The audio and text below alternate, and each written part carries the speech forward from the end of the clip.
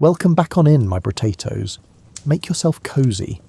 Tonight we're getting comfortable with some wild tales from Hindu mythology, the kind of stories that feel ancient, colourful, strange, beautiful, and somehow still full of very human feelings. There are gods, demons, cosmic journeys, impossible choices, and moments so big they feel like they belong to the stars. So snuggle in, let the day loosen its grip, and let this one play softly in the background. We'll move gently through these old stories with care, warmth, and a little wonder, without rushing through the meaning behind them. If this kind of cozy mythology helps you relax at night, feel free to follow along, leave a kind review, or please let me know where you're listening from and what time it is for you. Now pull the blanket a little closer, let your shoulders drop, turn on a fan or some soft background noise, and let's begin. Way long before any border was drawn or any city named, the stories of ancient India were already ancient. They moved by firelight and river's edge, passed from one generation to the next, not as lessons but as living things, too large and too strange to fit neatly into any single telling. Tonight, you're going to rest inside those stories, and let the oldest voices in the world talk you gently into sleep. There is a quality to ancient Indian cosmology that you notice almost as soon as you settle in beside it. It is not afraid of scale. Where other mythological traditions might describe a battle between armies or a dispute between neighbouring gods, the stories gathered across the Vedas, the Puranas, and the great epics tend to reach for something considerably more ambitious. They churn entire oceans. They use mountains as stirring rods. They treat the cosmos not as a backdrop, but as an active participant in events that concern it deeply. You shift into the position your body most wants right now. You let your jaw loosen. You let your shoulders drop toward whatever surface is carrying them. The room around you is exactly the right temperature, or close enough to it, and whatever concerns the day carried are already at a distance that makes them manageable. The first story that comes to find you tonight is the churning of the ocean of milk, and it begins the way most good stories do, with a problem that nobody created deliberately, but that everybody now has to deal with. The gods, known in Sanskrit as the Devas, had been weakened. Their strength was draining away steadily, the way colour bleeds from cloth left too long in water. The cause was a curse delivered by a sage named Durvasa, who was famously terrible company at gatherings, and who collected grievances the way other people collect debts. He had been accidentally slighted during a visit to the celestial realms. The slight involved a garland, an elephant, and a moment of carelessness that seemed minor until it became obvious that it was not. The Devas found themselves in a position that required a very unusual kind of solution. Their enemies, the Asuras, were in considerably better health and growing bolder by the season. Something had to be done, and the scale of the problem required a solution of equivalent scale. The solution that presented itself was not simple. Somewhere beneath the cosmic ocean there rested Amrita, the nectar of immortality. If the Devas could retrieve it, they would be restored and more than restored. The difficulty was that the ocean in question was the ocean of milk, a vast and luminous expanse described in the Puranas as stretching further than any god had ever seen. Reaching the Amrita would require churning the entire thing from the surface down to its deepest floor. Churning it would require equipment of an unusual nature. Mount Mandara, enormous and ancient, would serve as the churning rod. It would be uprooted from the earth and placed at the centre of the ocean. The great serpent Vasuki would serve as the rope, coiled around the mountain's peak. The Devas would pull from one end of the serpent, and the Asuras, who had agreed to cooperate in exchange for a share of whatever emerged, would pull from the other. You should pause here to appreciate what this arrangement actually required. It needed two groups who thoroughly disliked one another to share a serpent, to pull in opposite directions at precisely the same moment, and to maintain enough trust in each other to keep pulling when nothing good was coming out yet. It is, depending on your perspective, either the most optimistic scheme in all of Hindu mythology, or the kind of plan that only gets proposed when the alternative is catastrophically worse. Vishnu himself supported the base of the mountain in his cosmic tortoise form, keeping it stable against the floor of the ocean. That detail matters. The whole enterprise was going to need a stable foundation, and the foundation came first, quietly, before the spectacular part. The churning began. Vasuki was not enthusiastic about his role, and made that clear in the way enormous cosmic serpents can. Mount Mandara spun. The ocean of milk frothed and churned in ways it had never been asked to do before. The depths of it began to give up whatever had been resting there undisturbed since before memory had a beginning, and then things started coming out. The first gift was not the pleasant kind. Before any treasure emerged, the churning released Halahala, a poison so concentrated and so devastating that its mere presence in the atmosphere threatened to unmake every living thing across every realm simultaneously. The gods and demons both stopped pulling. The poison drifted through the cosmic air, dark as the space between stars, and nobody on either side knew what to do with it. This is the universe reminding everyone involved that generosity and catastrophe often share the same well. What happened next required someone willing to receive something terrible into their own body and hold it there. Shiva stepped forward. He gathered the Halahala in his hands with the ease of someone who has thought carefully about what they can bear. He brought it to his throat, and there he held it, refusing to swallow and refusing to release. The skin of his throat turned a deep and permanent shade of blue. From that day forward he carried the name Nilakantha, meaning the one with the blue throat. If you have ever seen images of Shiva in temples or on painted cloth, the blue of that throat is the permanent record of what he agreed to absorb so that creation could continue. The churning resumed. From the depths there came Kamadhenu, the wish-fulfilling cow, whose nourishment lay beyond any ordinary understanding of abundance. There came Kalpavriksha, the desire-granting tree, which would eventually find its place in the celestial gardens, and probably cause considerable administrative complications for whoever managed those gardens. There came a divine horse of extraordinary beauty, and Dhanvantari, the physician of the gods, carrying a luminous white vessel that radiated something restless and alive. And then Lakshmi rose from the water.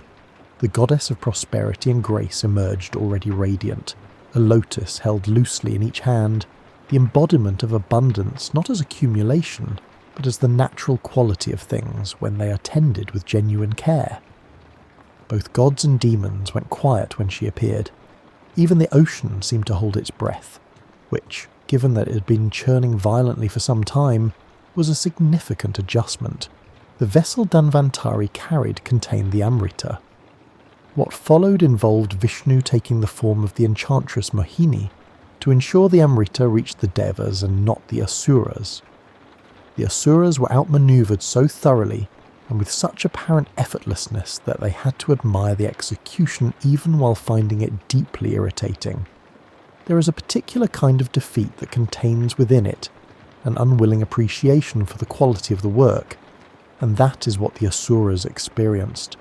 But the central image stays with you as your breath slows and the room around you settles. An ocean, churned until it gave up its deepest gifts.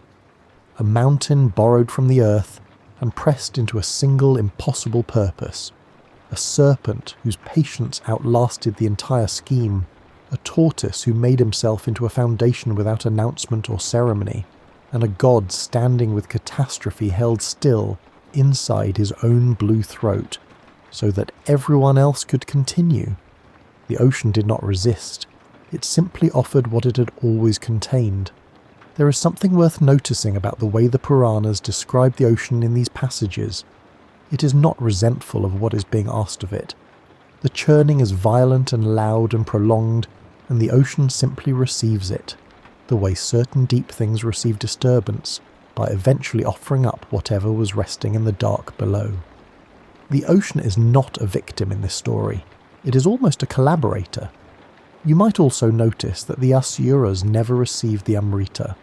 They cooperated in a scheme that required their labour, their strength, their side of the serpent, and at the end of it, through a combination of divine arrangement and their own weakness for an enchantress with a luminous smile, they walked away without what they came for.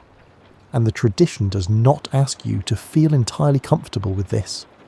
The Asuras pulled the rope too. The churning happened because both sides were willing to do the work. The question of whether that makes the outcome fair is one the Puranas leave sitting in the air, visible, not answered. You breathe out slowly. The light of this story dims the way a fire dims when the wind has gone out of the night and the next one finds you. The breath you are taking right now is slightly slower than the one before it. The stories of Hindu mythology are threaded together by certain recurring presences, and one of the most enduring of these is Vishnu, the preserver, the sustainer of the cosmic order called Dharma. Where Brahma creates and Shiva transforms, Vishnu tends. He watches the balance of the worlds with the patient attention of someone who understands that most problems, left unaddressed long enough, become considerably harder to address. When the balance tips dangerously toward chaos, Vishnu descends into the world in a new form suited to the specific nature of the trouble at hand. This is called the Dashavatara, the 10 principal descents, the fish who carried the first man and the first seeds of knowledge through the rising waters of a great deluge, the tortoise who offered his shell as a stable foundation beneath Mount Mandara during the churning you have just been hearing about, the boar who dove into the primordial deep and lifted the entire earth on his tusks when it had been dragged below the surface by a demon with an excellent grip and extremely poor intentions, the half-lion who moved through the precise crack between day and night, neither inside nor outside, neither on the earth nor above it, to protect a devoted child from a father who had decided that tyranny was a more efficient approach to family life than love. Each avatar carries the texture of its particular moment. Each arrives from a different angle and addresses a different kind of imbalance. But the story that settles most comfortably into a late evening, the one that rewards a willingness to think sideways, is the story of Vamana, the 5th avatar, and the king named Bali. Bali was not, by any fair measure, a terrible person. He was a king of the Asuras, yes, and he had accumulated enough power to push the Devas entirely out of their heavenly realm and expand his dominion across all 3 worlds. But he was also genuinely generous. This was not a quality attached to him by texts trying to be fair to a villain. It was his defining characteristic, consistent across every source that mentions him, and it was real. He had a reputation for never refusing a request made during his great ritual sacrifices. The ceremonies were elaborate and attended by vast numbers of people, and during them Bali gave freely to anyone who came before him.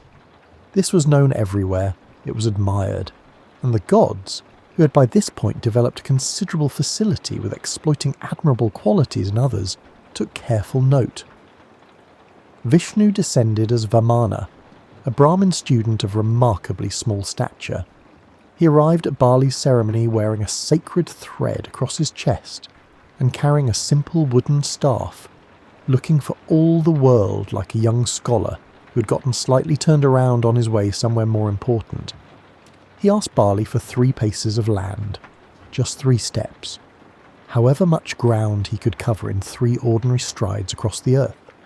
Bali's advisor Shukracharya, who possessed the sharpened instincts of someone who's been made to look foolish before and intends to prevent any repetition, urged his king not to agree. There was something about this particular small Brahmin that made Shukracharya deeply uneasy, some quality of contained enormity that he could not locate precisely, but also could not dismiss. He warned Bali with the urgency of a man who can hear the future arriving and does not like the sound of it. Bali listened, considered everything Shukracharya said, and agreed to the request anyway. He was generous. It was not simply a quality he had acquired. It was what he was. And in some readings of this story, the willingness to honour a commitment even when warned against it is exactly the reason he is remembered across millennia with so much evident affection. Vamana grew. The first step covered the entire earth. Every field and forest, every river mouth, every mountain slope and coastline, Every village and crossroads and quiet stretch of open ground fell within the span of that single stride. The second step rose past the clouds, past the planets and stars, past every horizon that any living creature had ever looked toward, until the foot of Vamana came to rest at the very boundary of the cosmic egg that enclosed all known existence. Brahma, observing from beyond that boundary, washed the foot of Vishnu with water from his own vessel in an act of reverence. That water fell back through the cosmos and became the sacred river Ganga, though the full story of how it reached the earth involves considerably more patience from more people, and is one for a little later in the evening. Vamana paused. There was nowhere left to place the third step except onto Bali himself.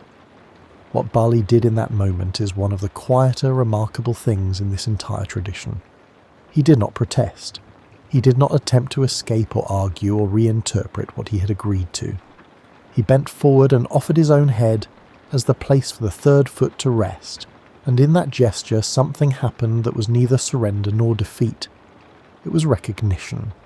He had made an offering freely, and what was unfolding around him was simply the full and complete arrival of that offering. The only fitting response to such completeness was to receive it without flinching.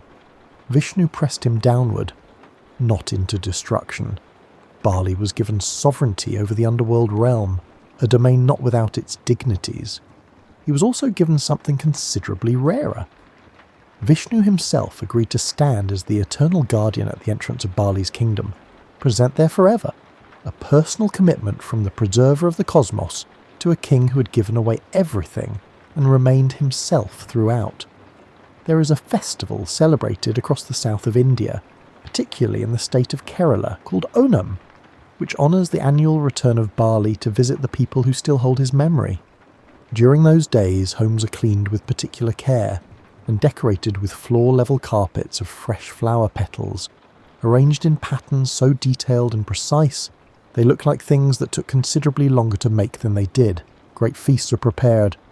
The mood of the festival across all its days is not grief or ceremony, but something much closer to the warm feeling of a beloved person coming home after a long absence. A king pressed beneath a cosmic foot, remembered with flowers and food for thousands of years. A god who arrived looking like someone you would not worry about encountering in a crowd, and who grew to contain everything. 3 steps, 1 universe. A generous man who meant every single word he said. The Onam festival carries within it an understanding of loss that is unusual in its texture. It is not primarily about grief.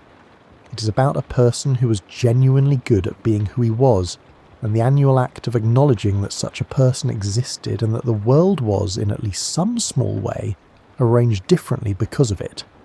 There is no bitterness in the celebrations. There is decoration and food, and the particular pleasure of people gathering together around a shared memory of someone worth remembering. That quality, the willingness to honour a person in full, including the parts of their story that ended in difficulty, is something the Hindu mythological tradition returns to often. It does not require its remembered figures to have won in order to be worth honouring. Bali lost the 3 worlds.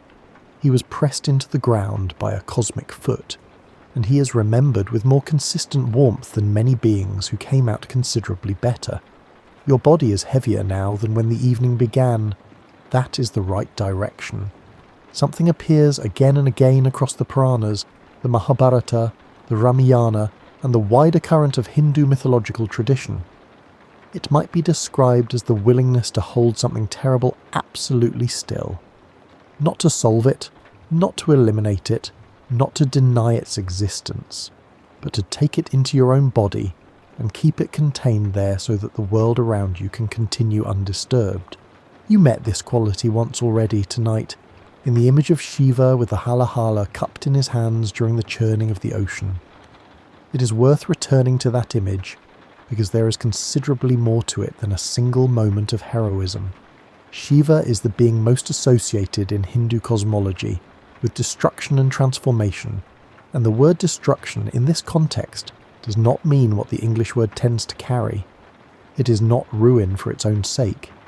It is the clearing that happens when what has accumulated past its usefulness is finally allowed to fall away. The fire that burns old wood so the soil beneath can breathe again. The river that reshapes the bank, not out of hostility, but because that is simply what rivers do when the water is moving. He lives in the high, cold regions of the Himalayas, far above the noise of ordinary celestial politics. He meditates for stretches of time that most beings would find difficult to conceptualize. He wears a crescent moon tucked into his matted hair and keeps the serpent Vasuki coiled around his neck with the relaxed familiarity of long acquaintance. His third eye, when it opens, is not a weapon he uses carelessly. It is the capacity for perception so total that nothing can remain hidden from it, including the things that most prefer to stay hidden. His household operates according to rules that no other divine family would propose and that somehow produce extraordinary results. His consort Parvati, daughter of the mountain king Himavat, is his equal in every quality that matters, and his opposite in many qualities that do not. Their son Ganesha is round and cheerful, and never in any apparent hurry. Their son Kartikeya is straight-backed and always ready to move. The sacred bull Nandi sleeps at the entrance with the deep satisfaction of an animal who knows exactly where it belongs. The atmosphere of the place is one of productive chaos, and the feeling you carry away from stories about Shiva's household is that everyone in it has simply agreed to love each other exactly as they are. The blue of his throat is a permanent physical record of what he agreed to receive. But the story of how the Ganga came to Earth carries the same quality from an entirely different angle, and it begins not with a god but with a man and a grief so large it required 1,000 years of standing on one foot to address. The river known today as the Ganges runs from the glacial heights near Gangotri down through the wide northern plains of India and out to the sea. In Hindu tradition, she's understood not simply as a geographic feature but as a goddess, a being of both physical and sacred substance, and the story of her descent to earth is one of remarkable duration and patience. There was a king named Sagara whose 60,000 sons were reduced to ash by the concentrated fury of the sage Kapila, who had been disturbed from a very deep meditation by events that did not reflect particularly well on the sons in question. Their souls could not move forward. They were held in the space between states, neither released into what follows nor returned to embodied life, and nothing could free them except the touch of the sacred river. The problem was that the Ganga did not yet flow on the earth. She existed in the celestial realms far above, and the idea of inviting her to descend presented a genuine difficulty. A river falling from the sky with its full celestial force would not simply arrive gracefully. The impact of it would crack the earth and cause a level of devastation that would require a very long time to explain to everyone afterward. A descendant of Sagara named Bhagiratha undertook a penance of such extraordinary duration and intensity that even the gods, who had witnessed a great many remarkable things, began to pay attention. He stood on one foot on a mountain peak, arms raised, for 1,000 years. He ate nothing. He asked nothing of anyone during all that time except to be heard on the subject that had brought him there. This is the kind of commitment to a single purpose that the universe tends to respond to, not because it earns a reward the way a transaction earns a return, but because sincerity of that depth and duration has a way of making itself known to things that are paying attention. His request reached Brahma. The Ganga would descend, but someone still needed to catch her. Shiva offered his hair. The Ganga fell from the celestial realms with the full force of something that had been accumulating since before any living thing could remember, and instead of striking the earth and splitting it, she fell into the great tangled labyrinth of Shiva's matted crown. She moved through that tangle for years, threading between the densely locked roots of his ascetic practice, before he released her in a single calm and deliberate flow that spread across the Himalayan slopes and became the river. The image carries a quality that does not require explanation to reach you at this hour. A river held inside a god's hair. A man who stood on one foot for 1,000 years, with a family's unresolved grief as his only company. a deity who made himself into a container so that something sacred could arrive on the earth without destroying it. The Ganga is not, in this telling, simply a river. She is what happens when someone refuses to stop asking, and when someone else turns out to be exactly the right person to receive the answer. Bhagirath is remembered by the tradition not as a saint or a scholar, but as a person who had a problem and refused to let it remain a problem. The phrase that came out of his story, Bhagirath Prayatna, meaning a Bhagirath-level effort, is still used in everyday speech in India to describe an undertaking so large and so sustained that most people would have stopped long before it was finished. He gave his name to a category of human persistence that is its own kind of immortality. The river she became is visited every morning by people who have been visiting it every morning for as long as their families have kept any record of what their families did. They stand in it and feel the cold of mountain glaciers that are hundreds of miles away and thousands of feet above them, and whatever they're carrying, they carry it to the water and let the current take whatever can be released. The river asks no questions. It takes everything and carries it toward the sea. The story of Bhagiratha and the Ganga is one of the stories that the tradition returns to whenever it wants to talk about the relationship between human effort and divine response. It is not a story about a miracle that required no work. The miracle required the most sustained work the tradition could imagine. But the relationship between the effort and the result is not transactional in the way that a payment produces a service. It is more like the relationship between the depth of a well and the water that eventually reaches it. The water was always there. It required someone willing to go deep enough to reach it, and to keep digging when the ground showed no sign of being ready to give anything up. Your breath is slower now than it was when this chapter began. That is the right direction. Let the next story find you where you are. You're drifting now between waking and sleep, where the stories arrive most softly. The household of Shiva and Parvati is, as has been established, one that operates according to its own particular internal logic. But within the organised chaos of it there is a genuine warmth, and that warmth surfaces most clearly in the stories about their sons, who could not be more different from each other, and who appear, across the texts, to have been completely fine with this. Their elder son Kartikeya commands the celestial armies. He's a figure of precise and focused intensity, who rides a peacock and carries a lance and holds the general conviction that the correct response to any problem is to move toward it as quickly as possible. His younger brother Ganesha is his opposite in nearly every visible way, round and at ease in himself, with the head of an elephant and the patient expression of someone who has never once confused speed with effectiveness. He rides a mouse. This choice of vehicle is either the most humble decision ever made by a divine being, or an argument in physical form about the nature of what actually moves through the world with the most efficiency. The story goes that a contest was proposed between the brothers. The prize was a divine fruit of considerable significance, described differently across different regional traditions, but universally agreed to be worth winning. The terms of the contest were uncomplicated. Whoever could circle the three worlds first would claim the fruit. Kartikeya was on his peacock and in motion before the words of the contest had fully settled. He leaned into the speed of his bird with the focused confidence of someone who has never once doubted his own outcome, and the three worlds are an enormous course. But he was built for exactly this kind of challenge. Ganesha looked at his mouse. There was a pause of some duration.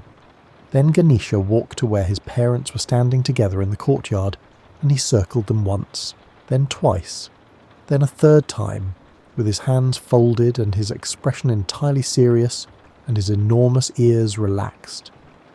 He sat down where he had started, declared himself the winner, and waited. There is a version of this story in which Parvati and Shiva are confused and then delighted. There is another version in which Ganesha simply explains his reasoning without particular ceremony. His parents were, to his understanding, the world from which all other worlds derived their existence and their meaning. To walk around them was to walk around everything. The logic and the love are not separate elements of this act. They are the same act viewed from two directions simultaneously, and neither version of the story excludes the other. Kartikeya returned from his journey around the three worlds to find his brother seated with the fruit already in hand. History does not record a graceful response. The peacock reportedly made its feelings known through the available expressive means of peacocks, which are considerable.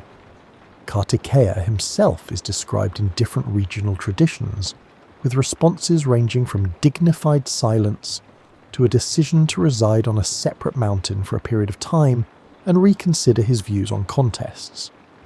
The southern traditions that honour Kartikeya especially tend to tell this part of the story with a particular fondness for the detail, because a divine being who has just been beaten by a mouse is, whatever else may be true, very human in that moment. Ganesha, the remover of obstacles, the deity invoked before every significant undertaking from a wedding to a sea voyage to the writing of a text, did not win the race by going faster. He won it by understanding what the contest was actually measuring. The fruit was not a reward for covering distance. It was a recognition of wisdom, and wisdom, in this telling, was the ability to see where the real circumference of a thing lay before setting out to walk it. There is something particularly restful about this at a certain hour, when the idea of covering distance has lost most of its appeal. The light shifts now. The warm gold of a courtyard gives way to something much greener and more urgent. Forest. The smell of trees and earth and smoke. The particular quality of air over a crisis that cannot afford to wait for a better moment. This is the world of the Ramayana, and specifically the moment in that long story when everything depends on what happens in the next few hours. The warrior Lakshmana, younger brother of Rama, has been struck down on the battlefield by a weapon of unusual power. He lies unconscious and still, and the physicians attending him have been clear about the timeline. A specific medicinal herb from the Himalayan mountain known as Gandhamadana must be found, brought back and administered before the sun rises. After that, nothing can be done. The only being capable of reaching that mountain and returning in time is Hanuman, son of the wind god Vayu. His devotion to Rama has, over the course of the events of the Ramayana, made him into something considerably more than what he began as. He has crossed the ocean already. He has carried news to Sita when no one else could reach her. He has demonstrated more than once the quality that defines him entirely. He will do whatever it takes, because the alternative is doing less than that, and that is simply not available to him as an option. He expands to an enormous size and rises. The wind that fathered him fills his chest. The distance between the battlefield and the mountains contracts beneath him, in the way that distances contract for someone who is not thinking about the distance. He reaches Gandhamadana in the deep dark before dawn. He searches the slopes for the specific plant, and here the story gives him a difficulty that is both entirely practical and, depending on your relationship to the situation, faintly funny. He cannot identify which plant is the one required. The mountain carries hundreds of medicinal species. In the dark, against an approaching deadline, with all of them looking equally possible and equally uncertain, he cannot tell with confidence which is the herb, and which are the hundreds of other herbs that are not this particular herb. So he takes the whole mountain. He reaches down and pulls Gandhamadana free from the earth and raises it above his head, and carries it back across the sky toward the battlefield.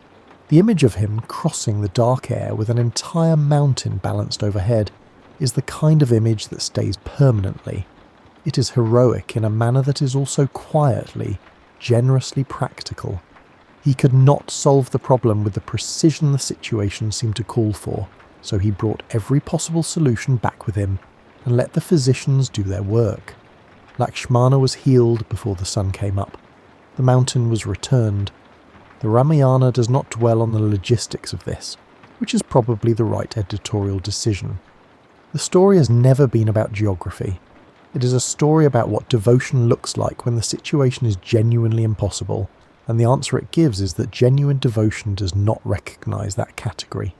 Hanuman occupies a particular place in Hindu devotional life that is different from the place occupied by the more remote and cosmic figures. He is approachable in a way that Vishnu in his celestial form or Shiva on his mountain is not. He is a being who struggled, who made mistakes, who had to be reminded early in his life of the full extent of his own powers, because he had forgotten them. He is not perfection. He is something better suited to the human situation than perfection, which is wholehearted willingness. The willingness to fly toward the impossible thing and figure out the details once you get there. The temples dedicated to him across India tend to be busy places, visited by people facing ordinary crises, people with examinations to pass and appointments to keep, and problems that require strength they are not certain they have. They come to the figure who picked up the mountain because he could not determine which piece of it to take, and they find in that image something that speaks directly to their situation. The darkness behind your eyelids is comfortable now. Let it stay where it is. The story of Krishna lifting Govardhan Hill is, on its surface, a story about some rain and a large piece of geography. But like every story that has been carried forward for 3,000 years by people who could have stopped at any point and chose not to, the surface is where the story begins rather than where it lives. You're in Vrindavan now. The landscape is specific in the way of places that have been described with affection across many texts over many centuries. Soft forests thick with birds in the mornings, the slow curve of the river Yamuna in the afternoons, the smell of wood smoke from fires being built for the evening meal, the sound of cattle coming in from the fields as the light begins to change, the particular sound of bells on necks moving through undergrowth. This is a register that belongs to none of the cosmic dramas of the ocean of milk. It is a world with mud in it, and children running between houses and the quality of late summer light on water that is worth taking a moment to look at properly. Krishna grew up here, among the cowherd community, and among the many things that set him apart from everyone around him was a genuine and detailed curiosity about why things were done the way they were done. Not the performed curiosity of someone testing a position they have already arrived at, the real kind that waits to hear the answer before deciding what to think. He observed his community preparing the annual festival in honour of Indra, the king of the gods and the lord of rain and storms. The ceremony had been performed every year for generations. Nobody questioned it. Things that go unquestioned long enough develop a kind of invisible authority, the authority of nothing bad having happened yet. Krishna asked why. The reasoning he received was essentially the reasoning of established habit. Indra controls the rain. Without rain, the crops fail and the cattle have nothing to graze on, and the community has nothing to eat. The festival was a form of annual insurance, renewed without much examination, because thinking carefully about whether insurance is the right framework would require an afternoon nobody wanted to spend. Krishna proposed something different. He suggested that Govardhan Hill was the more immediate and tangible source of the community's well-being. The hill sheltered the cattle from weather. It provided the grasses that fed them through every season. It was present and daily and knowable in a way that the king of the gods, for all his importance to the general operation of the world, was not. Indra heard about this, and he responded in the way that being accustomed to unquestioned reverence sometimes respond when the reverence is redirected. He gathered his celestial rain clouds and sent a storm of 7 days' duration, thick and relentless, and aimed specifically at the valley of Vrindavan, designed to make the point as clearly as possible that withdrawing formal honour had consequences. The community was frightened. The rain was the kind of rain that turns rivers into inland seas. Krishna walked to Govardhan Hill, reached down and lifted it. With one hand, the way a child picks up something interesting to examine, with no apparent effort and no particular announcement. He stood there and held it above the valley, and the people and their animals moved underneath the great stone canopy and were dry and warm and fed. The sound of the storm arriving muffled through the rock above them. He held it for 7 days. The people sheltering beneath it are described in different versions of this story with the practical detail of people who are actually there. Cattle settling on dry ground. Children running in the shelter of the stone because even a crisis contains children who do not entirely understand it is a crisis. Older people sitting together watching the rain fall beyond the edge of the hill, with the patient expression of people who have seen a great many storms and are reasonably confident about the direction things are moving. On the 7th day, Indra's clouds had run out of their fury, and Indra himself eventually came down and acknowledged what had occurred with the specific quality of recognition that only arrives after 7 full days of reconsidering your original position. The image of the lifted hill is not primarily an image of power, it is an image of ease, the complete, unhurried ease of someone who saw a problem, located the most immediate available solution, and applied it without ceremony. The hill was there. The people needed shelter. The connection between these two facts required nothing more complicated than reaching down. Now the world shifts forward. Vrindavan gives way to a different landscape and a considerably heavier atmosphere. Decades pass in a single breath between paragraphs. The river and the soft forest become a vast open plain at a place called Kurukshetra, and the air over it carries the specific weight of something that took years to arrive and cannot be stopped now. The Mahabharata is the longest poem composed by human hands, not estimated, not roughly speaking. It contains approximately 100,000 verses, and within it lives the Bhagavad Gita, the conversation between Arjuna and Krishna on the field of Kurukshetra, which has been read and argued over and returned to for more than 2,000 years with what shows no sign of diminishing. The moral world of the Mahabharata is not the world of clean heroes standing against unambiguous villains. It is the world of people who genuinely love each other and are now required to fight. It is the world of choices made under impossible conditions, where the right path can usually only be identified once you are already past the point of taking it. The 5 Pandava brothers and their 100 Kaurava cousins are family. The war at Kurukshetra is a family dispute that grew past every attempt to contain it across many years of failed negotiations and accumulated slights, and moments of genuine cruelty that could not be taken back. Wise people on both sides argued for peace, with the particular urgency of wise people who can see clearly what is coming. Emissaries were sent. Proposals were made and rejected. Krishna himself acted as a peace envoy before the battle, and even that produced nothing.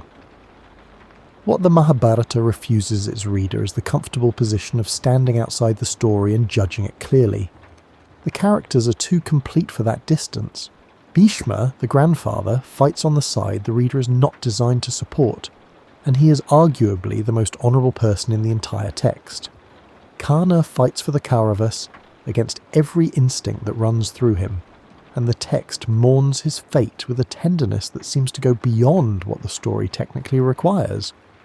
Draupadi, the woman whose public humiliation becomes the hinge point on which the entire war turns, is never reduced to a symbol or a cause. She remains specific and furious and fully herself throughout, and the text does not ask you to make peace with what was done to her. This is a text that trusts you to hold all of it at once, without resolving the parts that refuse to be resolved. The Mahabharata also contains moments of extraordinary tenderness within its violence. A dying warrior asking for water and receiving it from the hands of an enemy, who sets down his weapons to fulfill the request, because some courtesies belong to a register that war cannot reach. A mother blessing her sons before a battle she could not stop, not with the words of victory, but with words that try to prepare them for whatever comes. An old blind king and his queen, who chose to wear a blindfold for her entire married life, so that she would not see anything her husband could not see, sitting in a palace that is about to be empty, having lost everything and remaining through all of it, present. These are not the famous passages, they are the ones the text keeps alongside the famous ones, as though it knows that the shape of a war is not just its battles, but the quality of everything between them. You're very close now. The words are arriving from a greater distance than they were at the beginning. Kurukshetra. The two armies are arranged across a field that both sides have been walking toward through years of exhausted diplomacy and accumulating grief. The conch shells have been sounded. The chariots are in position. The air over the plain carries the particular stillness that gathers before something that will alter everything it touches. Arjuna stands in his chariot and looks across the field, and sees people he has known throughout his entire life. This is where the Bhagavad Gita begins, not with philosophy, but with paralysis. The finest archer of his age, the man who had spent his entire existence preparing for exactly this kind of situation, could not raise his bow. He sat down in the chariot and told Krishna, who stood at the reins serving as his charioteer, that he could not do it. He named his reasons with the exhausted precision of someone who has been building the argument against himself for longer than he realized. His teachers were standing on that field. His cousins were there. His grandfather Bhishma was there. What was the value of any kingdom won at the price of every relationship that had given life its actual texture? What followed was a conversation of extraordinary scope and patience, spoken against the backdrop of two armies waiting for the signal. The Gita moves through questions of duty and action, the nature of the self, the structure of the cosmos, the relationship between what we do in any given moment and what we are becoming across the whole arc of a life. These are not abstract questions in this setting. They have the weight of the armies behind them. The teaching builds across 18 chapters, and at its centre is something that cannot be organised into ordinary language. Arjuna asked to see Krishna as he actually was. Not the charioteer with the familiar voice and the familiar face, the full reality, unmediated. Krishna told him he would need a different quality of perception to receive it. He granted that perception, and then he showed him. What Arjuna saw cannot be arranged into a list. The texts that attempt to describe the Vishwarupa, the cosmic form, speak of thousands of forms arising simultaneously from a single figure. Faces oriented in every direction at once, the sun and moon as his eyes. The entirety of creation contained within one presence. Arms beyond any possible count, mouths from which light emerged with the quality of something that had never had a beginning. The start of everything and the end of everything visible at the same moment, not as 2 points on a timeline, but as a single fact existing all at once. Arjuna was terrified. He asked Krishna to return to his ordinary appearance. The vision does not show power in the way that a demonstration of strength shows power. It shows simultaneity. A being for whom everything that has ever existed, currently exists, and will exist is not a sequence but a single presence. The terror Arjuna felt was the terror that arrives when a mind built entirely for experiencing things, one after another, encounters something that contains all of them at once. The universe is not too large for the mind to hold. It is differently organised than the mind expects. Krishna returned to his familiar form. The horses, the chariot, the waiting armies, the smell of dust on the plain. The scale contracted back to what a human being can hold. But Arjuna had seen, and having seen it changed what he understood about what he was being asked to do and why.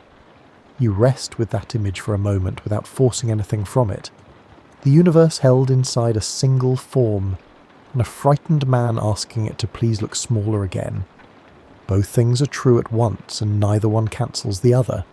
The Bhagavad Gita ends not with resolution, but with a question returned to Arjuna. What will you do now? The words have been spoken. The vision has been granted and withdrawn. The field is waiting. The text does not answer for him. It simply asks the question and lets it sit. This is the Gita's most instructive quality, that it does not remove the difficulty of the choice by explaining it. It makes the choice clearer, makes the reasoning visible, and then puts the decision back where it belongs, in the hands of the person who has to live with it. The scene changes entirely now. The battlefield falls away. You move into the forest, somewhere cooler and quieter, into a story that lives within the Mahabharata as a kind of counterweight to everything urgent in the main narrative. The Mahabharata contains multitudes, and this is one of the gentler things it contains. Savitri was the daughter of a king, and she was, by every description that survives her across every text that holds her, formidably clear-minded in the way that belongs to people who have thought carefully about the difference between what they want and what they will actually accept. She fell in love with a man named Satyavan, a prince living quietly in the forest with his elderly father, who had lost both his kingdom and his sight, and had retreated from the world without bitterness. Satyavan was a person of exceptional character, and no remaining fortune. When her father consulted the sage Narada about the match, Narada pointed out the one difficulty with the full candour that was always his style. Satyavan was fated to die within a year. Savitri was told this before the wedding. She married him knowing it. On the day the prophecy was due to be fulfilled, she followed Satyavan into the forest while he cut wood. She was there when he lay down under a tree in the cool of the afternoon and closed his eyes and did not open them again. She was there when Yama, the god of death and the upholder of Dharma, arrived to take her husband's soul. Yama is not a figure of cruelty in Hindu tradition. He is the being of precise and impersonal justice, the deity who weighs the accumulated choices of a life with the careful attention of someone for whom this work matters more than the convenience of any individual outcome.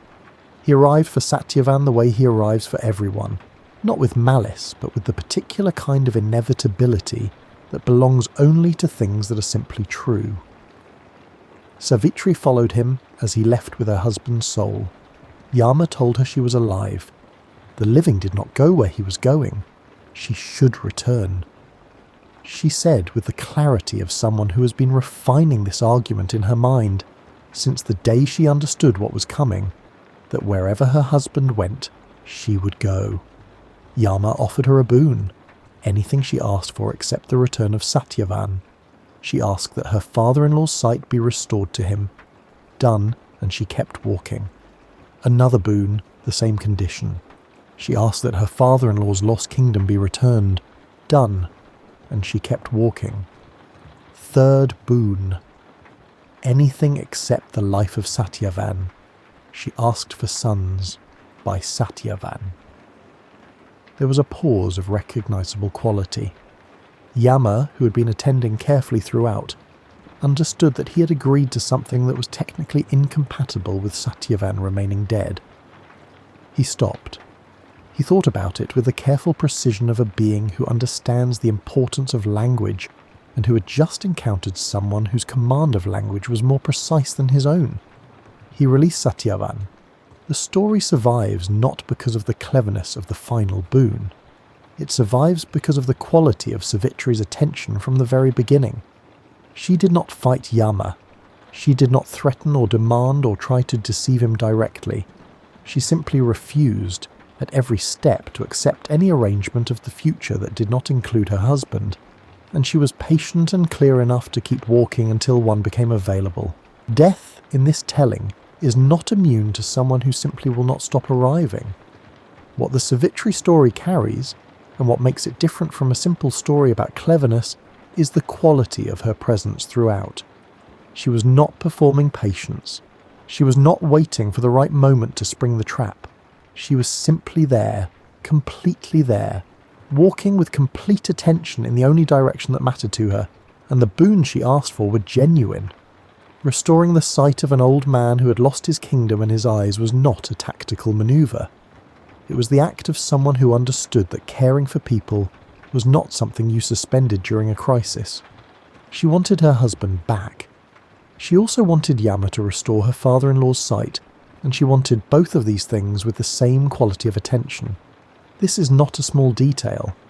It is the whole of what makes the story worth carrying forward. The final boon worked not because it trapped Yama in a logical contradiction, though it did accomplish that. It worked because Yama had been watching her for the entire walk, and he had seen someone whose wholeness of attention was impossible to argue with.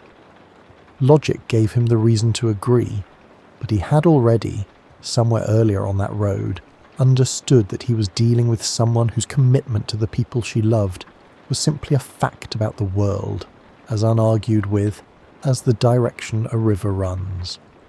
The night has grown completely still around you. Whatever small sounds remain have settled into the texture of the dark rather than sitting above it. This is the right time to meet Narada. Narada is, depending on which text you find him in, a sage, a devoted wanderer, a musician, a messenger, a trickster, and one of the most persistently present figures across the entire landscape of Hindu mythological literature. He appears in the Mahabharata, he appears in the Ramayana, he appears in the Bhagavata Purana, and in the Vishnu Purana, and in dozens of the smaller Puranas, typically at the precise moment when a situation is about to become considerably more interesting for everyone involved, except possibly the people directly in it. He carries a veena, the ancient stringed instrument whose sound is described across different texts as something that cannot be placed cleanly in the category of music or the category of prayer, inhabiting the space between them. He moves between the heavenly realms and the earthly ones with a freedom that no other being in the tradition quite matches. He is a Devarishi, a sage among the gods, which gives him access to celestial courts and their more private conversations, and he uses this access with the complete enthusiasm of someone who genuinely finds everything he encounters interesting. He is also, and this should be said with real affection, frequently the origin of situations that develop in unexpected directions. He told the tyrant Kansa about the prophecy that would eventually result in Krishna being born in a prison cell, which sets the entire central arc of the Bhagavata Purana into motion. He stirred up disputes between celestial brothers with the casual efficiency of someone who finds cosmic complications genuinely fascinating rather than concerning. He arrived before the poet Valmiki at a moment when Valmiki was uncertain what to do with the shape of his own life, and told him the story of Rama, and in that single conversation set the entire Ramayana moving. The Bhagavata Purana describes Narada as travelling through the three worlds continuously, without pause, the names of Vishnu always on his lips, his veena producing a sound that follows him through every realm like a second pulse. He stops nowhere for long. He belongs to no single household or tradition or century. He is the figure who passes through every story and, by passing through it, reminds everyone inside it that their particular situation is connected to something considerably larger than it currently appears. He is funny. This deserves to be stated directly, because the texts themselves seem aware of it. He arrives with his eyebrows slightly raised and his veena already producing its particular music, and the expression he wears belongs to someone who genuinely cannot wait to share what he knows. He is not malicious. Mischievous? Yes, in the way that someone who understands situations from many angles simultaneously can appear mischievous to someone who is currently experiencing only one of those angles. But the underlying quality beneath all of it is devotion. His chanting of the divine names is not performance. It is the organizing principle of his entire existence, and everything else follows from it. There is a story about Narada that belongs to the tradition without appearing in any single fixed text. It has been carried forward across centuries as a piece of accumulated wisdom about what Maya actually is and how it works. Narada was travelling, as he always was, and he stopped to visit Vishnu with the directness that was always his style.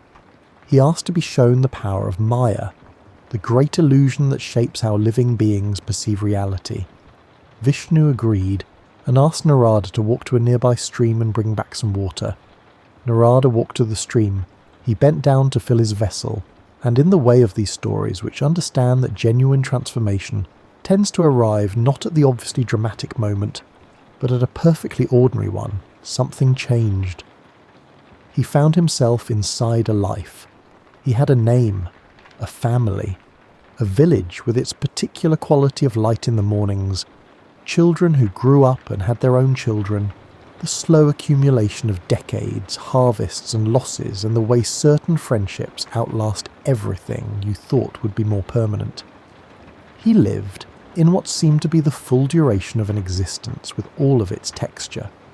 He came back to himself standing at the water's edge, empty vessel in his hands, the stream running exactly as it had been when he arrived. Vishnu was waiting. The point of the story is not that ordinary life is a trick being played on you from the outside. The point is that ordinary life is itself the full demonstration of Maya, and that the most complete illusion is not some unusual supernatural event, but simply the feeling, persistent and convincing and almost never questioned, that your current situation is the whole of reality, rather than one room in a considerably larger house. Narada carries this understanding through every story he appears in. He knows that the situation any given being is experiencing at any given moment is real, and not real simultaneously, important and not the whole of importance, urgent and also completely temporary. This is why he can move through crises with the ease of someone who knows the complete map of the territory, and why his arrivals and departures tend to leave everyone slightly more awake than they were before. The great texts he moves through contain more stories than any single evening could hold. The Ramayana carries within it a sustained meditation on what loyalty looks like when tested past every comfortable limit. Rama's commitment to Dharma, Sita's extraordinary quality of endurance, the bridge built across the ocean by an army of devoted allies, Hanuman flying over the water with the full force of what he's directed entirely toward a single person. The Ramayana is a story about what it costs to be true to something, and about the length of time that cost sometimes takes to pay. The Mahabharata contains all of that and everything that contradicts it as well. Impossible choices and the knowledge that making them will leave a mark regardless of which direction you choose. Bhishma dying on a bed of arrows, sustained by his own will past the point where any ordinary body would release. Draupadi standing in a court that failed her entirely and remaining entirely herself throughout. Krishna playing his role in the whole catastrophe, with the precise knowledge of someone who can see the complete arc and cannot stop the suffering within it. The Puranas accumulate rather than organise. They circle their subjects with the patience of something that is not afraid of taking a very long time. They contradict themselves across the vast space of the tradition, and do not appear troubled by this, because contradiction in this framework is not a failure of logic, but evidence that the subject is genuinely large enough to look different depending on where you're standing when you look at it. There are 18 major Puranas and an additional 18 minor ones, and within them there are genealogies of divine beings that run for pages, cosmological accounts of how many universes exist and how they relate to one another, stories of kings and sages and the consequences of choices made in one lifetime that ripple forward into the next. There are descriptions of pilgrimage sites so detailed that scholars have used them to identify locations that have been lost for centuries. There are ethical discussions conducted in the form of conversations between a sage and a serpent, or between a king and a vulture, or between a grieving parent and a deity who has arrived in a form that the parent does not immediately recognize. The Puranas are, among other things, an argument that the cosmos is interesting enough to require this much material. All of these texts arrive at the same quality eventually. Not answers in the way that instructions are answers, not frameworks in the way that laws are frameworks, but something closer to the feeling of sitting beside a question, for long enough that it stops feeling like a problem demanding resolution, and starts feeling like something you can simply rest beside. You have travelled through a particular current of these stories tonight, the ocean that gave up its deepest gifts when churned with enough patience and unlikely cooperation, the king who bent his head toward a cosmic foot and has been remembered with joy and fresh flowers ever since, a mountain borrowed for shelter, a god with a blue throat who made himself into a container for something devastating so that creation could keep going, a river caught in tangled hair and released as a gift to the grieving. A child who understood that the race was measuring something other than distance. A devoted being who lifted an entire mountain, rather than return empty-handed to a man who still needed help. A hill raised over a frightened community with one hand and without ceremony. A warrior who could not raise his bow until he understood what he was really being asked to lift, and what it was being lifted in service of. A woman who followed death with such patient and unbroken clarity that death eventually turned around and agreed with her, and through all of it Narada, his Veena playing its unreproducible sound, passing from story to story and realm to realm, carrying the simple and devastating information that everything is connected to everything else if you follow any thread far enough. These stories do not ask you to resolve anything tonight.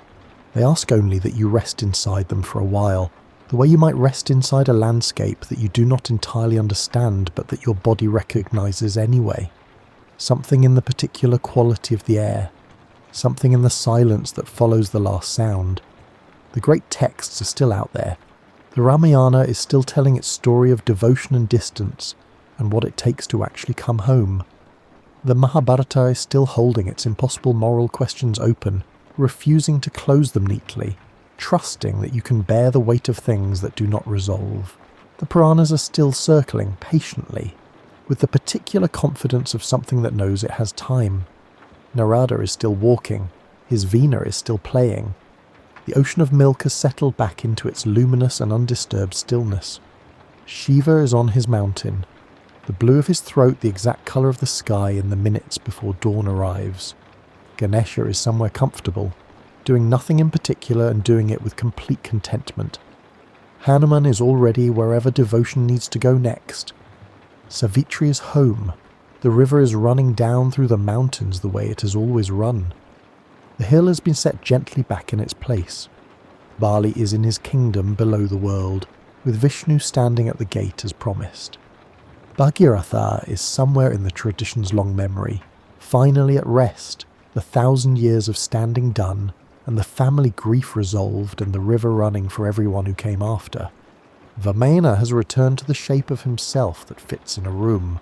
The Asuras are still slightly irritated about the Amrita. Some things do not change. The stories have returned to wherever they rest when no one is actively telling them, which is somewhere between the last breath of the speaker and the first thought of the person listening. You have done enough tonight.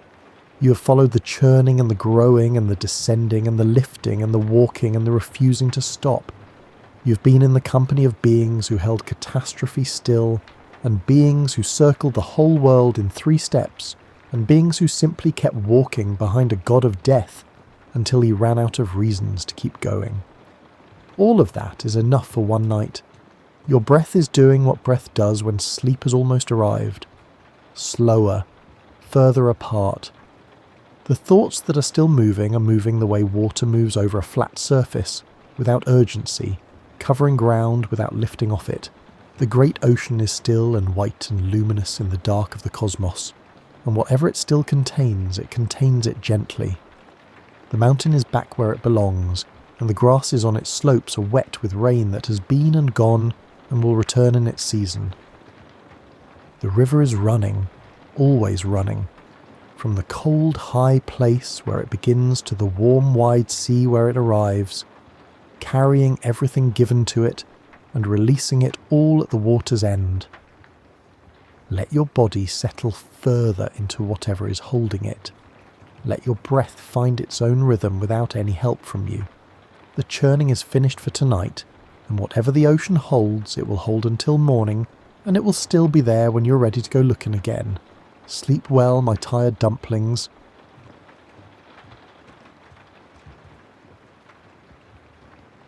Long before rodeo became a spectator sport with bleachers and commentators, it was simply the work that needed doing on horseback across open grasslands.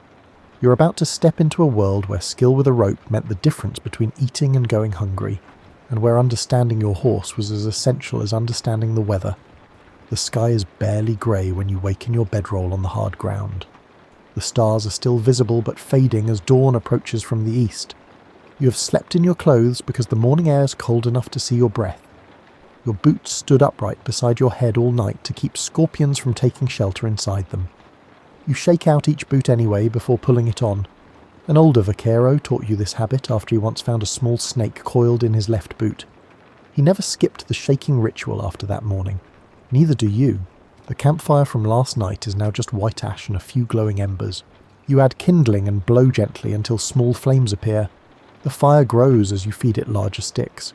Coffee comes next because everything else can wait until it's ready. Your rope hangs coiled on your saddle nearby. The hemp fibres are stiff from dew and will need warming before they become pliable enough for work. You hold the coil near the fire and rotate it slowly.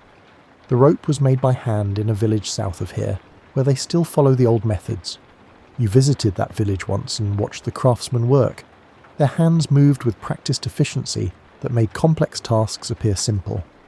The maguey fibre, which grows on plants that resemble enormous succulents, is what the village artisans begin with. They strip the leaves and soak the fibres in water for weeks until the green outer coating rots away. The remaining fibres get beaten with wooden mallets to separate and soften them. They twist the fibres into strands using a simple spinning device that has changed little in hundreds of years. 3 strands are twisted together in the opposite direction to create a rope that will not unravel under tension. This counter-twist is crucial because it creates stability through opposing forces. The rope will stretch slightly under load but will not come apart. The process takes days for a single rope and requires attention to consistent thickness throughout its length. You invested a week's wages in this particular rope, as inexpensive ropes tend to break at the most inconvenient times. A broken rope means a lost cow, and a lost cow means lost money. The mathematics are simple enough that even the most frugal cowboys invest in quality rope. Your horse stands hobbled near a patch of decent grass. Hobbling prevents the horse from wandering too far during the night but still allows grazing. You learn to hobble horses properly after losing a mount that managed to hop half a mile while you slept. You found the horse eventually but wasted an entire morning in the search. The horse lifts its head as you approach. You speak softly and let the animal smell your hands before touching its neck. Some cowboys believe horses cannot understand words, but you know better. The tone of your voice communicates intention more clearly than any verbal commands could manage. You remove the hobbles and run your hands down each leg, checking for heat or swelling. A lame horse is worse than no horse in this country, where distances are measured in days rather than miles. You inspect each hoof and pick out a small stone lodged near the frog. The horse probably stepped on it yesterday afternoon but showed no signs of discomfort. The saddle weighs more than you would like to carry any distance. The leather is dark from years of sweat and oil and weather. Your uncle used this saddle before you, and his uncle used it before him. The tree underneath the leather is mesquite wood, shaped and steamed and fitted together with rawhide. A well-made saddle lasts longer than most marriages. You settle the saddle blanket on the horse's back and smooth out any wrinkles that might cause sores. The saddle goes on next, and you check the position carefully before cinching the girth. Some horses inflate their bellies when being saddled, and then let out the air once you mount. This horse outgrew that trick years ago. The bridle slips over the horse's ears, and the bit slides into the mouth without resistance. This horse accepts the bit willingly, unlike some animals that clamp their teeth and refuse to cooperate. A horse that fights the bit every morning makes for a long day before the real work even begins. Other riders are stirring around their own fires scattered across the camp. No one speaks much at this hour. The silence feels appropriate for the time of day when the world is still deciding whether to wake up or return to sleep. The cattle are already awake and grazing in the pale light. You can hear them pulling grass and chewing with a steady rhythm. Cattle spend most of their waking hours eating because their digestive systems are inefficient and require constant input. A cow needs to eat roughly 3% of its body weight daily just to maintain condition. Your job today is the same as yesterday and the day before. Keep the cattle together and moving in the correct direction. Prevent them from wandering into rough country, where they might injure themselves. Watch for signs of illness or injury. Count heads periodically to ensure none have strayed. The work sounds simple when reduced to basic tasks. The execution requires constant attention and physical endurance, and knowledge accumulated over years of experience. You need to read the herd's mood and anticipate problems before they develop into crises. A cow that separates from the herd usually has a reason. Maybe it is sick or injured or giving birth. Maybe they're just stubborn and want to graze in a particular spot. You need to determine which situation applies and respond accordingly. Pushing a sick cow will make it sicker. Ignoring a stubborn cow will encourage others to follow its example, leading to a situation where more cows may become uncooperative and difficult to manage. You sip your coffee and watch the herd as the sun breaks the horizon. The light comes slowly at first and then rapidly once the sun clears the edge of the world. Colours emerge from the grey landscape. The grass is brown with patches of green where water collects. The cattle are mostly red and white, though a few are solid black. Your horse's coat is the colour of old pennies with a darker mane and tail. The colouring is called bay, and is common enough that no one remarks on it. Some cowboys prefer flashy horses with unusual markings, but you value steadiness over appearance. This horse will work all day without complaint and never spook at shadows or flapping cloth. The morning routine continues with the same actions performed in the same sequence every day. You eat a cold biscuit left from last night's dinner. You refill your canteen from the water barrel. You check your rope one more time and coil it properly on the saddle. The skill with a rope defines a cowboy more than any other single ability. Even if you are an average rider and a mediocre cook, you can still make a living if your rope consistently hits its target. But a cowboy who cannot rope is like a carpenter who cannot drive a nail. You learned to rope by throwing loops at fence posts and mesquite stumps and patient burros that stood still while you practiced.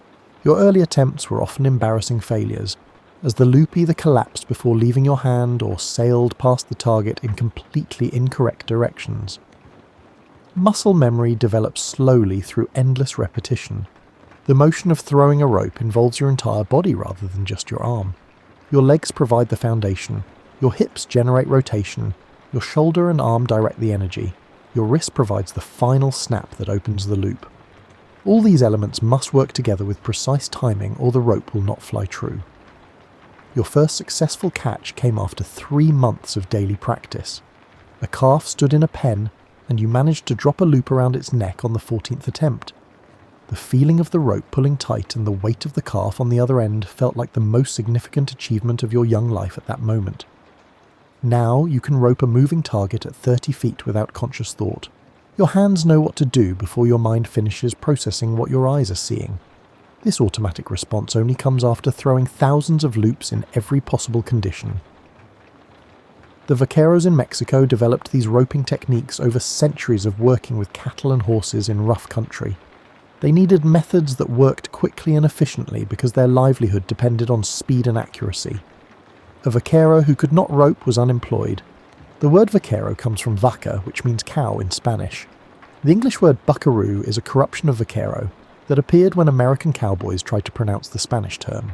Language evolves through such practical misunderstandings more often than through deliberate decisions, as seen in the transformation of vaquero to buckaroo, which illustrates how cultural exchanges can lead to new linguistic developments. The vaqueros created equipment and techniques that Americans later adopted and claimed as their own inventions. The Western saddle with its high horn for dallying a rope came from vaquero designs. The wide-brimmed hat that sheds rain and blocks sun was standard equipment in northern Mexico long before it appeared in Texas. Even the word lasso comes from the Spanish lazo, which means loop or snare.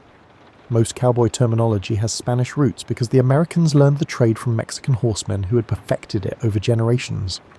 You mount your horse and ride toward the herd. The leather creaks pleasantly under your weight. The horse moves with effortless confidence beneath you. This partnership between human and horse is the foundation of all range work.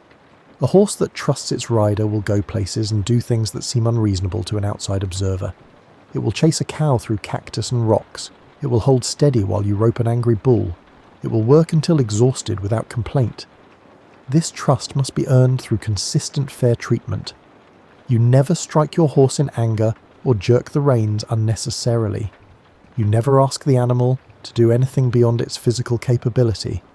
You provide food and water and rest whenever possible. In return, the horse offers you its strength and speed and willing cooperation. Some cowboys view their horses as disposable tools, using them until they wear out and then replacing them. These men usually end up walking because their horses quit on them at the worst possible moments. A mistreated horse will eventually refuse to work or will injure its rider through deliberate misbehavior. The herd begins moving as the sun climbs higher. Cattle are creatures of habit and expect to walk during certain hours of the day. They follow the same trails they used yesterday and will use again tomorrow. Trying to change their established patterns requires more effort than simply accommodating their preferences. You position yourself on the flank of the herd where you can see most of the animals and respond to problems as they develop. Other riders take similar positions on the opposite flank and at the rear. The point rider leads from the front, though. Leading cattle is more about suggestion than command. The land rolls in gentle waves with occasional steeper hills that require careful navigation. Gullies cut across the terrain where rainwater carve channels during violent storms. These gullies can twist an ankle or break a leg if a cow or horse steps wrong. You guide the herd around the worst obstacles, while allowing them to choose their own path through easier country. Cattle will generally pick the safest route if given the opportunity. They have an instinct for avoiding danger that serves them well when humans do not interfere too much. The morning passes in comfortable routine. The herd moves. You ride. The sun arcs across the sky. Nothing dramatic happens because dramatic events are usually bad news in this line of work. Learning to rope well enough to earn wages took you 2 years of concentrated effort. Learning to ride well enough to stay mounted during the roping took another year beyond that. The skills seem related, but require different types of practice and muscle development. Your first riding lessons came from a patient mare that had taught other beginners before you. The mare tolerated your clumsy mounting attempts and uncertain balance without taking advantage of your inexperience. Some horses will buck or bolt when they sense a weak rider, but this mare simply stood and waited for you to figure things out. Her patience was a gift that you did not fully appreciate at the time. The basic act of mounting a horse required coordination you did not initially possess. You had to gather the reins in your left hand while gripping the saddle horn. You placed your left foot in the stirrup and then hopped on your right foot while swinging your right leg over the horse's back. The process seemed simple when demonstrated, but proved awkward in execution. You sometimes caught your boot on the saddle or lost your balance halfway through the motion. Balance on a horse differs from balance on the ground. Your centre of gravity shifts higher and moves constantly as the horse walks or trots or canters. You must learn to move with the motion rather than fighting against it. Fighting the motion exhausts you and annoys the horse. Your instructor rarely explained things with words. He demonstrated a technique and then told you to practice until you could replicate it. When you made mistakes, he would shake his head and demonstrate again. This method seems inefficient but actually works better than lengthy verbal explanations. The body learns physical skills through repetition more effectively than through intellectual understanding. You can understand the mechanics of riding in theory while still falling off regularly in practice. Your muscles need time to memorize the correct responses to various situations. You spent hours riding in circles at different gaits until your legs stopped gripping too tightly and your hands stopped pulling on the reins. The horse needs freedom to move its head for balance. A rider who holds the reins too short restricts this movement and makes the horse's job harder. Trotting was particularly difficult at first because the bouncing motion threw you out of rhythm. You learn to post, which means rising from the saddle on every other beat. This smooths out the ride and reduces the pounding on your spine. English riders post routinely, but Western riders often skip this refinement and just endure the bouncing. Cantering feels smoother than trotting despite the faster speed. The 3-beat gait has a rocking quality that is easier to follow. You learn to sit deep in the saddle and relax your lower back. Tension travels down through your body into the horse, which then becomes tense in response. Galloping requires trust between horse and rider. The speed feels reckless until you realize the horse knows where its feet are going. Your job is to stay balanced and let the horse run without interfering. Some riders cannot resist pulling on the reins, which confuses the horse and disrupts its stride. You fell off many times during those early years. The ground was always harder than you remembered.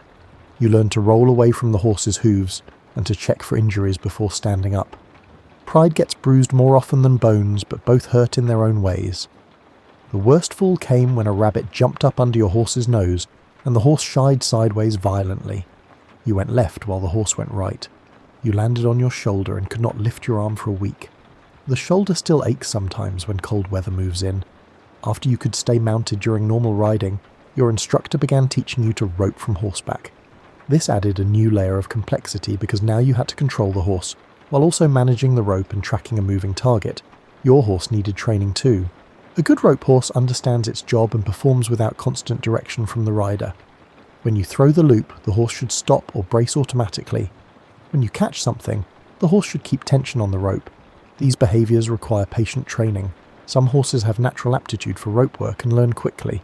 Others never quite understand what is expected and remain mediocre partners. Your current horse falls somewhere in the middle. It does the job competently without being exceptional. The mechanics of roping from horseback differ from roping on the ground. Your motion creates additional variables that affect how the rope flies. The horse's movement adds momentum that you must account for in your throw. Wind becomes a more significant factor when you're moving through it. You practice by roping wooden steers mounted on wheels that other cowboys pulled across open ground. The moving target taught you to lead your throw and to adjust for speed and direction. Static targets like fence posts only teach so much. Your instructor emphasized the importance of the follow-through after releasing the rope. Your arm should continue its motion even after the loop leaves your hand. Stopping abruptly changes the rope's flight path and reduces accuracy. The principle resembles throwing a ball or shooting an arrow. The size of your loop matters depending on what you're trying to catch. A large loop works better for slower targets, but becomes unwieldy in wind. A smaller loop cuts through air more efficiently, but requires more precise aim. You learn to adjust loop size instinctively based on conditions. The rope must be coiled correctly in your non-throwing hand so it feeds out smoothly during your throw. Tangles or kinks will ruin the throw and possibly injure your fingers when the rope jerks tight.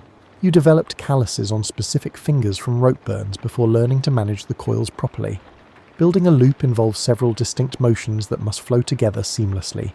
You create the initial loop and hold it open with your thumb. You swing the loop in a vertical circle to build momentum.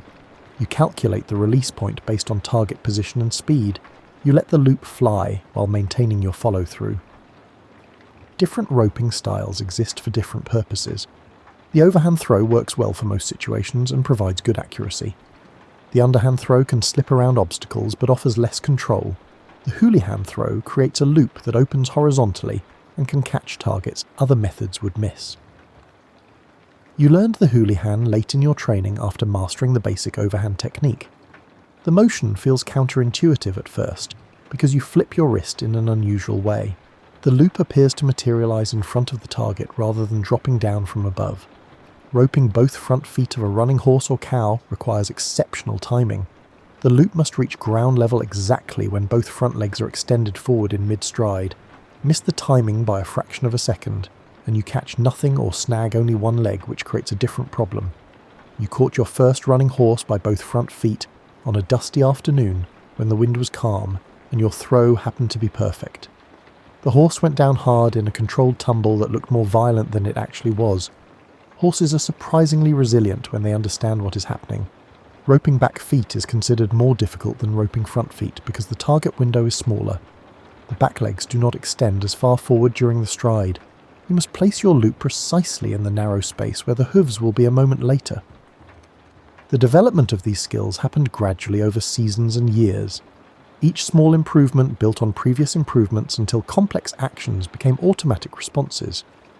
Your hands now know what to do before your conscious mind registers the need. The vaqueros who invented these techniques were solving practical problems related to managing livestock in challenging terrain. They needed to catch individual animals from herds without injuring them or themselves. The solutions they developed proved so effective that nobody has improved on them substantially in several centuries. Some modern cowboys use synthetic ropes instead of traditional hemp or rawhide. The synthetic materials are stronger and more consistent, but they lack the feel and behavior of natural fiber. You can get away with sloppier technique when using synthetic rope, because it is more forgiving of mistakes. You prefer traditional materials despite their higher maintenance requirements.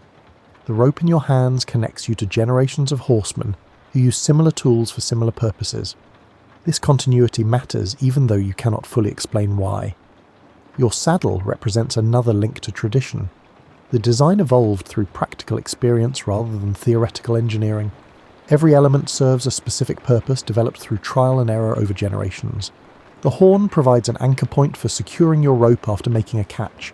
You can take wraps around the horn called dallies that let you control a struggling animal without the full force pulling directly on your body. The alternative of tying your rope hard and fast to the saddle works, but creates dangerous situations if something goes wrong.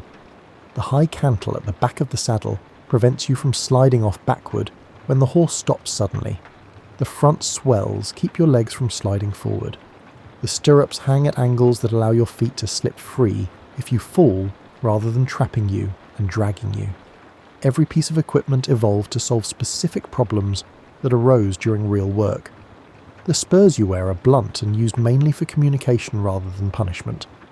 The chaps that protect your legs are made from thick leather that turns thorns and rope burns. The gloves on your hands preserve skin that would otherwise be worn away by friction and weather. Modern rodeo competitors use variations of this traditional equipment adapted for arena conditions. Their ropes are often stiffer for quicker loop formation. Their saddles may have modified rigging for specific events, but the fundamental designs remain recognizable across centuries. You adjust your hat and wipe sweat from your forehead with your sleeve. The day is warming and the cattle are slowing their pace as they become less interested in walking and more interested in finding shade. This afternoon will bring the heat and the slower rhythm that heat imposes on all living things. The daily routine of moving cattle across open range follows patterns established by necessity and reinforced by tradition. You wake before dawn, you tend to your horse, you eat whatever food is available, you spend the daylight hours keeping cattle moving in the intended direction. You make camp before dark. You sleep, and then repeat the cycle. The sameness of these days creates a meditative quality. Your mind empties of complex thoughts and settles into the immediate present. You notice small details that would escape attention during a more eventful existence. The way a particular cow always walks with its head slightly tilted to the left. The rhythmic squeak your saddle makes when you shift your weight in a certain direction. The pattern of clouds forming in the afternoon sky that predicts rain within hours. Time loses its usual structure during these extended periods on the trail. Days blur together into an undifferentiated flow marked only by the gradual change in landscape. You lose track of what day of the week it is because days of the week have no meaning in this context. Monday and Thursday are identical. Only the distinction between morning and evening maintains relevance. Your possessions fit in a small bag tied behind your saddle. Extra clothes, a spare rope, a whetstone for your knife, a few personal items that have no practical value but provide comfort. The limitation of carrying capacity forces you to distinguish between necessary and unnecessary belongings. Water is the primary concern that shapes every decision about where to travel and when to rest. Cattle need water daily and will not travel far from their last drink without becoming difficult to manage. You plan routes that connect reliable water sources spaced roughly a day's travel apart. The quality of water varies from source to source. Some springs produce clear cold water that tastes sweet. Other waterholes offer warm muddy water that nonetheless keeps you and the cattle alive. You have learned not to be particular about water quality when the alternative is going without. Finding water in dry country requires knowledge accumulated over years of observation. Certain plants grow only where underground water is accessible to their roots. Birds fly toward water in the evening. Game trails converge on water sources. You read the landscape like a book written in a language few people bother to learn. Rain transforms the land in dramatic ways. Gullies become torrents. Dry lake beds fill with shallow water. Grass springs up almost overnight. The cattle become more energetic and harder to control when rain freshens the forage. They want to scatter and graze rather than walk in organised groups. You prefer dry weather for moving cattle, even though it creates other challenges. Predictability has value when you're responsible for hundreds of animals across difficult terrain. Rain introduces too many variables and turns routine work into constant problem solving. The worst weather for cattle work combines cold temperatures with wind and rain. Cattle turn their backs to the storm and refuse to move forward. You can push them, but they will turn around again as soon as you stop applying pressure. Sometimes you must simply wait for the weather to pass before resuming travel. You have waited out storms huddled under your slicker with rain running off your hat brim and soaking through every layer of clothing eventually. The cold penetrates until you stop shivering and start feeling dangerously sleepy. Staying awake and moving becomes a matter of survival. Lightning presents a different danger. Cattle panic during lightning storms and will stampede in mindless terror. Your job is to try to contain the stampede and prevent the herd from scattering across miles of country. This job ranks among the most dangerous activities in a profession that contains numerous ways to get injured or killed. You have ridden through stampedes twice in your career. Both times the experience felt like a nightmare, where you could not control events and could only react to chaos unfolding around you. The sound of hundreds of cattle running in the darkness drowns out all other sounds. The ground shakes with the thunder of hooves. You cannot see where you're going, but stopping would be fatal. The first stampede ended when the cattle reached a natural barrier of dense brush and stopped from exhaustion. You spent the next 3 days gathering scattered cattle and finding the ones that had run so far they ended up on neighbouring ranches.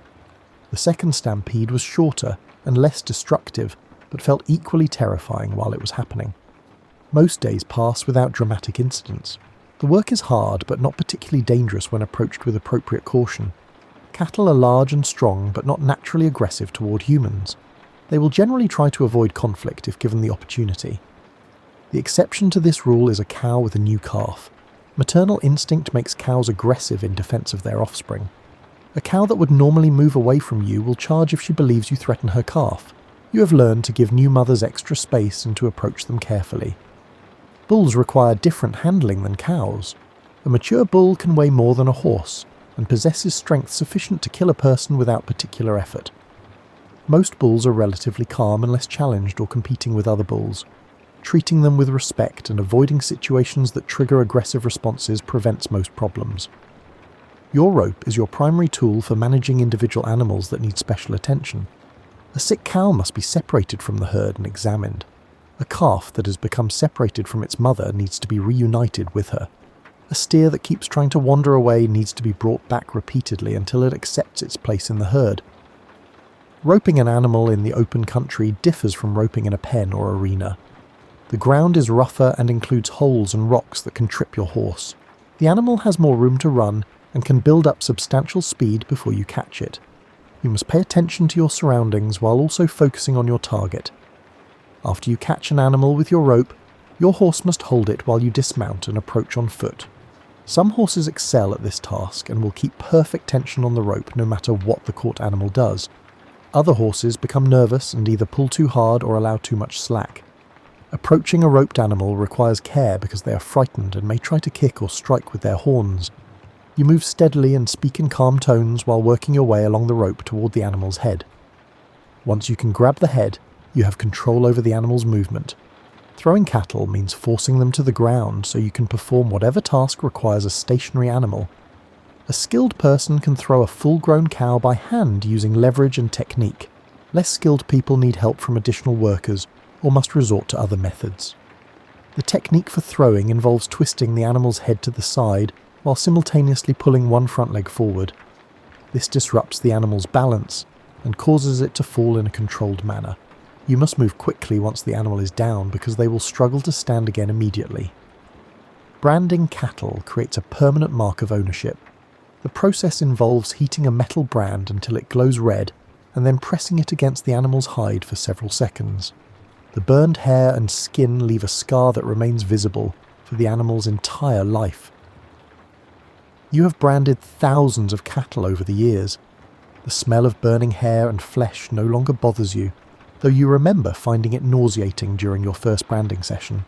The cattle bellow and struggle, but the pain is brief and they show no lasting distress beyond the visible scar. Some people object to branding as cruel, but no one has devised a better method for marking ownership on animals that live in open range conditions.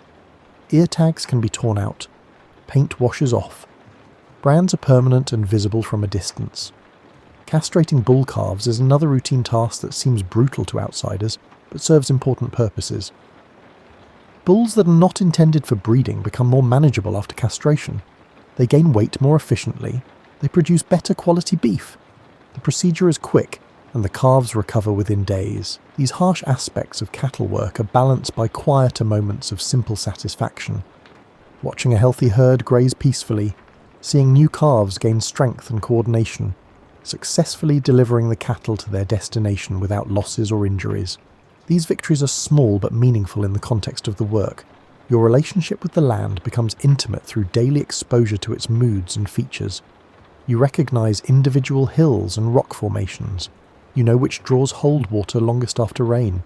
You remember places where good grass grows or where thorny plants make travel difficult. This accumulated knowledge has practical value, but it also creates a sense of belonging. The land is not just scenery you pass through. It is your workplace and your teacher and your companion during long solitary hours. You would miss it if you took a job that kept you indoors. The other riders in your crew become your temporary family during the months you spend moving cattle together. You may not particularly like all of them as individuals, but you depend on them and they depend on you. This mutual dependence creates bonds that transcend personal preferences. Some crews work together for years and develop efficient communication and coordinated action. Other crews consist of strangers thrown together for a single job. Your current crew falls between these extremes. You know some of the men from previous jobs and are still learning the capabilities of others. The cook manages the supply wagon and prepares meals for the crew. A good cook makes the difference between tolerable conditions and miserable ones. Food quality matters less than consistency and quantity. You need calories to sustain the physical demands of the work. Your typical meal consists of beans and beef and biscuits, with coffee to wash it down. The menu varies little from day to day. Occasional treats like dried fruit or molasses provide welcome variety but are rare. You eat because your body requires fuel rather than because the food brings enjoyment. Sleeping on the ground becomes normal after the first week despite the discomfort. Your body adapts to the hard surface and learns to find comfortable positions. You sleep deeply from exhaustion and wake rested despite the primitive conditions. The stars overhead become familiar companions during these months on the range. You learn to recognize constellations and to use them for navigation.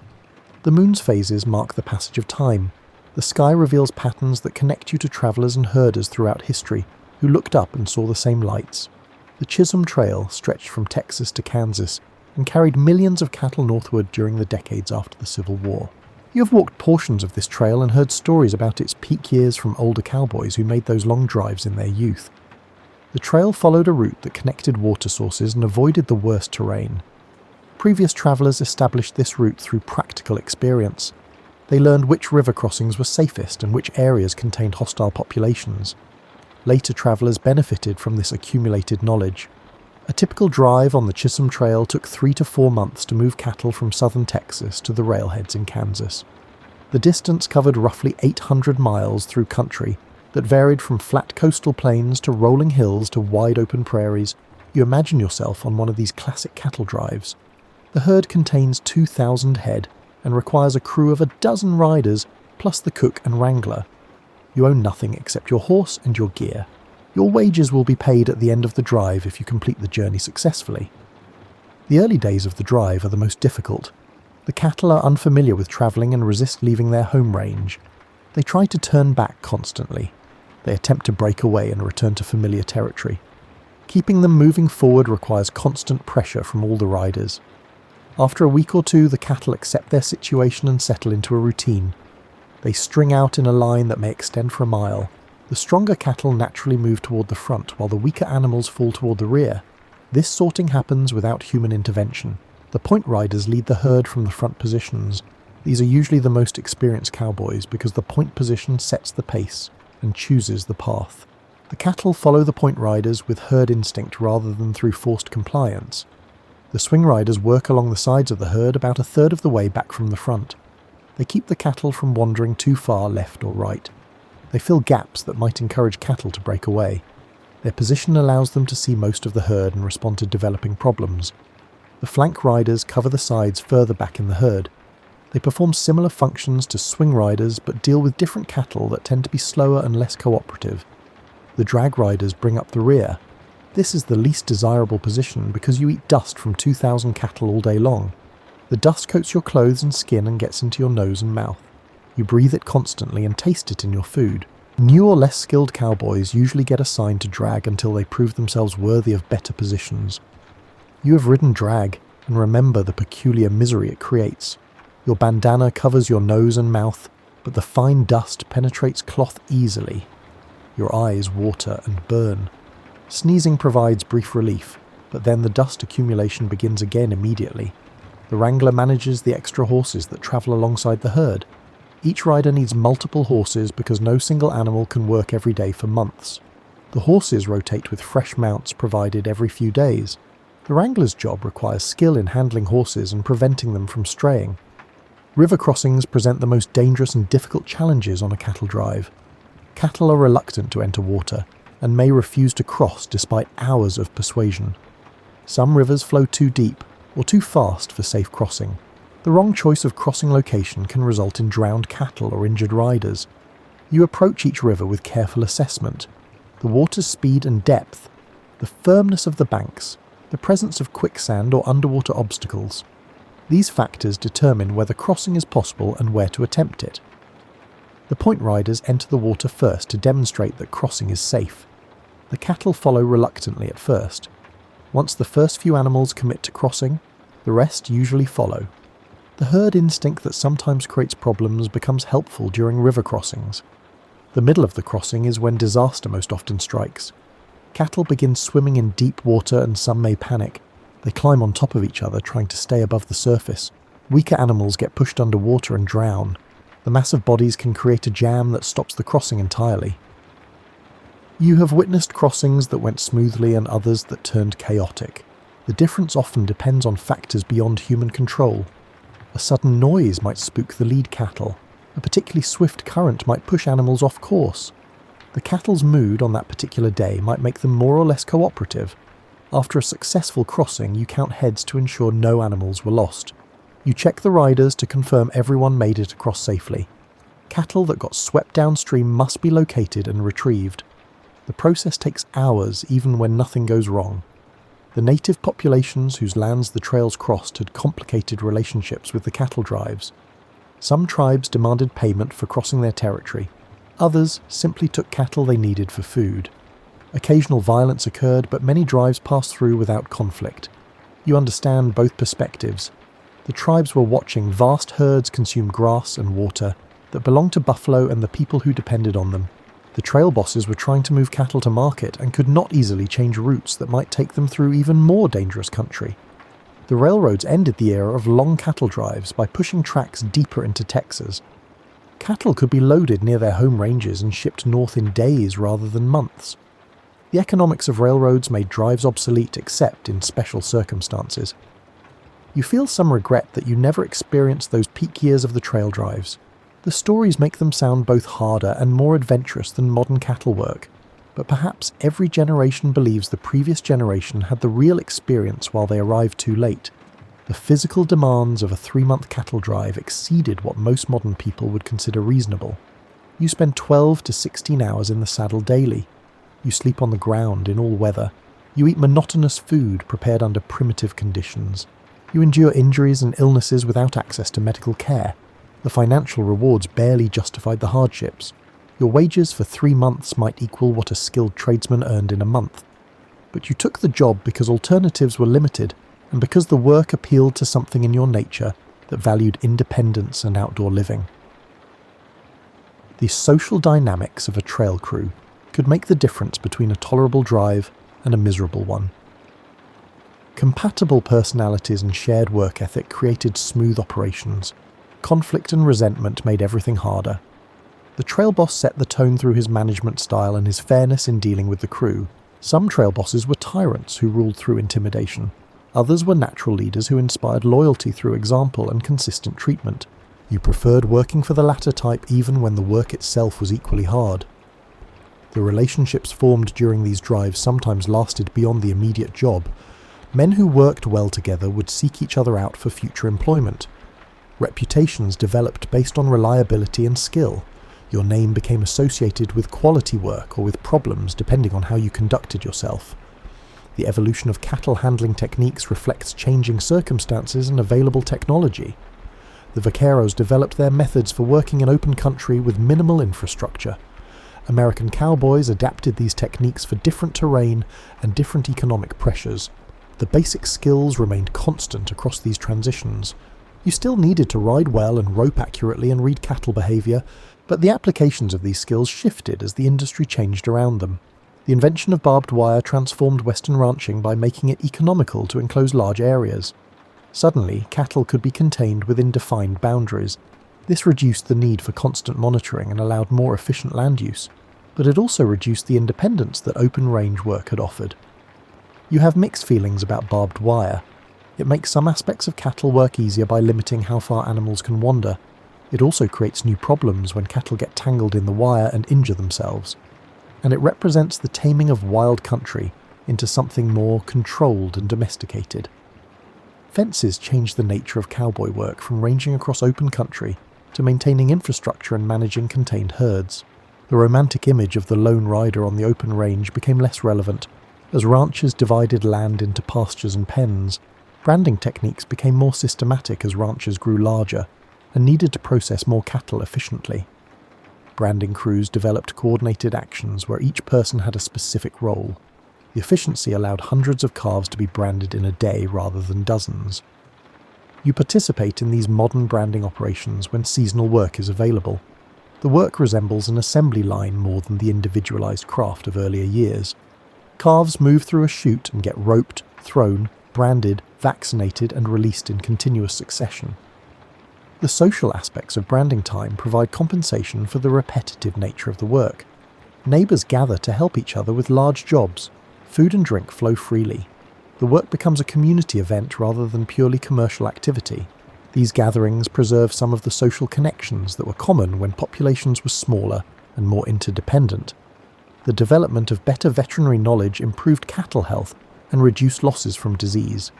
You learn to recognize symptoms of common ailments and to administer basic treatments. Some problems still require professional veterinary care, but many can be handled in the field with simple interventions. Deworming cattle regularly improves their weight gain and overall health. Vaccinations prevent diseases that once devastated entire herds. These practices have become standard on well-managed ranches, though some old-timers resist new methods out of suspicion or habit. The introduction of trucks changed how cattle move from ranch to market. Loading cattle into trucks requires different skills than moving them overland on foot. The chutes and pens and loading ramps are designed to funnel cattle efficiently into confined spaces they would naturally resist entering. You adapted to these changes by learning new techniques while maintaining your foundation in traditional horsemanship. The ability to rope and ride remains valuable even when much of the work happens in pens rather than on open range. Some ranches maintain working horse programs, while others have switched entirely to trucks and ATVs for cattle work. Each approach has advantages depending on terrain and ranch size and management philosophy. You prefer horses because they provide satisfaction that machines cannot match. The relationship between horse and rider contains elements of partnership that make the work feel less mechanical. A good horse will anticipate your needs and respond with minimal direction. This collaboration creates moments of grace that transcend the purely functional nature of the tasks. Modern rodeo emerged from the skills that working cowboys developed out of necessity. The ranch work provided entertainment when cowboys competed informally to see who could rope fastest or ride most difficult horses. These casual contests eventually evolved into organized events with rules and prizes. The first formal rodeos appeared in the late 1800s as Wild West shows and frontier celebrations. Buffalo Bill's touring show featured trick riding and roping that introduced Eastern audiences to cowboy skills. Small towns began hosting annual rodeos that combined competition with community celebration. Early rodeo had few safety measures and injuries were common. Cowboys competed in their working clothes using their everyday equipment. The events tested skills that had direct application to ranch work. Bronc riding demonstrated ability to handle unbroken horses. Calf roping showed speed and accuracy in catching livestock. You attended your first rodeo as a spectator and watched with fascination as riders performed feats you were still struggling to master. The best competitors made difficult tasks look effortless. Their ropes flew with precision. Their horses responded instantaneously. The cattle seemed to cooperate through some invisible communication. You competed in small local rodeos after several years of working on ranches. Your results were mediocre because rodeo requires specialized skills beyond what daily ranch work provides. Arena conditions differ from open country. The time pressure creates stress that interferes with smooth execution. The riders who excel at rodeo typically grew up competing and have developed techniques specifically suited to arena performance. They practice the same motions thousands of times until they can execute them flawlessly under pressure. This specialization has created a gap between working cowboys and rodeo cowboys. Some working cowboys look down on rodeo as artificial and disconnected from real cattle work. They point out that ranch conditions rarely require the speed and showmanship that rodeo emphasizes. Rodeo cowboys counter that their skills translate directly to ranch work, and that competition simply adds time pressure to existing abilities. You see value in both perspectives. Rodeo preserves traditional cowboy skills and keeps them visible to modern audiences. It provides financial opportunities for skilled riders and ropers, but it also creates unrealistic expectations about what cowboy work actually involves daily. The equipment used in rodeo has evolved to meet the specific demands of competitive events. Ropes are stiffer for quicker loop building. Saddles have modifications that help riders during bucking events. Protective gear like vests and helmets reduces injury rates. Traditional cowboys sometimes criticize these innovations as departures from authentic practice. Rodeo competitors view them as practical adaptations to the specific requirements of their profession. The debate reflects larger tensions between preservation of tradition and evolution toward efficiency. Bull riding became one of rodeo's most popular events, despite having almost no connection to actual ranch work. Few working cowboys ever need to ride bulls. The event exists purely as a test of courage and balance and tolerance for pain. You tried bull riding once at a small amateur event. The experience lasted approximately 3 seconds before the bull threw you with casual contempt.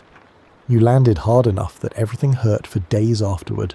You gained deep respect for riders who compete regularly in bull riding events. barrel racing emerged as an event primarily for women riders and has become one of rodeo's most technically demanding competitions.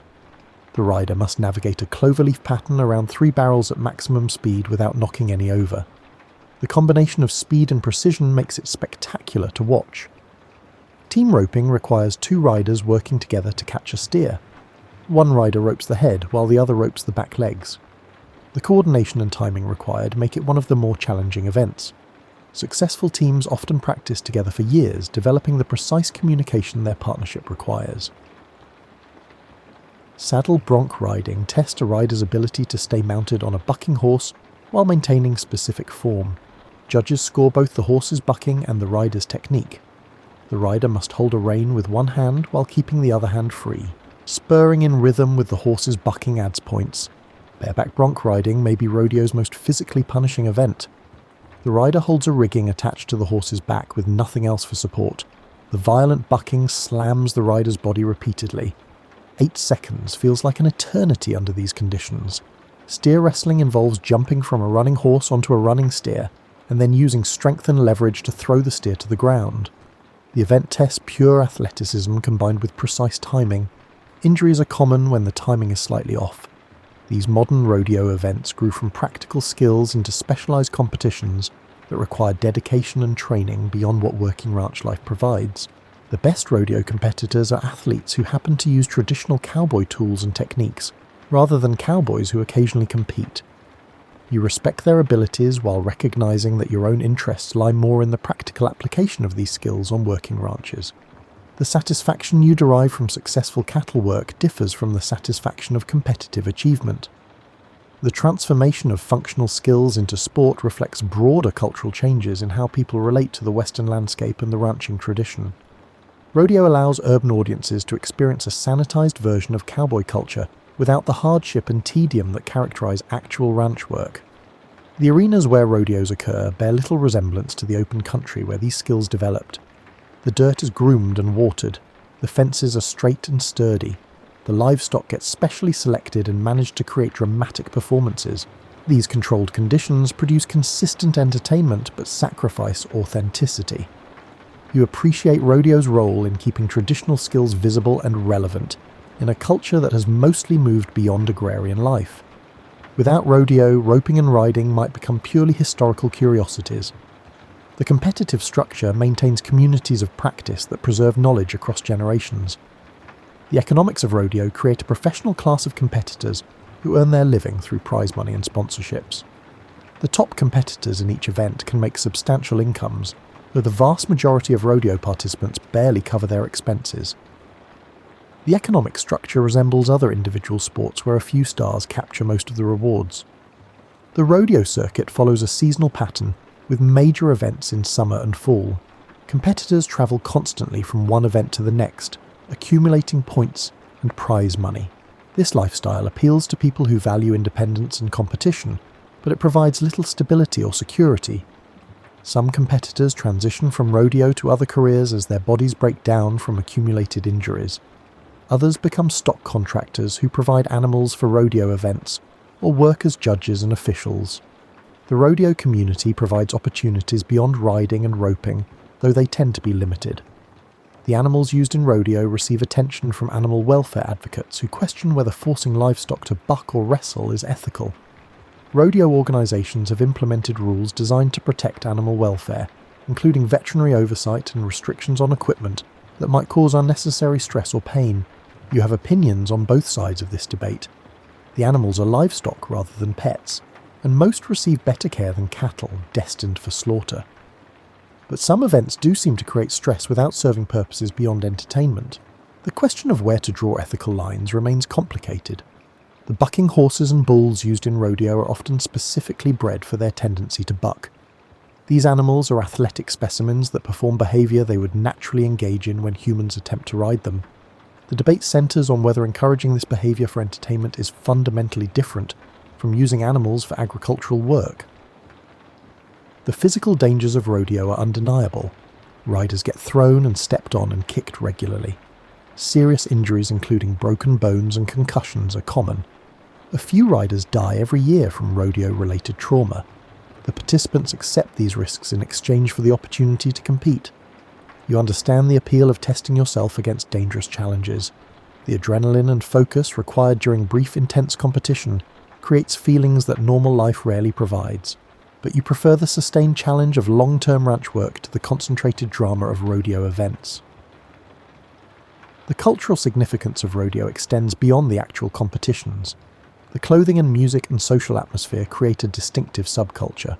People who might never actually ride a horse or rope a calf still identify with cowboy imagery and values. Rodeo provides a focal point for this cultural identity. The fashion associated with rodeo has become increasingly elaborate and expensive.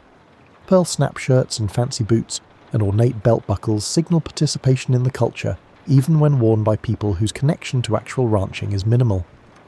You find this trend mildly amusing, but mostly harmless. The music performed at rodeos tends toward country and western styles that celebrate themes of independence, hard work, and rural values. Some of this music accurately reflects cowboy experience, while some romanticizes it beyond recognition. You appreciate the honest songs and ignore the shallow ones. The announcers who provide commentary during rodeo events play an important role in educating audiences about what they are watching. Good announcers explain the technical aspects of each event while maintaining energy and entertainment value. Poor announcers rely on cliches and fail to help audiences understand the skills being demonstrated. The rodeo clowns who protect riders during bull riding events combine comedy with genuine courage. These individuals position themselves between dangerous bulls and vulnerable riders who have just been thrown. They use timing and agility to distract the bulls and prevent injuries. Their work is dangerous despite the humorous presentation. The pageantry of rodeo includes opening ceremonies with flags and patriotic displays. These elements connect the sport to broader American cultural narratives about frontier heritage and self-reliance. The symbolism sometimes oversimplifies complex history, but serves its purpose of creating emotional connection. The youth rodeo programs that introduce children to competitive events serve as talent pipelines for professional rodeo. They also teach skills and values that parents believe are important regardless of whether children pursue rodeo careers. The programs emphasize hard work, animal care, and respectful competition. You have watched young riders progress from beginner events to more challenging competitions. Some show natural talent that suggests potential for professional careers. Others participate for the experience and social connections without reaching elite levels. Both outcomes have value in developing capable, confident individuals. The geographic distribution of rodeo culture concentrates in western and southwestern states, where ranching traditions remain strongest. But rodeo events occur nationwide, including in areas with minimal connection to historical cattle culture.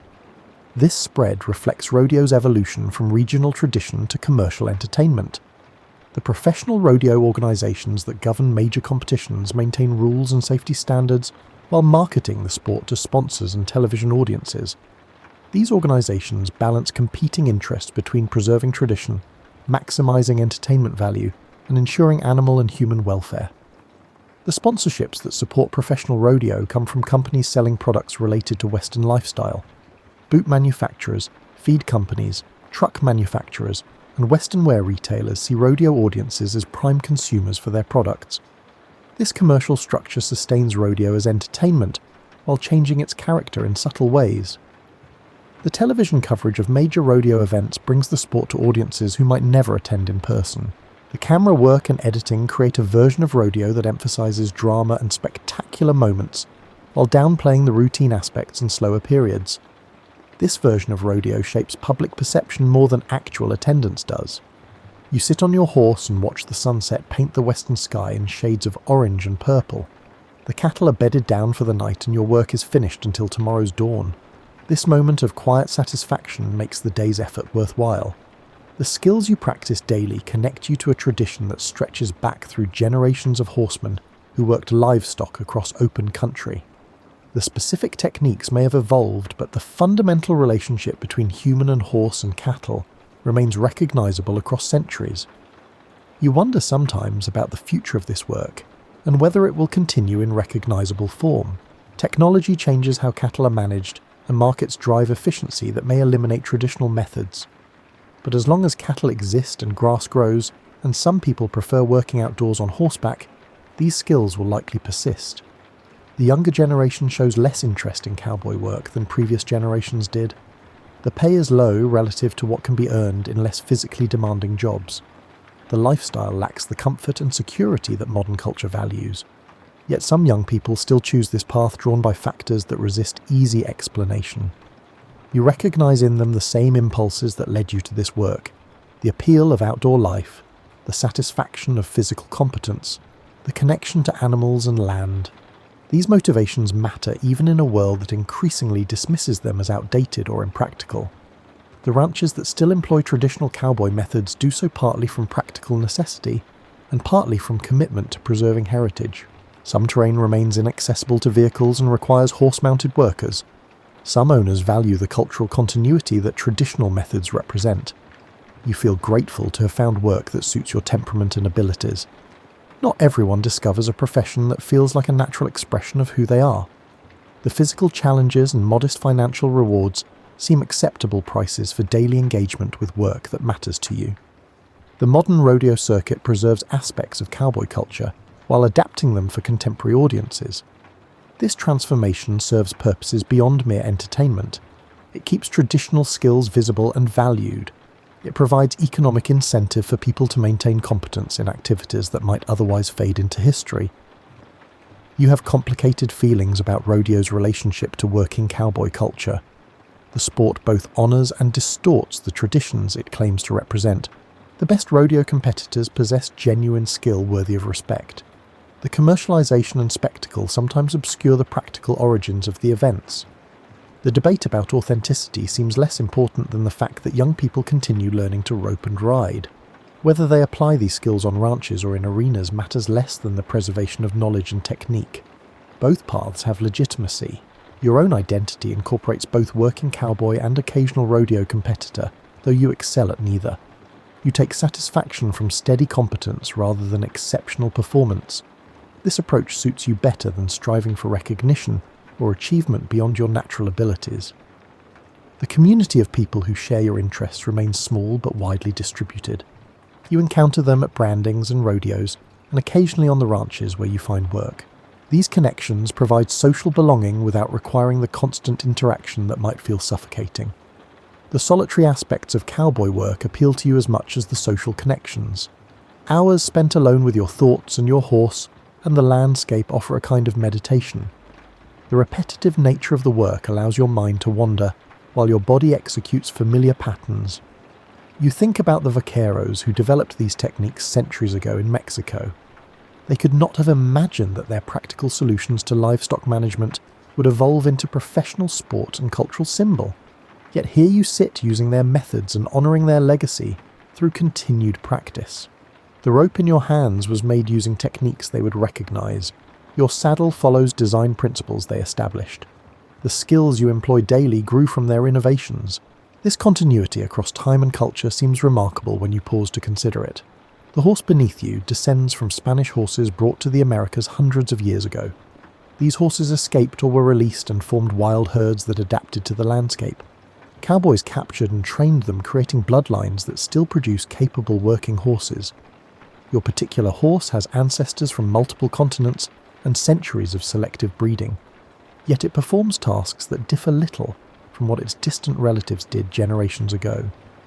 This stability of function across time reflects the fundamental nature of the work.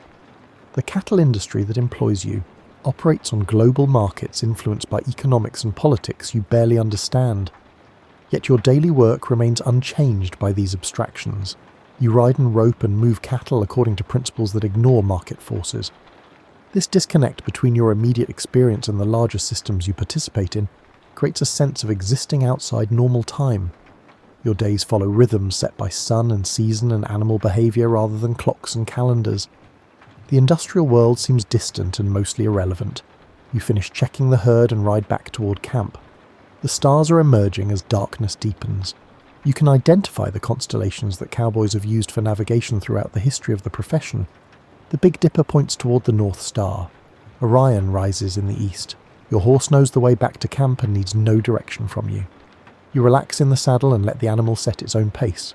The trust between you developed over months of working together. The horse knows you will provide food and water and rest. You know the horse will carry you safely. The campfire comes into view and you smell coffee brewing. Someone else has started the evening meal. You will eat and then sleep and wake tomorrow to repeat this cycle again. The sameness provides comfort rather than boredom. The life you have chosen lacks glamour and rarely provides excitement. It offers instead the satisfaction of competence and the peace of knowing your place in the world. You move cattle across grass. You care for your horse. You practice skills that connect you to a long tradition. These simple truths feel sufficient. You need no grand purpose or dramatic achievements. The work itself justifies the effort. The quiet accumulation of days spent doing what you know how to do creates a life you can accept. The stars overhead have witnessed countless cowboys throughout history, looking up after long days of similar work. You join this invisible community across time. Your individual existence matters little in the larger sweep of history, but the work continues and the traditions persist and you play your small part. Tomorrow you will wake before dawn and start again. The cattle will need moving and your horse will need tending and your rope will need attention. These tasks await regardless of how you feel or what you might prefer. The work makes no allowances for individual circumstances. This lack of personal consideration might seem harsh, but you find it liberating. The work demands what it demands. You either meet those demands or you find different work. The clarity removes the ambiguity that characterizes much of modern life. You unsaddle your horse and brush away the sweat marks. You check the animal's legs and hooves and back. You provide grain and fresh water. The horse nuzzles your shoulder in appreciation. These moments of connection with your horse sustain you through difficult days. You hang your rope to dry and inspect it for wear. The fibers show some fraying that will require attention soon. You make a mental note to spend time tomorrow working the damaged section back into better condition. Proper maintenance extends the life of equipment that costs more than you can easily afford to replace. Your bedroll waits where you left it this morning. You shake it out and spread it near the fire. The ground feels familiar beneath you as you settle in. The sounds of the camp and the herd and the night creatures create a soundscape you find comforting. Sleep comes easily after the day's physical exertion. Your dreams will likely involve cattle and horses and the endless landscape you traverse daily. These dreams feel more real than the rare dreams of other places and other lives you might have lived. The traditions you practice will outlast you if enough people value them to continue learning. The skills will evolve as they always have in response to changing conditions, but the core relationship between human and horse and cattle will remain recognizable as long as someone chooses to maintain it. You close your eyes and let exhaustion carry you into sleep. Tomorrow awaits with its familiar rhythms and challenges. The work continues as it has for generations, and you are content to be part of this ongoing story that has no clear ending.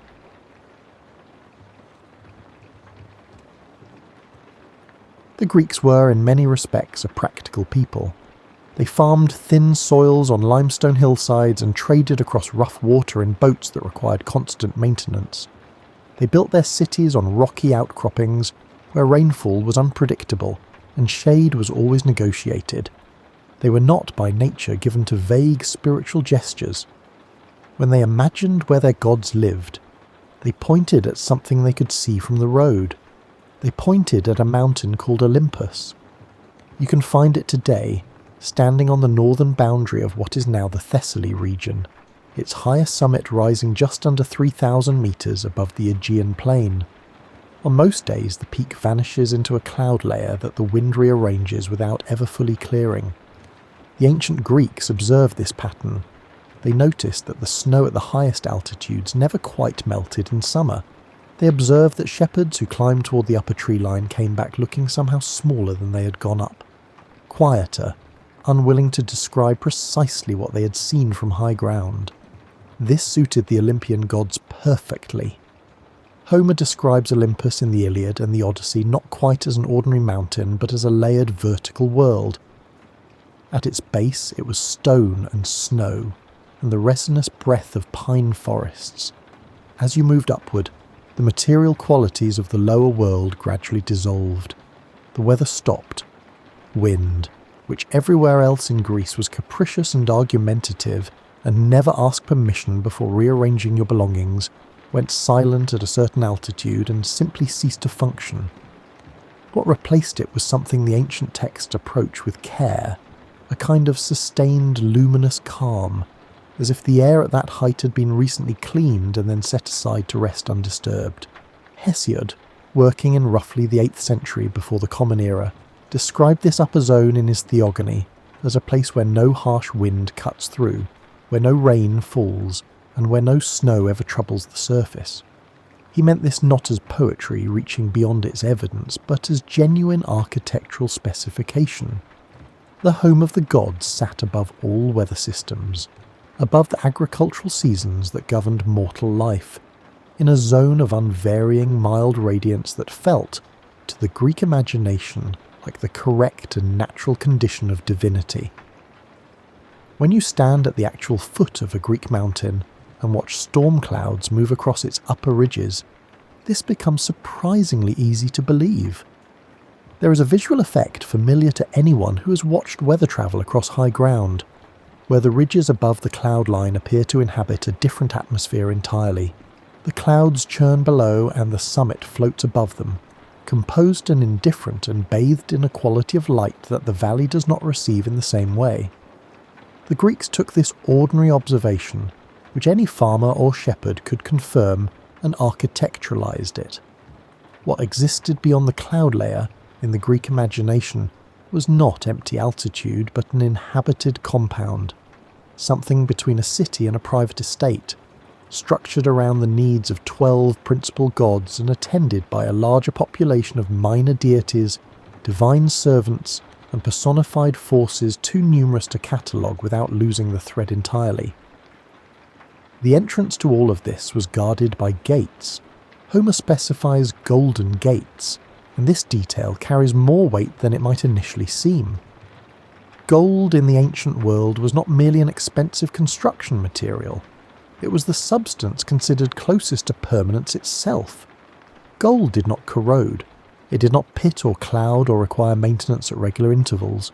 It simply continued to be gold, unchanged, while everything in its vicinity aged and crumbled and returned to ordinary matter. To construct the gates of the celestial compound from gold was to make a declaration about the nature of what lay behind them. It was the building saying, in the language of materials, that entrance here was entrance into something that would not be replaced. The gates were tended by the Horae, goddesses of the seasons and of measured time, whose responsibility was to open the passage when a god departed toward earth, and to seal it again when that god returned. The Horae were not guards in the aggressive sense. Think of them as the highly competent staff of an extremely important building, the kind who manage complicated logistics with total quiet expertise, and who somehow know in advance that you are coming. Nobody stormed these gates. The architecture of the approach made that kind of theatre unnecessary. Picture the gates themselves as built for scale without aggression. They were designed for beings of extraordinary physical presence, and they opened with the particular smoothness of things made without compromise. No grinding, no settling, no seasonal swelling of the frame. The Greeks imagined Olympian architecture as flawless, in precisely the way that their best earthly buildings almost but never quite managed to be. There was always the hard winter that shifted the foundation, always the repair required after the earthquake, always the column capital that needed recutting after 10 years of rain. Olympus required none of that. Olympus was the building that every earthly building was attempting, with great effort and imperfect materials to become. Beyond the gates, the path widens. You're walking along it now, in the manner of a half-asleep mind that moves through imagined spaces without quite making contact with the ground. The surface underfoot has the quality of very old stone worn smooth by centuries of foot traffic, belonging to beings who were never in a hurry. It is warm underfoot. This warmth is not the aggressive warmth of summer pavement or the close warmth of a crowded room. It is a settled background warmth, the temperature the universe might choose if given a vote on the matter. The light here differs from anything in the lower world. It does not come from a particular direction, it does not cast obvious shadows. It fills the available space evenly, the way a very good lamp fills a room so that everything is visible without anything being harshly exposed. There are no deep shadows in the corners. There are no bright patches that make you squint. The light is simply present, comprehensive, gentle. On either side of the path, the first things you notice are not buildings at all, but plants. The slopes approaching the compound are covered in vegetation that the Greeks found both familiar and quietly improved, as if someone had taken the best version of each plant and then let it run with the idea a little further. Asphodels grew here in mythological tradition, pale flowers associated with the afterlife, but up here they grew in deliberate arrangements, as if the flowers themselves had been consulted on placement and had opinions worth taking seriously. Wild herbs scented the air, thyme and oregano, and something beneath those, unnamed and specific to this altitude, that the Greek language reaches toward without finding the right word. The compound itself appears gradually, not in a single grand revelation. This detail matters. The Greeks did not imagine Olympus as a single enormous facade visible from a great distance, the way you might imagine a palace in a story that has not thought carefully about the problem. They imagined it as a cluster of distinct structures, revealing themselves as the path bent around new angles, the way a well-built hill town discloses itself around corners and over ridges. You turned into an open area and found a colonnade you had not seen from below. You climbed a few broad steps and arrived on a terrace that had been invisible from the path. There was discovery built into the approach, a quality the Greeks valued in their earthly sanctuaries as well. The Acropolis at Athens was not a single building, but a series of buildings at different heights, arranged so that each one changed your understanding of what came before. The sacred precinct at Delphi climbed a steep hillside in stages, each level marking a change in the quality of sacred space you were inhabiting. The architects of those places understood that the approach to something of genuine weight should itself feel like a journey. The gods of Olympus benefited from the same intelligence. As you move closer, the scale of the compound registers. The buildings are large in a way that communicates authority without threat. They do not loom over you. They simply suggest, with the quiet confidence of things that have been here a very long time, that the beings inhabiting them are operating at a different order of magnitude from the ones who built temples in their honour down in the valleys. You're nearly at the entrance now. The golden gates are behind you. The path slopes gently upward toward a broad forecourt paved in something that holds the ambient light and reflects it without glare. There is no noise. There is no crowd. Olympus is busy in the myths, full of strategies and grievances and the low-level complicated drama of beings with too much power and too much unstructured time. But on the approach, it is quiet in the specific way of places that have been inhabited long enough to have stopped announcing themselves. You breathe in. The air carries the faint sweetness that the ancient texts call nectar. Not a liquid here, but a quality present in the atmosphere the way salt is present in sea air. You do not eat it or drink it. You simply exist within proximity to it, and something in your body recognizes the condition and settles in response. The first building ahead belongs to the most important resident on this mountain. Zeus's palace sits at the highest occupied point of the Olympian compound, which suits someone who spent considerable energy establishing that he was responsible for absolutely everything. The Greeks were direct in their understanding of the relationship between altitude and authority. Temples dedicated to Zeus on Earth were placed consistently on the highest accessible ground in a region. His altars stood on promontories. His sacred sites chose elevation with a preference that reads, across the archaeological record, as almost genetic. The architectural language of height meant governance, and nobody in the Greek pantheon was more invested in the architectural language of governance than Zeus. The palace exterior does not, despite reasonable expectations, display any decorative lighting. There are no thunderbolt motifs above the doorway, no cautionary signage about the weather inside. Zeus's home was described by the poets in terms of serene, overwhelming permanence rather than martial show. The thunderbolts were stored somewhere practical. The palace itself was the statement. You are standing before it now. The exterior presents a colonnade of columns unlike anything in the lower world, not the white marble of earthly sanctuaries, but something that receives light differently. as if the material contains a luminous quality at the level of its composition, something alloyed into it during manufacture that makes it read as slightly more substantial than stone has any right to be. The columns are widely spaced, because Zeus's palace was designed to be moved through rather than merely observed, and the intervals between them frame long views across the terraces below and out beyond the edge of the Olympian plateau, where the world continues its complicated business at a significant remove. The Romans, centuries after Homer, would reimagine Zeus's equivalent Jupiter in a more martial register, all eagles and oak leaves and the implied proximity of legions. The Greek conception was more considered. Zeus was capable of violence when circumstances required it, and everyone in antiquity was aware of this, but his home was built for a being who had already concluded his arguments. This was not the residence of someone still establishing himself. The columns did not flex with implied threat. The walls did not project aggression. The entire structure communicated the specific confidence of the unchallenged, which is a very different thing from the confidence of the merely powerful. The entrance hall offers the first surprise. Greek domestic architecture in the earthly world, even among wealthy households, followed a courtyard model, rooms arranged around an open interior that brought light and ventilation through the building. Zeus's entrance hall was vaulted instead, not in the Roman barrel vault tradition, which had not yet been invented when these descriptions were first formed, but in something the myths approach indirectly.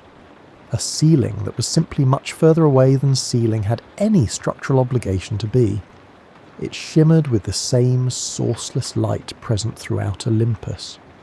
You looked up and understood that the ceiling was less a construction element than an editorial choice, the building stating with practiced calm that the interior could be as large as the occasion required. The floor of the entrance hall was described in various sources as gold inlaid, but this is probably a translation reaching for a quality rather than a literal specification. The floors of Zeus's palace had the character of the finest earthly floors perfected and then improved by a further step. They were smooth and warm and gave very slightly under the weight of a step in a way that stone on earth never does. They were welcoming without being soft. Through the medium of floor, they communicated that your presence here was expected, neither a problem nor a miracle, simply a fact the building had already accounted for. The throne room lies deeper inside, past a corridor lined with objects the myths reference, but decline to catalogue fully. There were gifts from earlier ages, offerings from titans and heroes and kings who had wanted something from the highest god and had understood that arriving with something impressive improved the odds considerably. There were items whose origin was unclear even to the current inhabitants, objects that had been in this corridor since before the present divine administration came to power, and that everyone agreed should probably remain exactly where they were. There was, according to one tradition, a very old shield that nobody could identify with confidence, but that all parties felt comfortable leaving alone. You pass through the corridor and enter the throne room, and the scale adjusts again. Zeus's throne was described in the ancient sources as solid gold, constructed by Hephaestus the divine craftsman, who built things with the understanding that they would not need to be replaced. It was large in the way that thrones belonging to beings of significant authority are always large, proportioned so that the seated occupant appeared to have grown into it rather than shrunk to fit it. Zeus on his throne was Zeus at full presence, which the ancient poets handled with diplomatic vagueness, somewhere between very tall and genuinely enormous, depending on which scene required which scale. Around the throne, the other furnishings maintained a respectful spatial distance, which is the architectural equivalent of not making direct eye contact. Couches of gold and silver lined the walls for visiting gods. Tables of the same materials held the food and drink that sustained Olympian life, ambrosia and nectar in their various forms, neither available in the lower world, and both involved in the maintenance of immortality in ways the texts were deliberately inexact about. The windows of Zeus's throne room deserve specific attention. Most descriptions of powerful interiors in ancient literature, celestial or otherwise, imagined windowless spaces that concentrated authority by enclosing it. Zeus's windows faced outward over the Olympian slopes and beyond, overlooking the known world in every direction the building could manage. This was not accidental. The windows communicated that the being seated in this room maintained a continuous view of everything below, which was true in the mythological sense, and served as a standing reminder to any visiting god who might be entertaining an inadvisable idea that the oversight up here was genuine and not merely theoretical. The light through those windows carried an additional quality that cannot be found in the lower world. It was the light of altitude, the particular visual condition of looking down from significant height at a world that continues its activity regardless of the perspective above it. Something in the quality of that view, familiar perhaps to anyone who has stood on a high ridge and watched familiar places become arrangements rather than lived environments, made certain things clearer and certain things smaller in ways that were both clarifying and slightly melancholy. Zeus's palace extended beyond the throne room into apartments and subsidiary halls that the myths visit only occasionally. There were rooms associated with specific administrative functions, a chamber where the management of storm systems was handled, a hall where the Fates and their considerable textile projects were sometimes consulted, a private terrace facing west where, in the extended quiet after a particularly demanding day of cosmic administration, the occupant sat alone with the view and asked no one for anything. This last detail appears in no ancient text. It feels true anyway. The kitchen of Zeus's palace warrants a brief pause because it represents a genuinely interesting convergence of the celestial and the domestic. The Olympian gods ate and drank at regular intervals. They did not need to in any biological sense, but they chose to consistently, which reveals something important about the Greek understanding of pleasure. Ambrosia was prepared somewhere and carried somewhere, and served to beings who could have existed without it. Someone in the palace therefore managed a space where immortal ingredients were worked by hands that knew what they were doing. No ancient poet lingers on this room, presumably because the question of who in the divine hierarchy was responsible for divine food preparation opened a bureaucratic discussion that everyone preferred to avoid. The palace as a whole communicated a single quality above all others: permanence. On Earth, even the most magnificent buildings were secretly temporary. The Greeks knew this from experience. They watched the wood rot and the stucco crack, and the earthquakes slowly negotiate old foundations into new positions. Zeus's palace existed as though the concept of deterioration had simply not been invited to participate in its construction. Every surface retained the condition it had held on the day it was completed. Every threshold was unworn. Every joint remained flush and true. This was the building against which all earthly buildings were being, without fully articulating it, measured. The council hall of Olympus was a different kind of space from Zeus's palace, and the difference tells you something important about how the ancient Greeks understood the relationship between authority and governance. Zeus's palace was vertical, built for altitude and the downward view, designed for a being whose authority needed no collaborative endorsement. The council hall was horizontal, wider than tall, built for assembly rather than hierarchy, with sufficient floor space to accommodate the full complement of Olympian gods, along with whatever minor divinities happened to be immediately relevant to the business at hand. It was built, in other words, for argument, and the Greeks had extensive experience constructing spaces for argument. The agora of a Greek city was the earthly model for this kind of space. The agora was where citizens assembled to conduct civic business, hear legal proceedings, pursue commerce, and exchange information with the remarkable energy of people who had decided that gathering and talking loudly was both enjoyable and productive. It was a space built on the assumption that important things happened when people came together and pressed their cases against each other. The Olympian Council Hall was the agora taken to its highest possible form, elevated in both the literal and conceptual sense, removed from the noise of human commerce, but organised around the same governing principle. You enter from the eastern side, which faces the direction from which Eos, the goddess of dawn, completed her daily passage. The placement is considered. Light enters from the east in the mornings, and councils convened at dawn in the ancient world were thought to benefit from the clarity that came with new light. The Greeks incorporated this principle into the orientation of earthly temples as well, where the entrance faced east so that the rising sun illuminated the cult statue within on the holiest days of the festival calendar. The Divine Council Hall was built on the same logic, the celestial version of an institution the mortal world had independently arrived at from below. The interior is larger than the exterior suggests. This is an architectural effect the Greeks understood and used deliberately.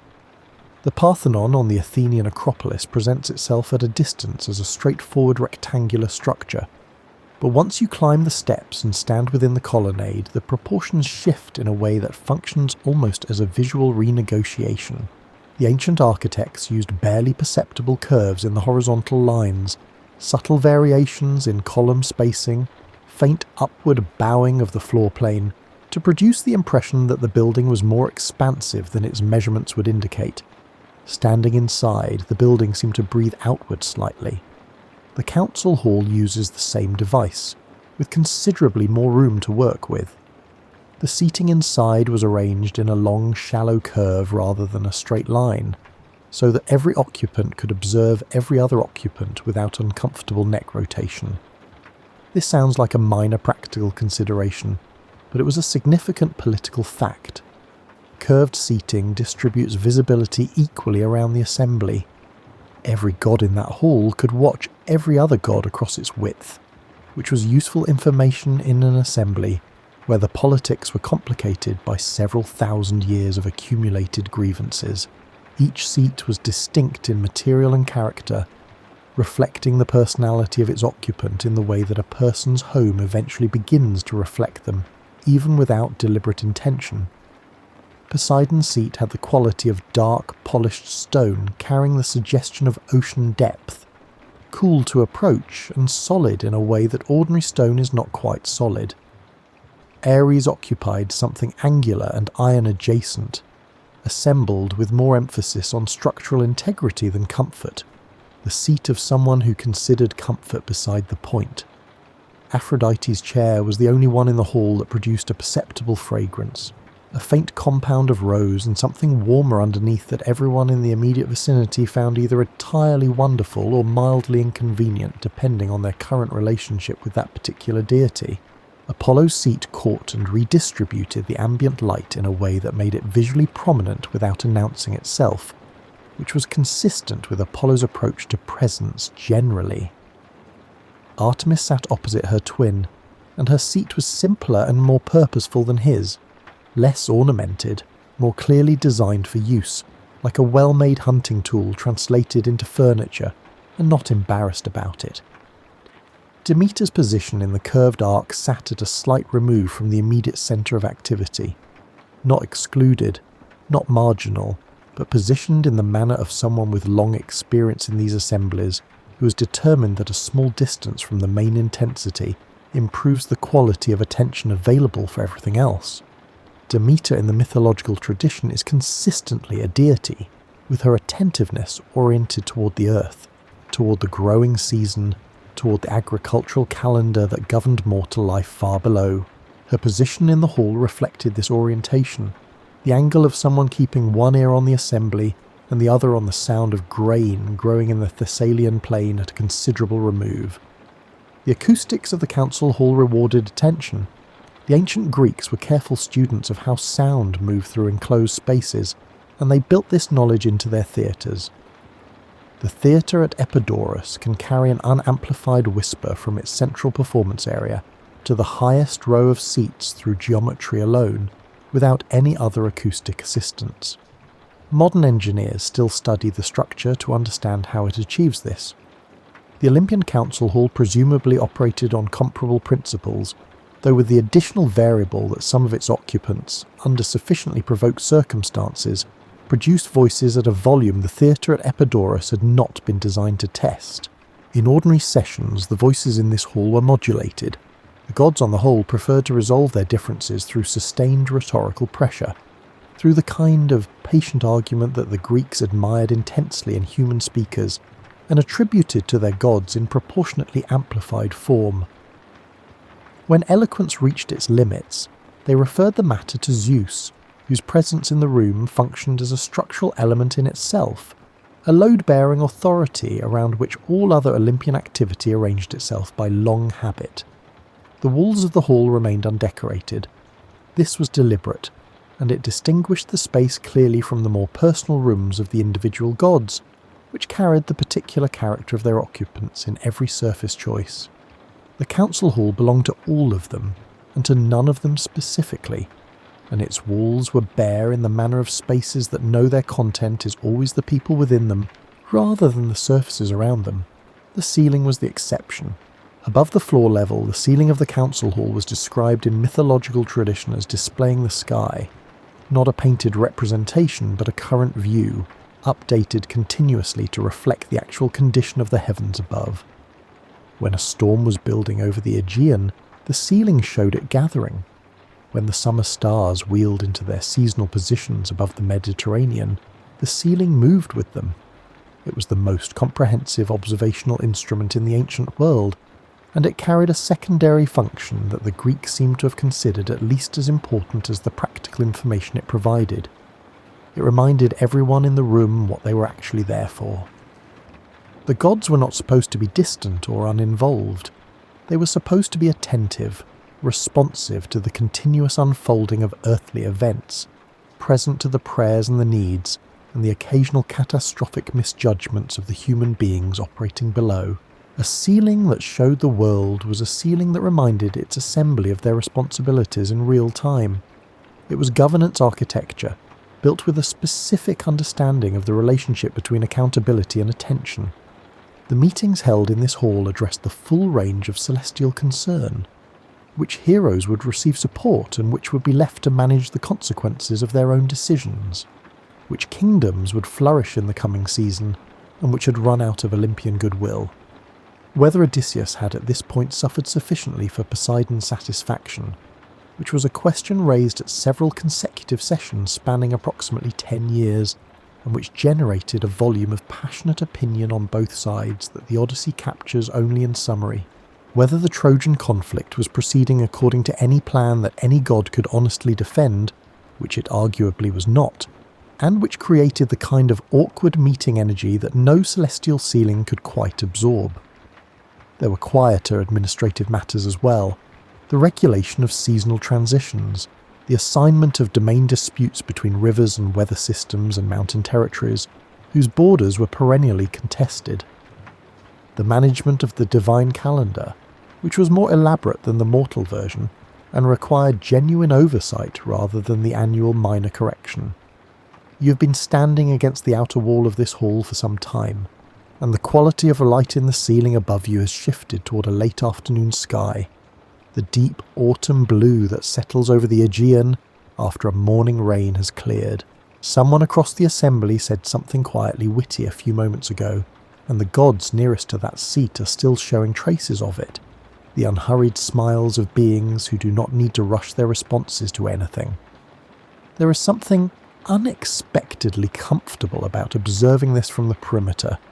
The far door of the hall opens into the residential wing of the compound, where the individual spaces of the gods begin. You turn toward it now, following a corridor that carries the scent of cedar, and faintly beneath it, something sweeter and warmer, originating from a direction you will reach shortly. Hera was, by any reasonable assessment, the most architecturally demanding resident of Olympus. The Greeks understood this without finding it surprising. Among the surviving records of earthly sanctuaries, Hera's tend to be the oldest and the most extensively rebuilt. The Heraion at Olympia preceded Zeus's temple there by a margin that archaeologists consider significant. The Great Heraion at Samos was among the largest structures in the ancient Greek world, reconstructed multiple times across several centuries by successive generations of devotees who consistently decided that the previous version had not been quite adequate. This pattern repeated itself in enough locations that it stopped being coincidence and started being information about Hera herself. Hera valued appropriate grandeur. She understood, with the practical clarity of someone who had been queen of the gods longer than most civilizations had managed to stay upright, that spaces communicate precedence as clearly as words do, and sometimes more honestly. A room that was too modest was a statement as much as a room that was correct. Her wing occupied the eastern section of the residential compound, a placement the ancient texts specify with the kind of precision that suggests it was not incidental. The eastern position connected her rooms to Eos and the formal opening of each celestial day. Every morning the first light of Olympus entered Hera's rooms before it entered any other, which was either a practical preference or an architectural argument about precedence, and most likely it was both working together. You enter the outer reception room first, and the effect registers immediately. The materials here operate in a different register from Zeus's palace. Where Zeus's spaces work in gold and solar warmth, Hera's rooms are cooler in their palette, more considered in the way of someone who has strong opinions about the difference between impressive and gaudy, and would like that distinction to be visible from the entrance.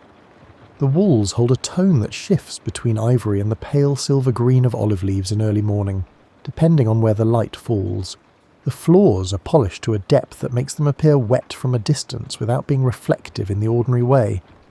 They hold light and return it slightly altered, slightly softened, improved in transit. The furniture in Hera's reception room was made by Hephaestus, as almost everything of quality throughout the Olympian compound was made by Hephaestus. But Hera had clearly provided direction of the sort that leaves nothing to interpretation. The chairs were tall-backed and ivory-panelled, inlaid with repeating geometric patterns of the kind that Greek potters of the 8th century would have recognised as serious aesthetic intention.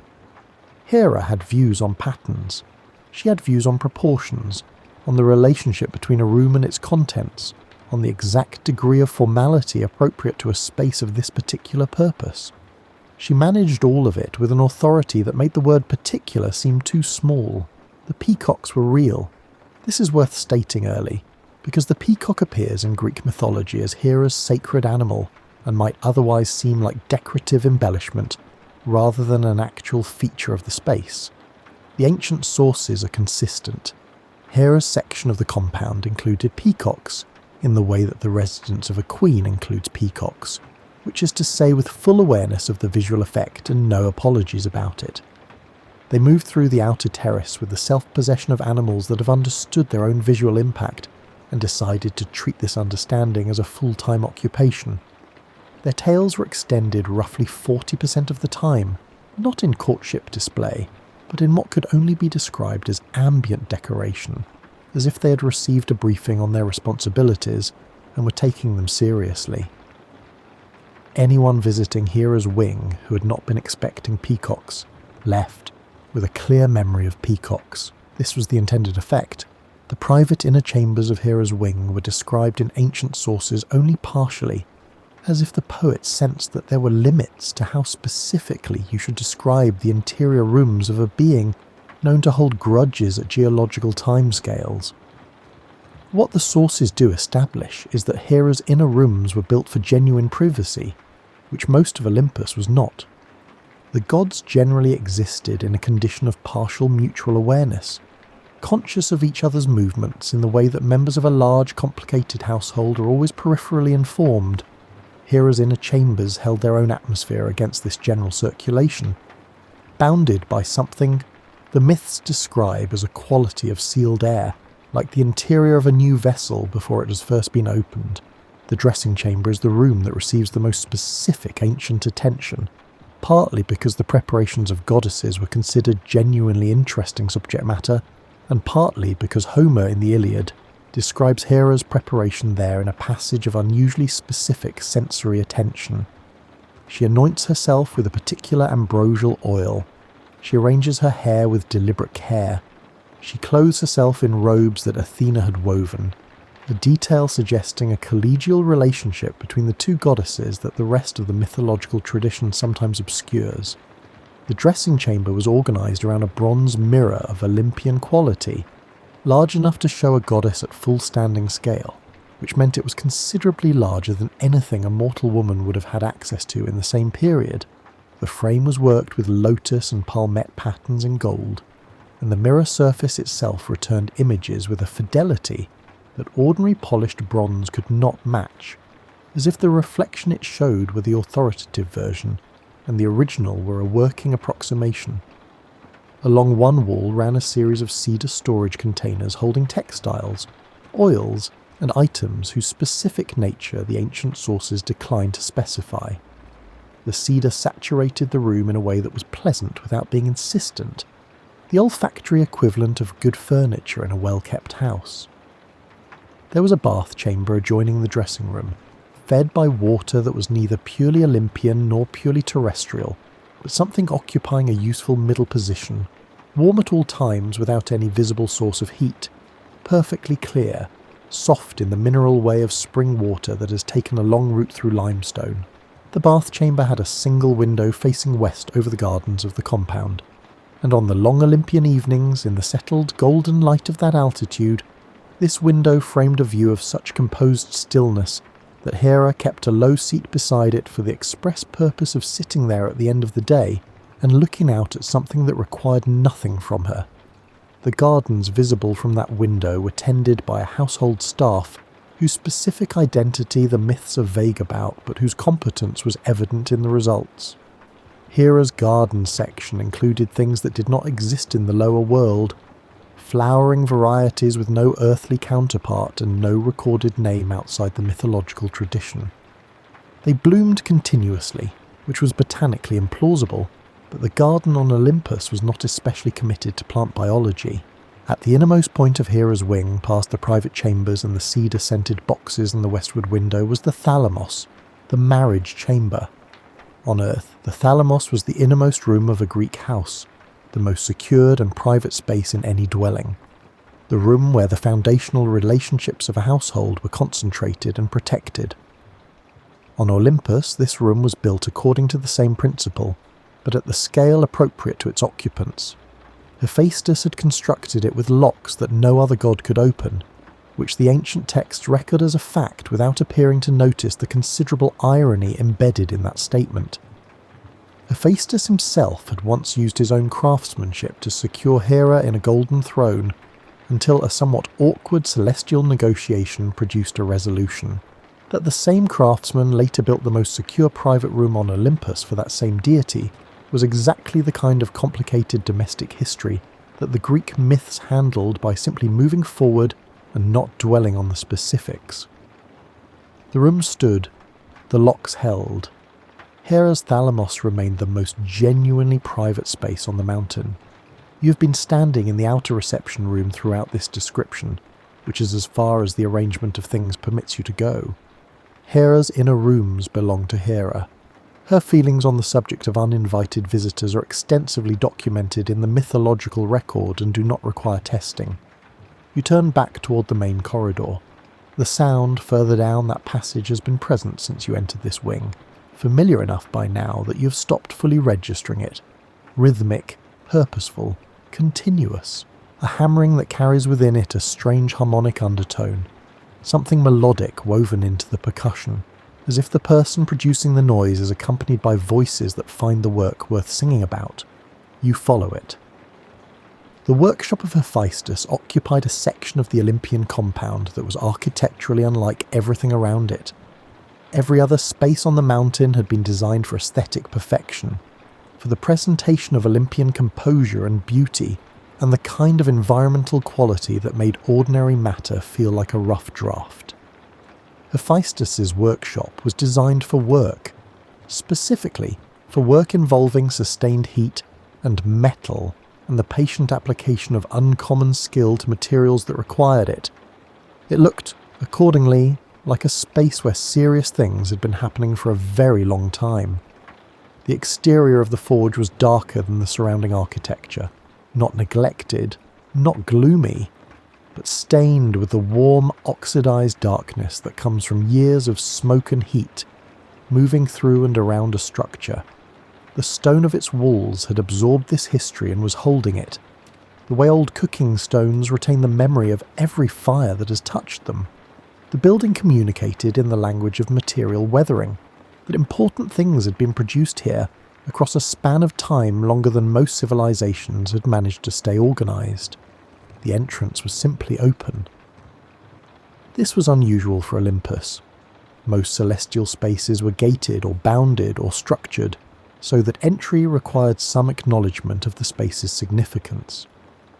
Hephaestus's forge opened directly onto the main path, its sounds and light spilling outward without ceremony, as if the work inside was not particularly interested in maintaining an air of mystery. The craftsman understood that the mystique came from the work itself, and he had arranged the building accordingly. You step through, and the air changes. It is warmer here than anywhere else in the compound. Not the passive warmth of the general Olympian atmosphere, but active, directed heat generated by the forge built into the back wall, a structure considerably larger than any forge that has ever existed on Earth. The fire within it is visible from the entrance, a deep orange at its core that does not flicker the way ordinary fire does, but holds itself with the consistency of something that settled into its current state in the early ages of the world and has been comfortable there ever since. The workshop floor holds the residue of 1,000 projects. Shavings of divine metals catch the firelight and scatter it in complex radiating patterns, fragments of materials that have no earthly equivalent and therefore no earthly name. Lengths of chain refined to the point where they look less like worked metal than like worked light. Tools hang on the walls in arrangements that appear organised, but organised according to a logic based on use sequence and project phase, rather than size or obvious category. The logic would take time to decode. It is worth the time. Hephaestus himself is at the main anvil. The rule of this workshop visit is observation without interruption, which is the most productive policy in any serious workshop, and especially in one where the work in progress is not yet identifiable as to its final form. The thing being made has not resolved itself into a recognisable shape, which is appropriate.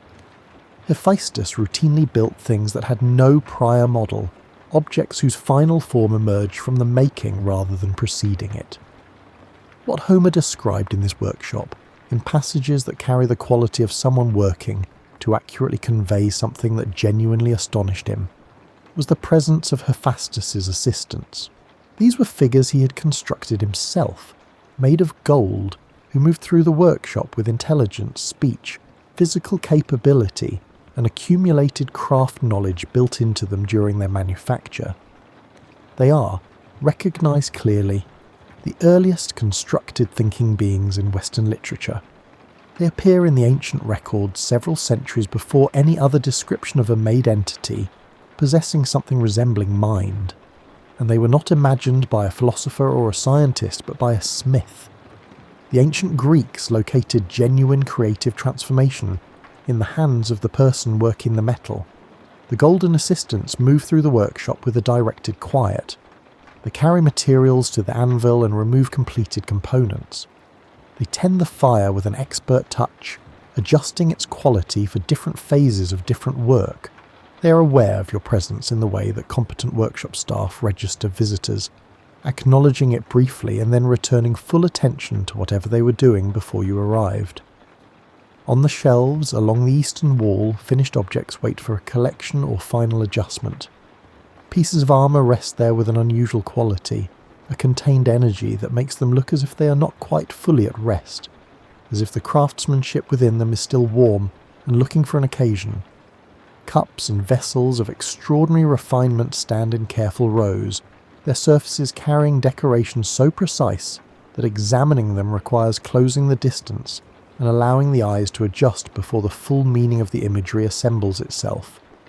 There are mechanisms whose function is not immediately clear from the outside, objects whose purpose reveals itself gradually as the eye travels from component to component and the logic of the assembly builds in the mind.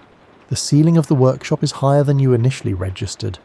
It rises toward a large opening at its peak, not a domestic chimney in the ordinary sense, but fulfilling the same essential function, allowing smoke and heat to exit upward through the Olympian atmosphere without building to uncomfortable concentrations inside.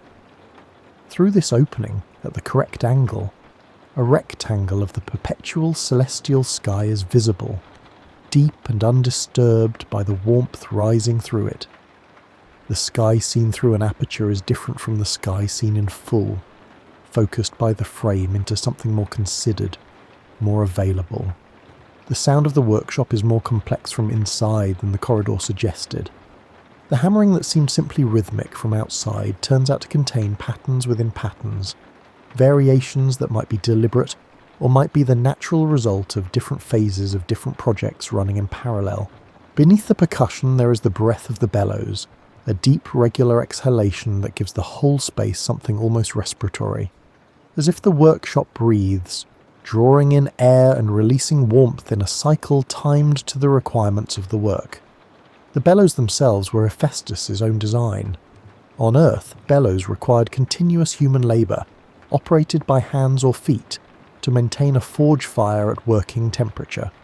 Hephaestus' bellows responded to the forge's condition rather than to any human schedule. When the fire required more air, it received more air. When it needed less, the mechanism modulated accordingly. In engineering terms, it was a self-regulating system, built into the Olympian workshop at a time when the concept of self-regulation had not yet been articulated anywhere in the lower world. What else had come from this forge across the long ages? The Greeks had an extensive answer, accumulated across centuries of storytelling. The armour of Achilles was made here, commissioned by his mother Thetis in a scene that Homer narrates in the Iliad with the attention of someone recording something genuinely important. The shield in particular received extended description. Its surface worked with scenes of human life so specific and so animated that the shield became in the telling a kind of miniature world. Cities at peace alongside cities at war, marriages and harvests and legal proceedings and astronomy, and the great river of ocean circling the entire composition at the outer edge. It was a shield that contained within its decorated surface the full range of human experience organised spatially. Hephaestus had apparently decided that if he was going to make a defensive object, he was going to make a meaningful one. The winged sandals of Hermes were serviced here. The golden throne that functioned on one notable occasion as an elaborate trap for its recipient came from this workshop. The bronze giant Talos, constructed to patrol the shores of Crete with an endurance that human defenders could not match, originated here or in a version of this same space, depending on which ancient source you consult. The automaton that guarded a coastline was, like the golden assistants, a built being, made rather than born, and the Greeks placed its origin in the same workshop where the shield of Achilles had been made, and the buckle of Hera's robe had been worked. The workshop was also simply a place of labour, and this is worth pausing on. In a compound otherwise organised around governance and ceremony, and the management of celestial matters at considerable remove from earthly practicality, Hephaestus' forge was the one space where the gods produced things rather than merely directing them. The Greeks held craft in deep respect. Their most admired human figures were not exclusively warriors and statesmen, but makers. The sculptors and potters, and architects and metal workers whose products outlasted their own hands and continued to function in the world long after the people who built them were gone. To have a craftsman at the centre of Olympus was to say that making things, hard physical labour in pursuit of a vision, was not beneath the gods. It was in a sense precisely divine. You stand in the warmth of the forge for a while, doing nothing in particular. This is appropriate. Workshops reward patient watching, and you do not need to understand every step of what is happening to register that something is, and that it matters. When you step back into the corridor, the temperature drops pleasantly. The hammering recedes into its familiar background register, present but no longer the primary thing. Further along the compound, past a turn you have not yet taken, another kind of space is waiting, quieter than the forge, more ordered in its arrangement, lit differently, built around the requirements of thought rather than fire. The spaces associated with Athena on Olympus were smaller than Zeus's palace, and less dramatically lit than the workshop, but they had a quality that made them, in a different way, among the most compelling rooms in the compound. They were organised for thinking. Athena was the goddess of wisdom, craft, and strategic intelligence, and the Greeks thought about these qualities with considerable specificity. Wisdom was not, for them, a passive condition you arrived at through age and experience and then simply possessed. It was an active practice, something you did with your mind the way Hephaestus did things with his hands, a form of labour that required appropriate conditions and proper tools. Athena's rooms were designed around this understanding. The primary study held a corner position in the residential wing that gave it 2 exterior walls and therefore 2 distinct directions of incoming light. Morning light entered from the east, clear and with a slightly blue quality, well suited to work requiring precision. Late afternoon light entered from the south, warmer and more golden, better suited to reviewing what the morning had produced. The ancient Greeks built this kind of double aspect orientation into their most serious domestic spaces when the sight permitted, because they understood that different qualities of light produced different qualities of thought. The room was full of objects, organised around the logic of active use rather than the logic of display. There were implements associated with weaving, finer than anything available on Earth, because Athena's skill at the loom was described in ancient texts as genuinely beyond comparison. The mortal woman Arachne discovered the distance between her own ability and Athena's through a contest whose outcome was professionally discouraging and personally transformative in ways she had not anticipated when she issued the challenge. The weaving tools in Athena's study had the quality of instruments that had been used for a very long time by someone who understood them completely. There were navigation instruments, objects associated with the planning of journeys across unknown terrain, which was entirely consistent with the deity whose patronage extended to strategic planning of all kinds, including the kind of strategic planning that involved getting somewhere no one had been before and working out the route as you went. There were items that could have been legal documents or philosophical outlines or battle plans, impossible to determine from the outside because the writing on them was the celestial script that mortals could not read. From the study, an open arch led into a smaller inner room with no name in the ancient texts, but with a clear function. It contained almost nothing, a low seat facing a window. The window looked out over the central garden of the compound, which is where you're going next, but which you should see first from this elevated perspective, the way a view from above teaches you the layout of a space before you enter it at ground level. The garden below is larger than it appeared from the main path. It occupied a series of terraced levels cut into the descending slope of the Olympian plateau, each terrace connected to the one below by broad, shallow steps wide enough for 5 gods to walk side by side without inconvenience. This width was not excessive.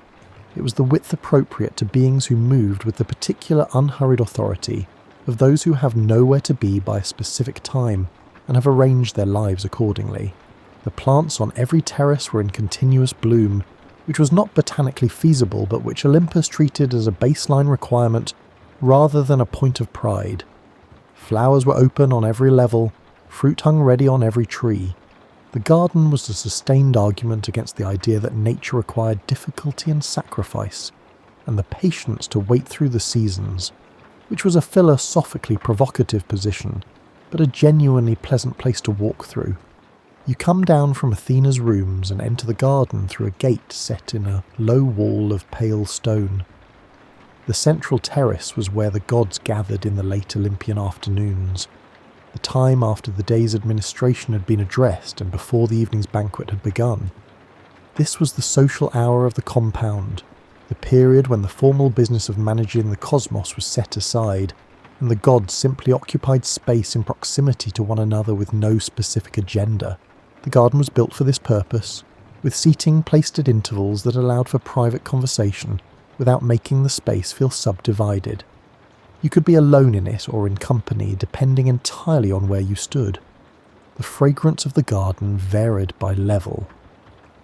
On the upper terraces, where older fruit trees grew in arrangements suggesting deliberate planting from an early period, the air had a layered sweetness.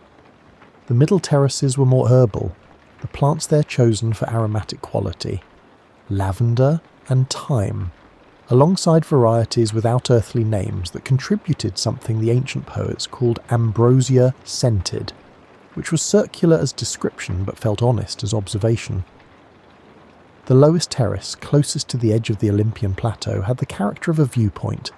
This was where the gods stood when they wanted to look at the world below. Homer places them here repeatedly, observing earthly events with the complex mixture of affection, exasperation, and competitive investment that characterized Olympian supervision of human affairs throughout the ancient literature. The Trojan War was watched from terraces very like this one, the gods on either side of the conflict watching the same battlefield and arriving at entirely different conclusions about what they were seeing, which was consistent with their general approach to disagreement. The banquet hall adjoined the garden on its western side, connected by an open portico that let the two spaces function as a single extended complex on clear evenings.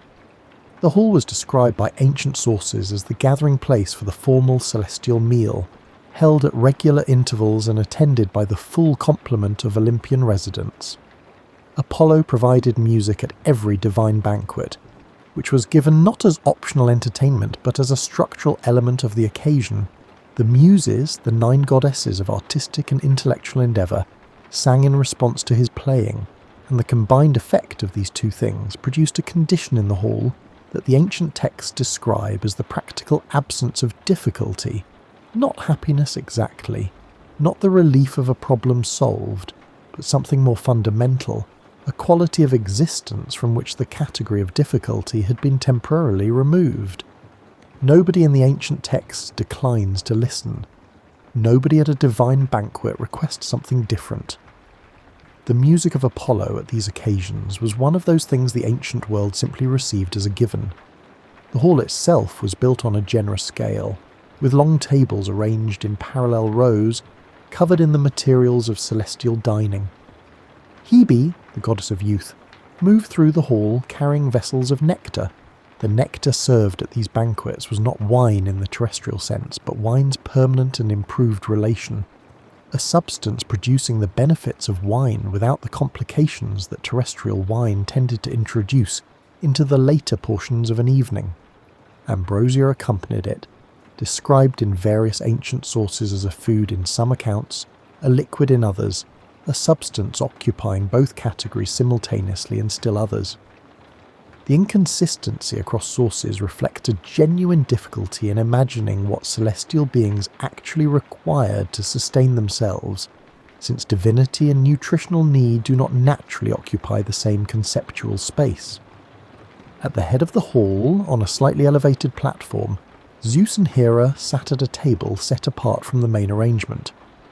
This was not separation, but precedence, the architectural expression of the central position in any formal gathering, the position that organises everything around it. From there they could see every occupant of the hall at once, which was both practically useful and symbolically appropriate. The walls of the banquet hall carried scenes from the earliest ages of the world.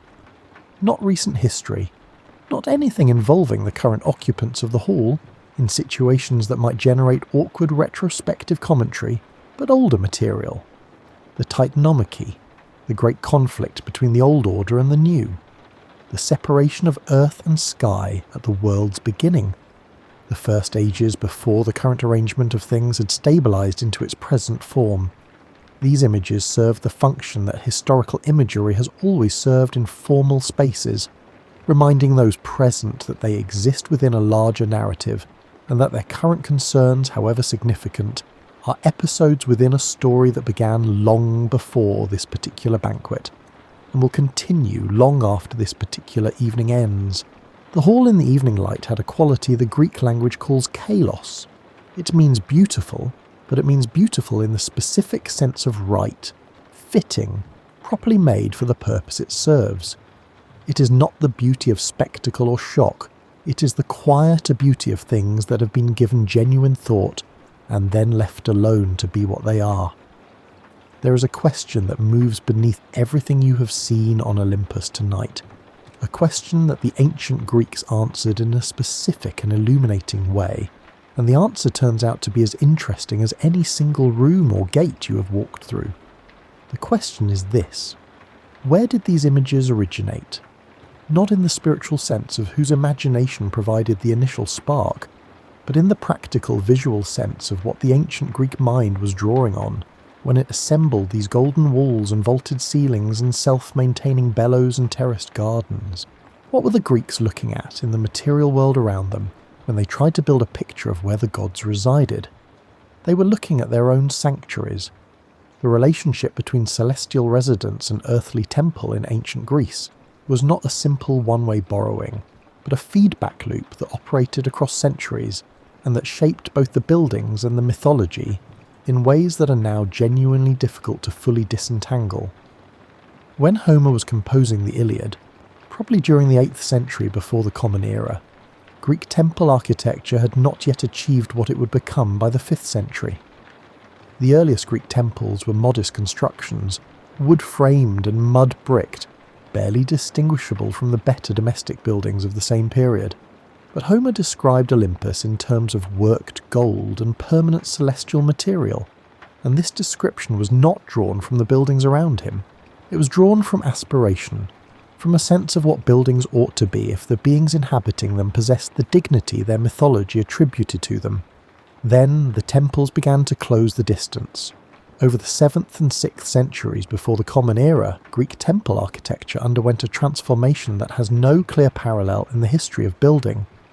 In roughly 150 years, it moved from timber and mud brick to dressed limestone, from limestone to marble, from simple rectangular enclosures to structures of extraordinary refinement, fitted with sculpted friezes and painted pediments, and a dimensional vocabulary of columns and entablatures and proportional relationships that remain in use today in buildings that want to communicate importance. This transformation was driven partly by a desire to honour the gods with buildings that matched what they deserved. The standard of what they deserved had been set in part by the mythological descriptions of their actual home. Builders at Corinth and Olympia and Athens were, in a genuine sense, attempting to construct earthly versions of Olympus. They were trying to materialise in marble and gold leaf and encaustic paint the golden halls and flawless proportions that Homer and Hesiod had described. The imaginary home of the gods functioned as the specification document for the actual architecture of Greek religious life, and then the completed buildings changed how people imagined Olympus. When Phidias carved the cult statue of Zeus at Olympia in the 430s before the Common Era, he created a figure seated on a throne within a temple, whose proportions had been carefully calculated to make the seated god appear consistent with divine authority. The statue used gold and ivory over a wooden core, the chryselephantine technique that produced the most visually overwhelming objects the ancient world could construct, and it stood approximately 12 to 13 metres tall. Ancient visitors reported that the figure seemed to press against the ceiling. The geographer Strabo noted that if Zeus stood up inside his own temple, he would lift the roof. Phidias, according to one account, was asked what had guided his conception of the god's appearance, and he quoted Homer. This is the feedback made explicit. Homer imagined the celestial. Phidias used Homer to construct the earthly representation of the celestial. Later generations used the statue of Phidias and the Parthenon and the temple at Olympia to reimagine what Olympus itself must look like. Each generation's picture of the celestial home was enriched by the finest buildings that generation had produced, and each generation's finest builders aimed at a standard partly defined by the home they were trying to honour through construction. The results were buildings that contemporary architects continue to study, not only for their structural engineering but for their intentions. The columns of the Parthenon are not perfectly cylindrical. They swell slightly toward the middle, a curve called entasis, because perfectly straight columns viewed against the sky read as slightly concave to the human eye, and the builders determined that the appearance of straightness required the physical reality of a curve. The temple floor is not level. It bows upward slightly toward the centre, because a geometrically flat floor reads as subtly sagging from a viewing distance. The columns do not stand vertically. They incline very slightly inward toward an imaginary convergence point far above the building. Every one of these adjustments was made in pursuit of a building that would look, from where a human being actually stands, the way a celestial building should look. The architects of the 5th century before the Common Era were building Olympus in the materials available to them, and they were willing to introduce considerable physical complexity into the structure to produce the visual simplicity appropriate to the divine. The marble they used was not purely white when it was new. Pentelic marble, the stone of the Parthenon, carried a slight warmth when freshly cut, a faint golden tinge from its iron content that made it read in certain lights, like a building bathed in the particular quality of radiance that Homer had described filling Olympus. Modern restorations work with stone that has aged to a different tone over 2.5 millennia. Photographs taken in certain conditions strip the remaining warmth from the surface. The building the Athenians completed in the 430s before the Common Era was a different colour than the structure visitors walk through today, closer in its visual quality to what you have been moving through tonight. The colonnades of Greek temples extended the sacred space outward in a way that had direct precedent in the mythological descriptions of Olympus. When Homer described the celestial compound, he placed covered walkways between its structures, protected passages where gods could move through the mountain's complex without full exposure. Temple colonnades performed the same function for the sacred precincts surrounding them, creating a zone that was neither fully inside nor fully outside, but held under a protection that was simultaneously structural and conceptual. The orientation of earthly temples mattered in the same way that orientation mattered for the buildings you had visited tonight. The standard east-facing temple entrance placed the morning sun in alignment with the cult statue within, so that on the holiest days of the festival calendar, the rising light entered the building and fell on the face of the deity's image. The Greeks understood this as a meeting point between solar time and celestial presence.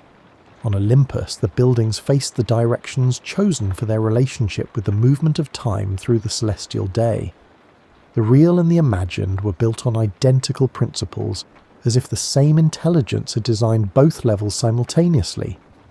What does this accumulation tell you? It tells you that the ancient Greeks did not separate religious imagination from material practice in the way that later Western tradition sometimes encouraged. The building and the belief were the same activity pursued through different materials. When a stonemason dressed a column drum for the Parthenon, he was not performing a construction task disconnected from meaning. He was participating in the ongoing project of making Olympus visible in stone. When a poet added a detail to the description of Hera's chambers or Zeus's view from the throne room, he was contributing to the architectural imagination of an entire civilization. The gardens you walk through tonight, the forge and its built assistants, the council hall with its living ceiling, the banquet hall where music was provided as a matter of course, and the food sustained immortality in ways no one could quite fully explain. These were not fantasies in the diminishing sense of the word. They were proposals. They were proposals about what the best possible version of a home, a community, a working life, and a governing body might look like. The golden gates that required no maintenance. The workshop that produced things beyond the current capacity of mortal craft. The spaces built around the requirements of thought and making and collective decision. These were images of aspiration as much as images of divinity. Something unexpected has happened to these images across the long centuries since they were first formed. They have not disappeared. They have not been replaced by more sophisticated alternatives. They have been carried forward through the Roman adoption of Greek mythology, through the recovery of classical ideals during the Renaissance, through the tradition of civic architecture that still places columns on courthouses and porticos on public libraries and colonnades on buildings that want to communicate that serious things happen inside. The architectural language developed to describe Olympus is still being spoken in the constructed environment of the contemporary world. When you pass a marble-fronted public building and feel, briefly, that the space is asking something of you, asking for a kind of attention or behaviour appropriate to its scale and materials, That is a very old conversation continuing through the medium of stone.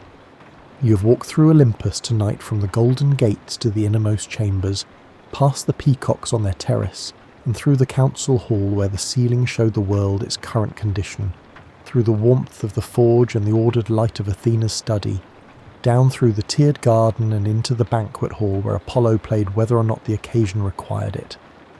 You have been witness to spaces that no one ever physically built, and that have, in the 2,500 years since they were first assembled in imagination, shaped more actual buildings than any single architect in the history of the lower world. The mountain is behind you now. The path leads gently downward, through the last of the Olympian warmth, past the asphodels on their carefully arranged slopes. The golden gates stand open for departures, as they always do. The Harae are there, unhurried and composed, giving you the quiet acknowledgement of beings who have seen everyone come and go, and who hold that fact without drama. The cloud layer closes over the summit above you. The mountain resumes its ordinary appearance from below, tall and snow-capped and wrapped in the weather that keeps its upper reaches from casual scrutiny. Somewhere above that cloud layer, in the perpetual mild radiance, the forge fire is still going. The banquet is still running. The council hall's ceiling is still showing the world its current condition to whoever in the assembly is paying attention. Hera's peacocks are still entirely committed to their responsibilities. You're almost at the bottom of the mountain now. The air here is ordinary air, which is exactly what tonight requires. Your breathing is already slower than when this walk began. The warmth of the forge and the garden and the cedar-scented dressing chamber has done its quiet work.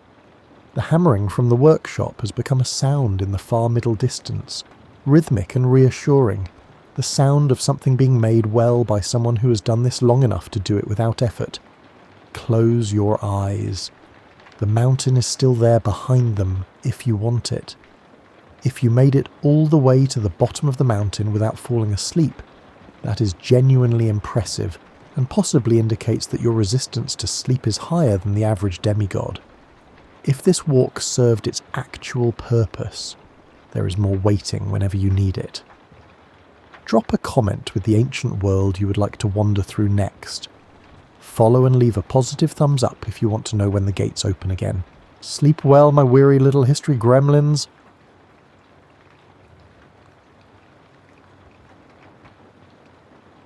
Somewhere along the coastlines of ancient Korea, around 2,000 years ago, a woman stood at the edge of a low wooden boat and looked down into green water.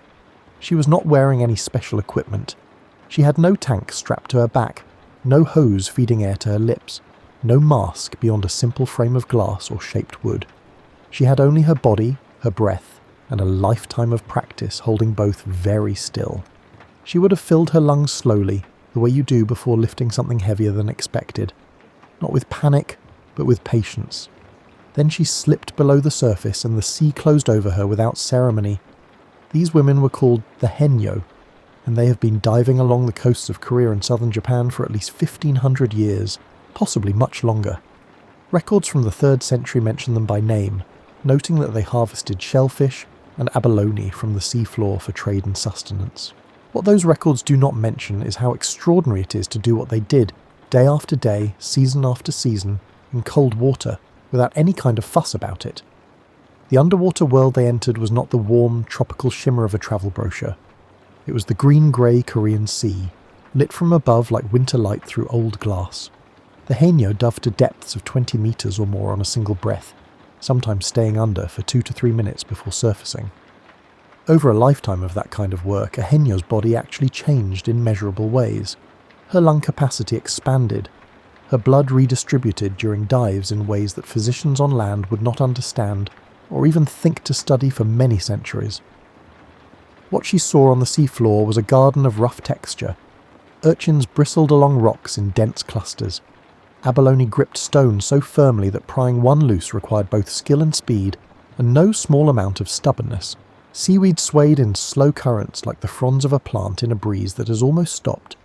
The Haenyeo moved through all of this with practiced efficiency, gathering what she needed, and then kicking hard for the surface and the light.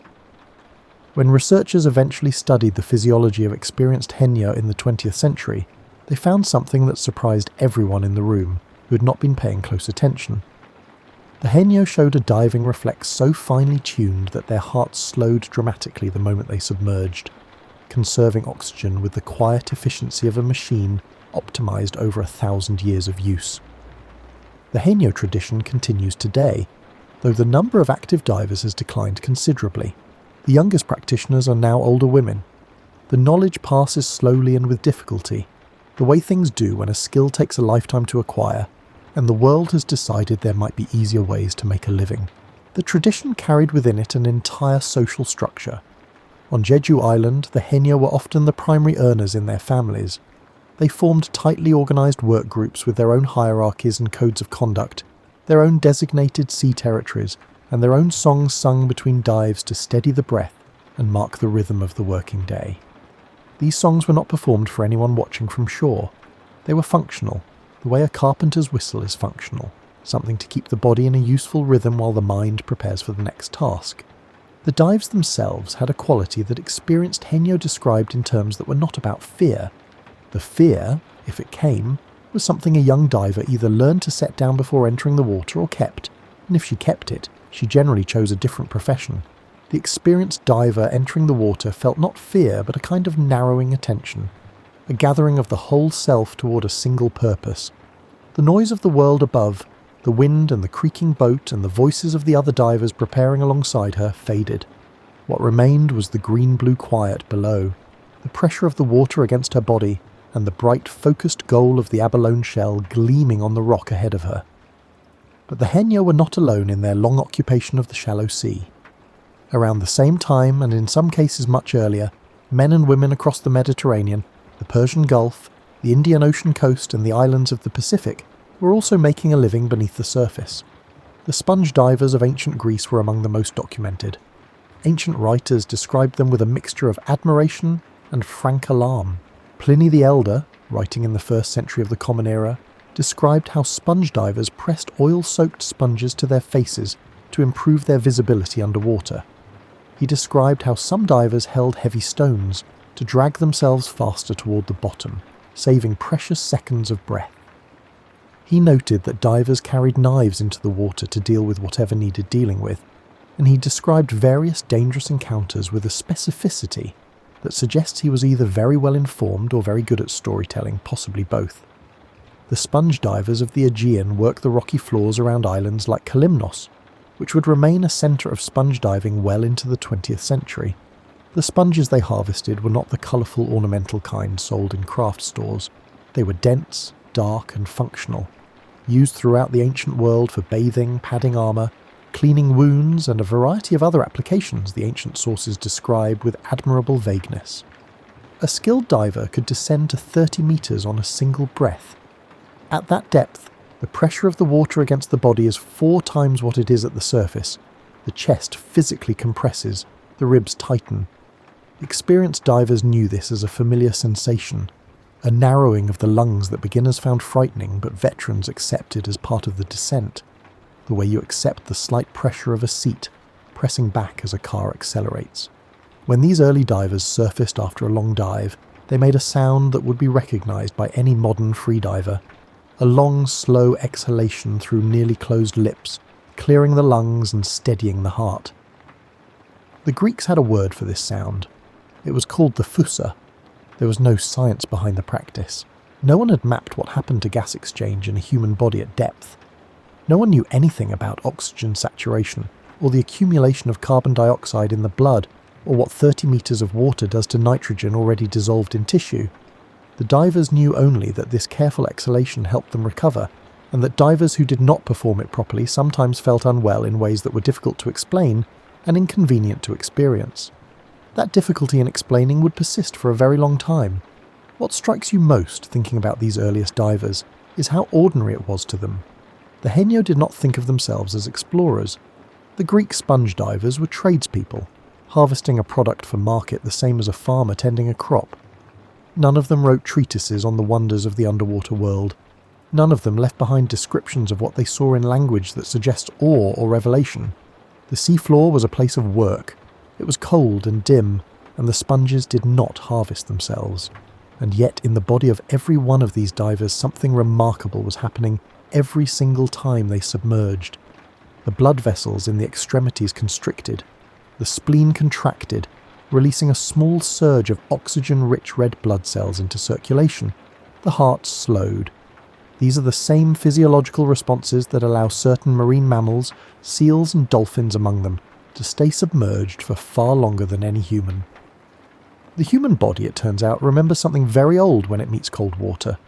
It remembers, faintly, a time before lungs were the whole answer. Scientists call this the mammalian diving reflex. It is present in all humans, though far more pronounced in trained divers. When cold water touches the face, the reflex engages automatically, without conscious effort or thought. Your heart rate drops. Your metabolism shifts into a quieter mode. Your body does what it has always known how to do, even if your mind has entirely forgotten. Those ancient divers did not know any of this. They knew only that the sea rewarded patience and punished panic, that the best breath was a slow one, and that the bottom was always farther down than it looked from above. The pearl is one of the oldest luxury items in recorded human history, long before anyone had figured out how to cut a gemstone precisely, or smelt gold into a wearable shape. People were pulling pearls out of the sea and wearing them as evidence of wealth, beauty, and the willingness to go somewhere dangerous in pursuit of something beautiful. This combination has always been persuasive. The ancient Persian Gulf was the centre of the pearl diving world for more than 4,000 years. The waters off the coast of what is now Bahrain were famous throughout the ancient world for the quality and size of the pearls produced there. These were not small seed pearls.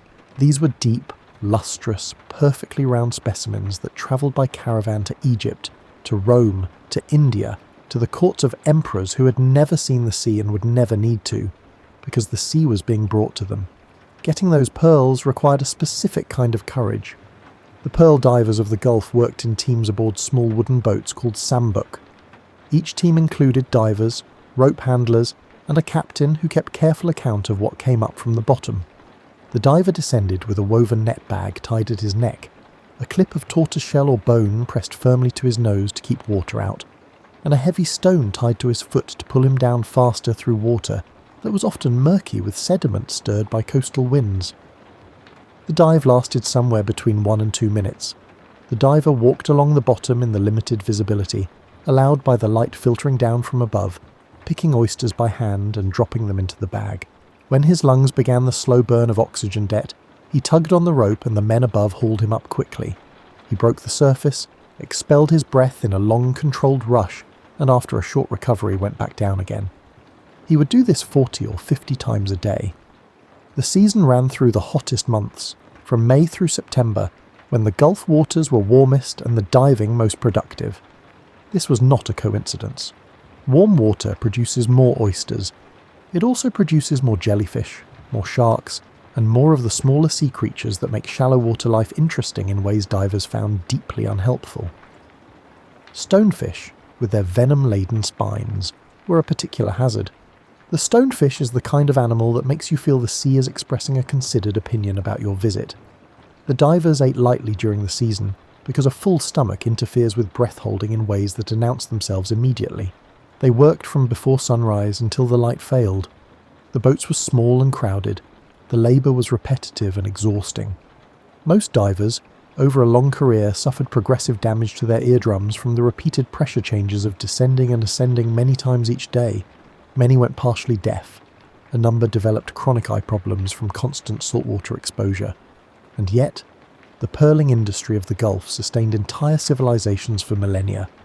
The wealth it generated built towns, supported dynasties, and connected the Gulf to the broader trade networks of the ancient world.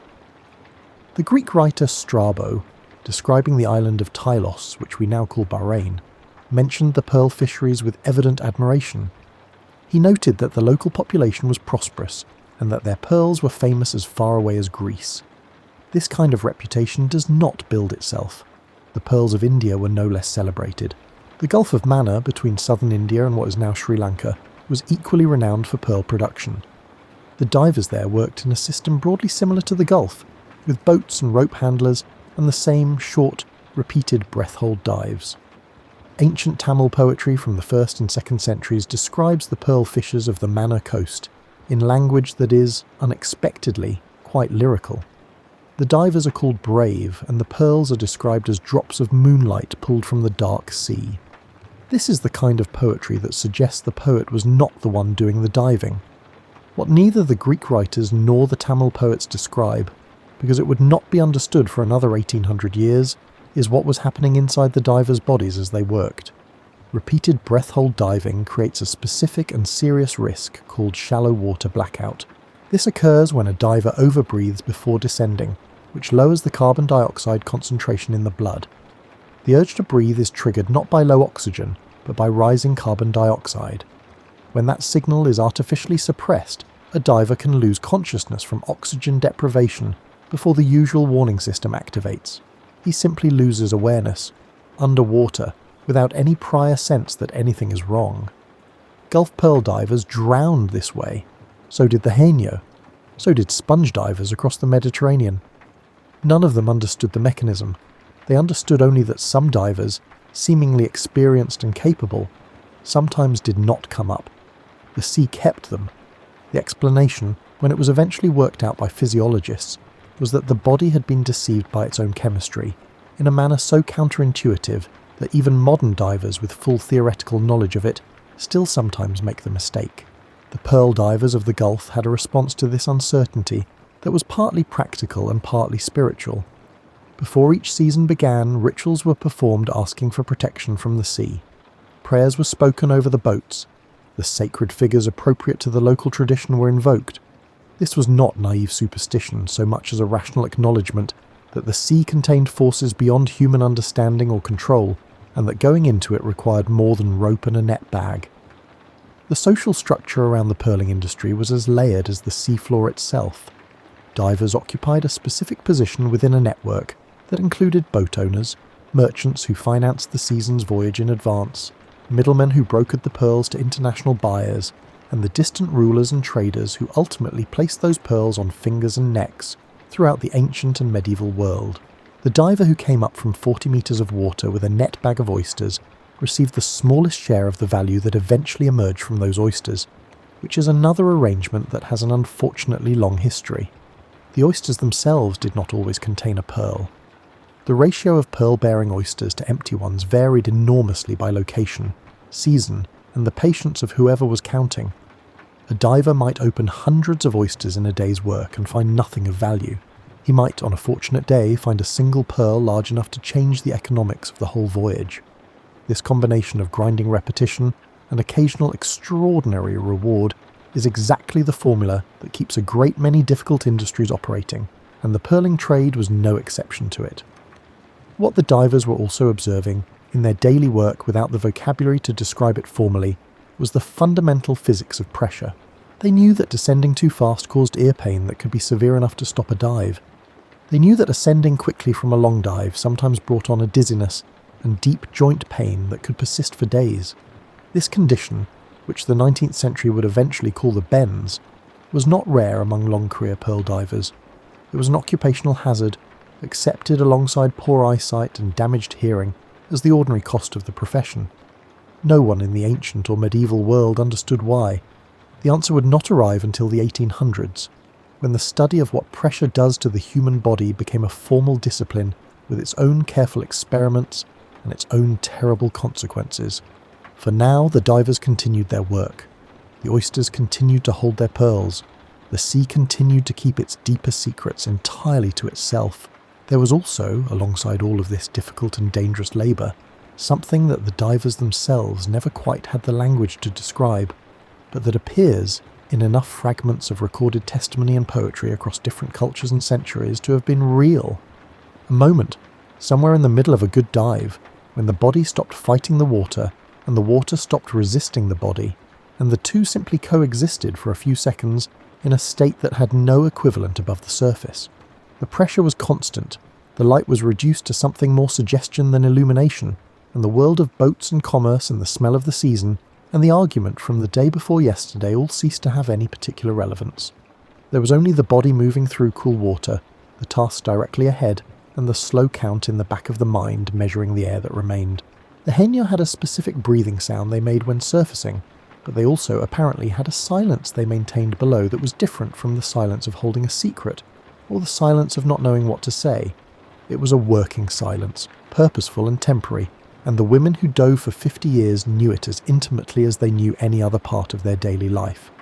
The world above the water was, of course, meanwhile asking a different kind of question.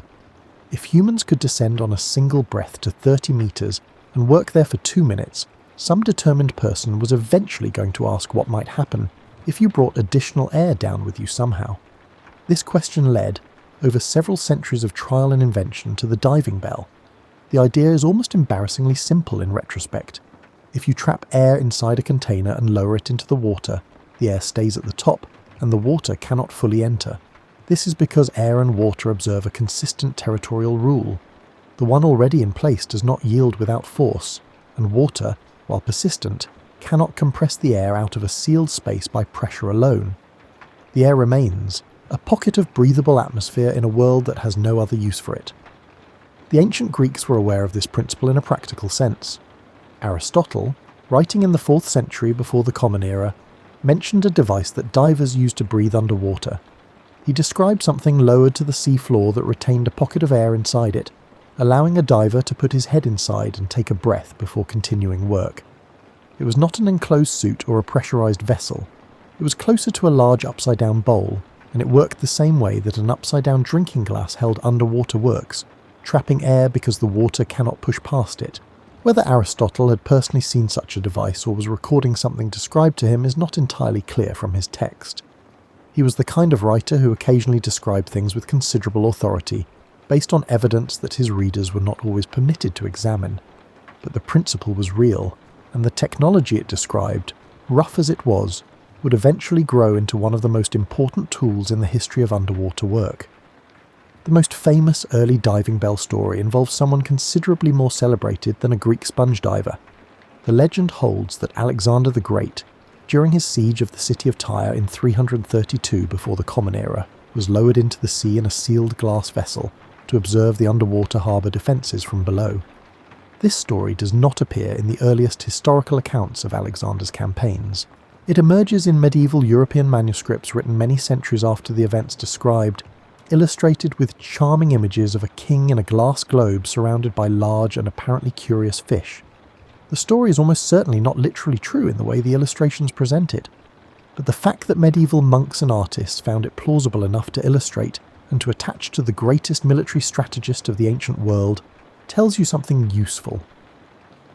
By the time those manuscripts were being copied, around the 12th and 13th centuries, the idea of descending into the sea inside a glass container seemed credible enough to serve as the setting for a legend. The technology was imaginable, even if it had not yet been fully realised. The first diving bell for which we have reliable historical documentation was built in 1535. A man named Guglielmo de Lorena designed and used it near Rome, reportedly descending into Lake Nemi to investigate the wrecked remains of 2 enormous pleasure barges that the Emperor Caligula had constructed there more than 15 centuries earlier. De Lorena's bell was a large barrel-shaped structure, open at the bottom, lowered by ropes from the surface. He sat inside it with his head in the air pocket and his lower body in the water below, using this arrangement to breathe while he observed the lake floor and directed the work below him. The pleasure barges at the bottom of Lake Nemi were, it is worth noting, exactly the kind of project that only someone with essentially unlimited resources and a flexible relationship with practicality would ever undertake. Caligula had them built as floating palaces, complete with marble floors, elaborate heating systems and mechanical devices whose precise purpose historians still debate with considerable enthusiasm. The barges sat on the lake floor for 15 centuries before de Lorena arrived to investigate, which suggests that even the Romans occasionally recognised when a project had exceeded all reasonable scope. De Lorena's bell was limited, cold and confined, but it worked on the basic principle that would drive diving bell design for the next 2 centuries. The air stayed in, the diver breathed. The English scientist Robert Boyle published his law describing the mathematical relationship between gas pressure and volume in 1662. Boyle's law established that as pressure doubles, volume halves, and as pressure halves, volume doubles. It is a clean, elegant relationship with enormous consequences for anyone planning to descend below the surface of a body of water. As pressure increases with depth, air compresses. The air pocket inside a diving bell, lowered into deeper water, shrank as it descended. The deeper the bell went, the smaller the air pocket became, and the shorter the supply of breathable air. A bell at 20 metres had roughly 1/3 less air in its pocket than the same bell at the surface. This was not a problem that could be wished away by good intentions or improved workmanship. The physics was the physics. The diving bells of the 17th century were used primarily for salvage operations. Sunken ships carrying valuable cargo sat on the floors of busy harbours, and anyone who could recover that cargo could charge handsomely for the service.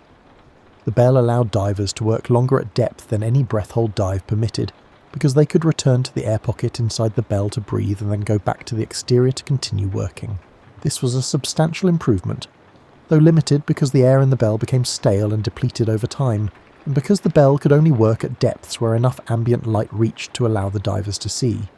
The work was cold and dark and physically demanding in ways that dry land engineering does not prepare a person for. The waters of northern Europe, where much of the 17th century salvage work took place, were not the warm, clear shallows of the Persian Gulf. They were cold enough to numb exposed skin within minutes, murky with stirred sediment, and prone to currents that made working with heavy tools attached to ropes an exercise in patience and frustration. Divers working from early bells also had no protection from the effects of changing pressure beyond their own body's tolerance and experience. They went down, they worked, they came up. Sometimes they felt fine, sometimes they did not. The pattern of recovery and illness after deep or long dives was observed and noted and passed between experienced divers as practical knowledge, but it was not yet explained. There were also the peculiar acoustic effects of being inside a diving bell that none of the early engineers had anticipated, but all of them mentioned once they had experienced it.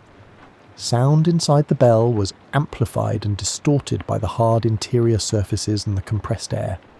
Voices sounded wrong. The noise of the pumps above, transmitted down the rope and through the bell's structure, became a rhythmic clanging that had no equivalent in any land-based work. The creak of the rope under load was a constant presence. Divers who spent long shifts in bells reported a gradual dissociation from normal sound that lifted only when they surfaced and heard ordinary air again. The physical isolation was also unlike anything the industrial age had previously produced.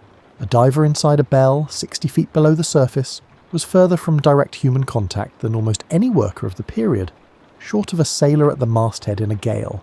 He could communicate only by rope signal, a code of tugs that transmitted basic information but nothing resembling a conversation. If something went wrong inside the bell, his options were limited to the signals he could send and whatever solutions were available within arm's reach. This produced in the reliable workers a kind of concentrated self-sufficiency that their employers found valuable, and that the workers themselves rarely talked about at any length. The most sophisticated diving bell of the late 17th century was designed and operated by a man whose name you almost certainly know from an entirely different context. Edmund Halley is most famous for the comet. In 1705 he published his calculation that the bright objects observed crossing the sky in 1531, 1607 and 1682 were all the same body moving in a regular elliptical orbit around the Sun. He predicted that it would return in 1758.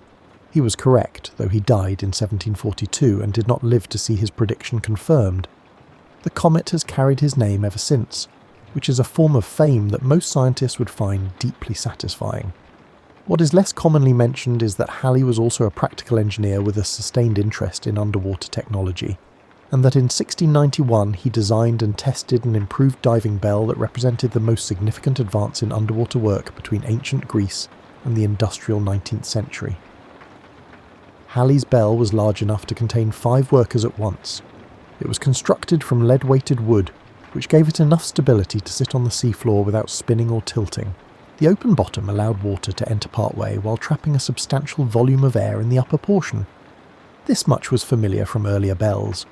What Halley added was a reliable method for replenishing the air supply inside the bell while it was submerged and working. He solved the problem with weighted barrels sealed at the surface and filled with fresh air.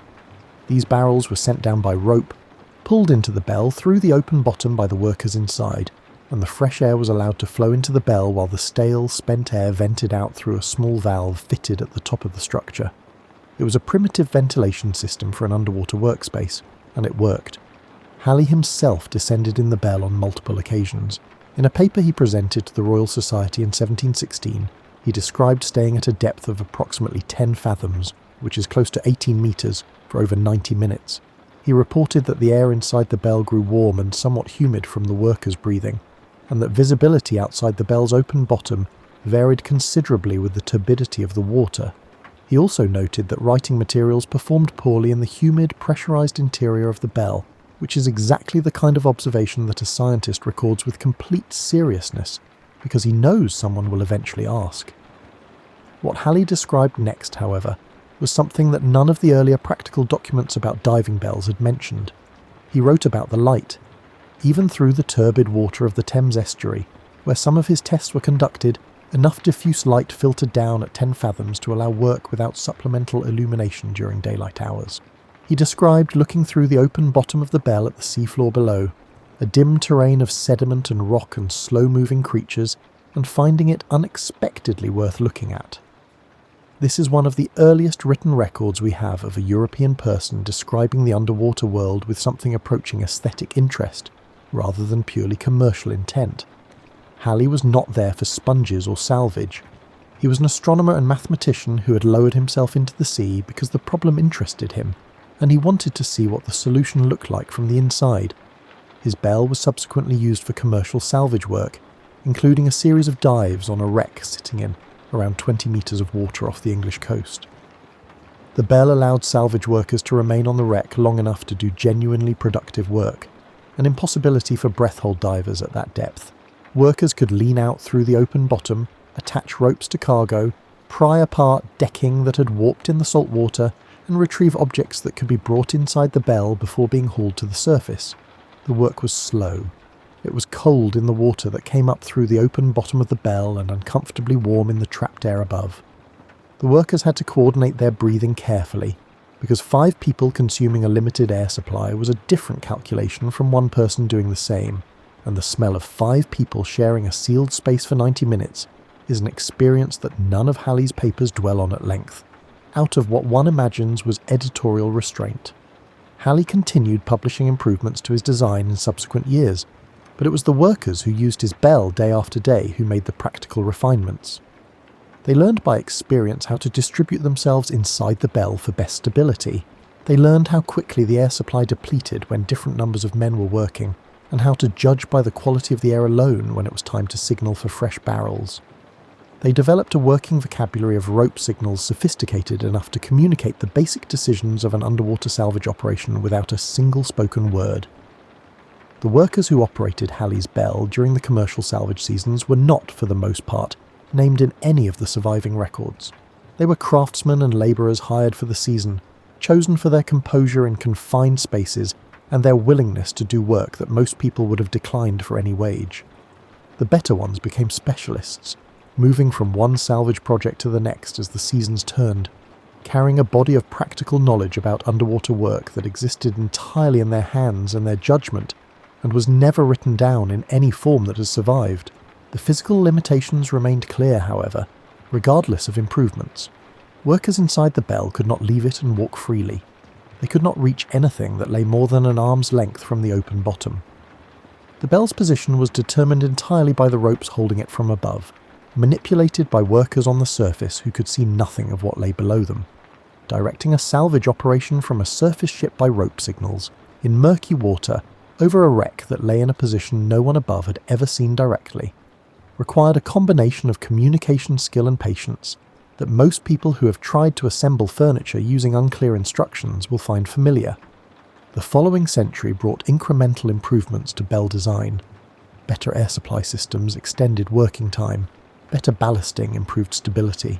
Lighting solutions were attempted using candles sealed inside small glass containers, which performed adequately until the oxygen inside the container ran out, at which point the candle went out and the workers in the Bell began to feel drowsy at roughly the same moment.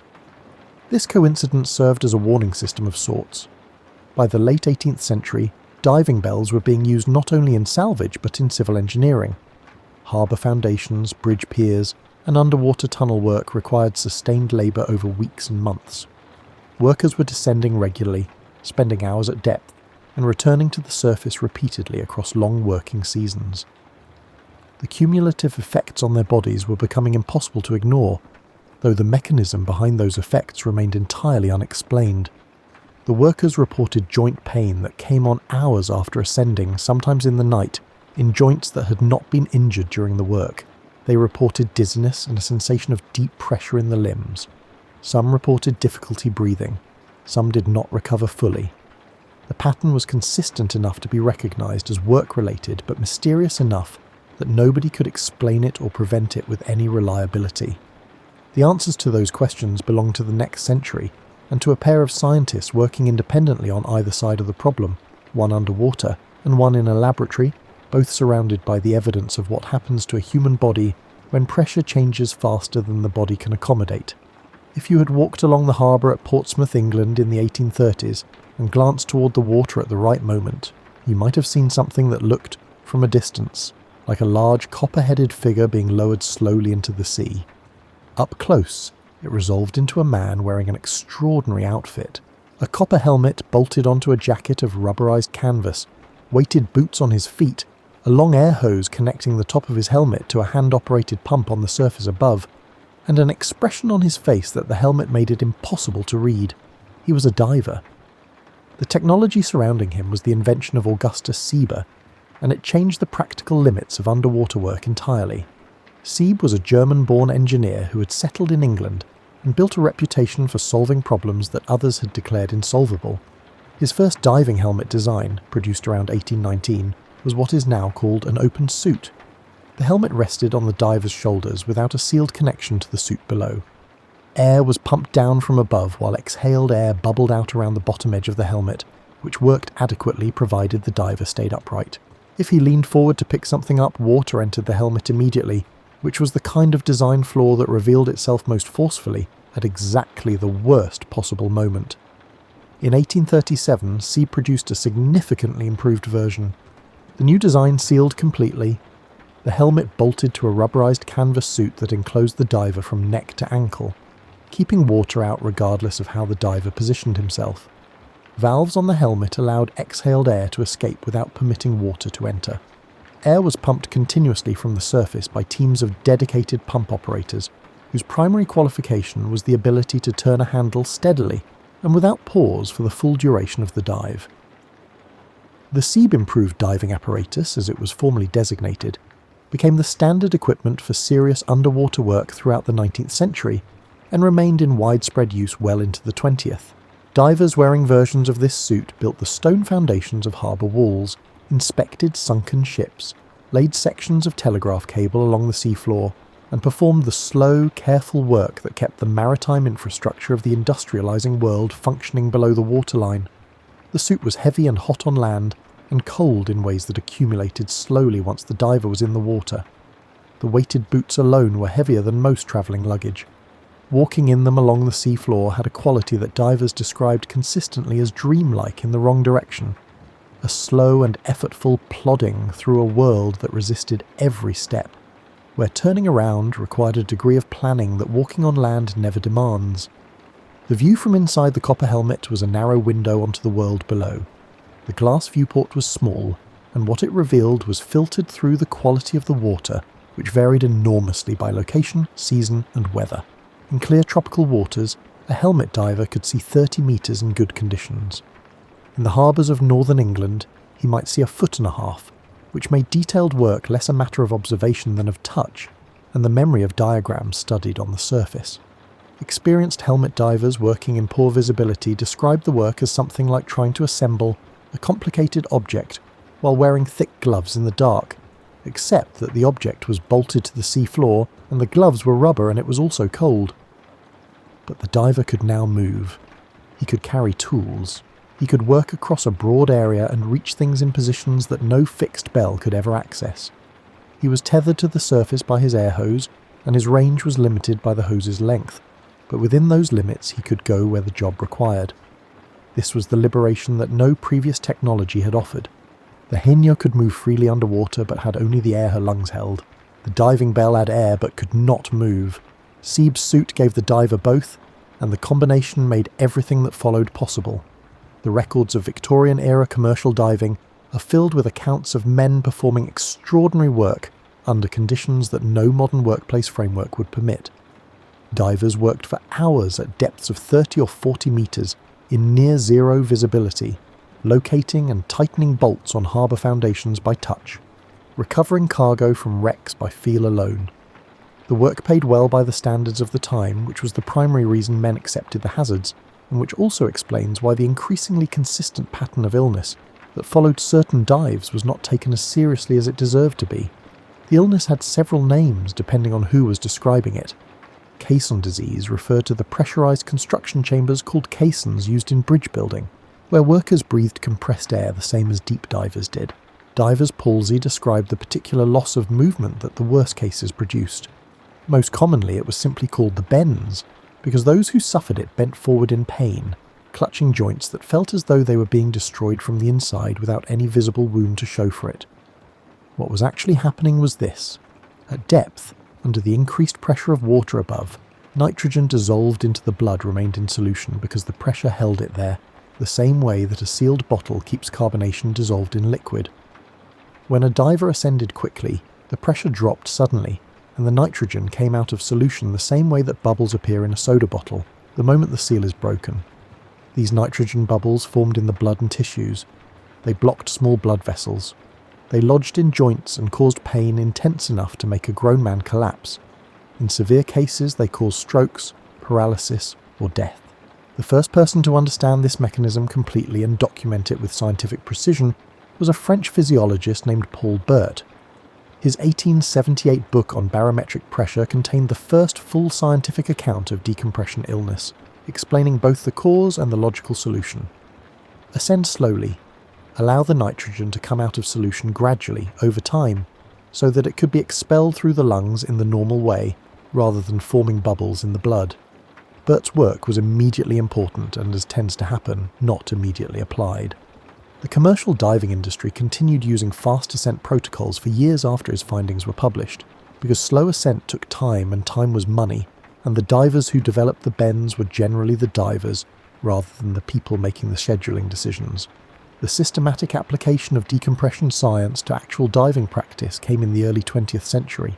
The Scottish physiologist John Scott Haldane published precise decompression tables in 1908, specifying safe ascent rates and required stop depths for different combinations of working depth and bottom time. These tables were adopted by the British Royal Navy and gradually spread into commercial diving practice worldwide. Haldane's approach, ascending in stages with pauses at specific depths to allow nitrogen to degas safely, remains the foundation of modern decompression practice. The adoption of decompression stops transformed the commercial diving profession in ways that were both practical and deeply personal to the divers themselves. Men who had learned to expect a certain number of their colleagues to suffer severe episodes after deep dives found that the new protocols reduced that number considerably. Recovery times shortened. The particularly severe cases, the ones that left a man unable to walk or permanently weakened in a limb, became rarer. This was not a dramatic, visible revolution of the kind that historians prefer to write about. It was a quiet, grinding improvement in what it cost a human body to do this kind of work, and the people who benefited from it were not the people writing the papers about it. The knowledge was hard won. It was paid for in damaged joints, permanent disabilities, and shortened lives. The history of pressure science is partly a history of what happens when the need to do a job exceeds the understanding of what that job does to the people performing it. The Victorian era produced many such histories, but this one had a particular character, because the damage was invisible. You could not see nitrogen bubbles forming in blood. You could only feel what they did when they formed, and the feeling came from a world that most people on the surface had never entered and could not imagine. That world was about to become considerably more accessible and considerably more strange than anyone yet knew. By the end of the 19th century, humans could walk the seafloor in a sealed suit, could breathe for hours inside a pressurized chamber, and had begun to understand, slowly and at genuine cost, what depth did to the body's internal chemistry. What they had not yet done was go deep, very deep, down into the places where the light failed entirely and the pressure became something beyond the range of any industrial calculation. The ocean had been approached from the edges. Its shallows had been mapped, its harbours plumbed, its manageable fringes made familiar. But the deep, the true deep, the water below 200 meters where sunlight ceases entirely and the temperatures approach freezing and the pressure begins to compound into something that no mammal was designed to experience, remained entirely unvisited. It was not just unexplored in the way that a forest is unexplored before the first path is cut through it. It was unexplored in the way that the interior of a star is unexplored, a place that the imagination could reach more easily than the body, and that the body had not yet been given the tools to follow. The men who made the first serious attempt on that darkness were an unlikely combination.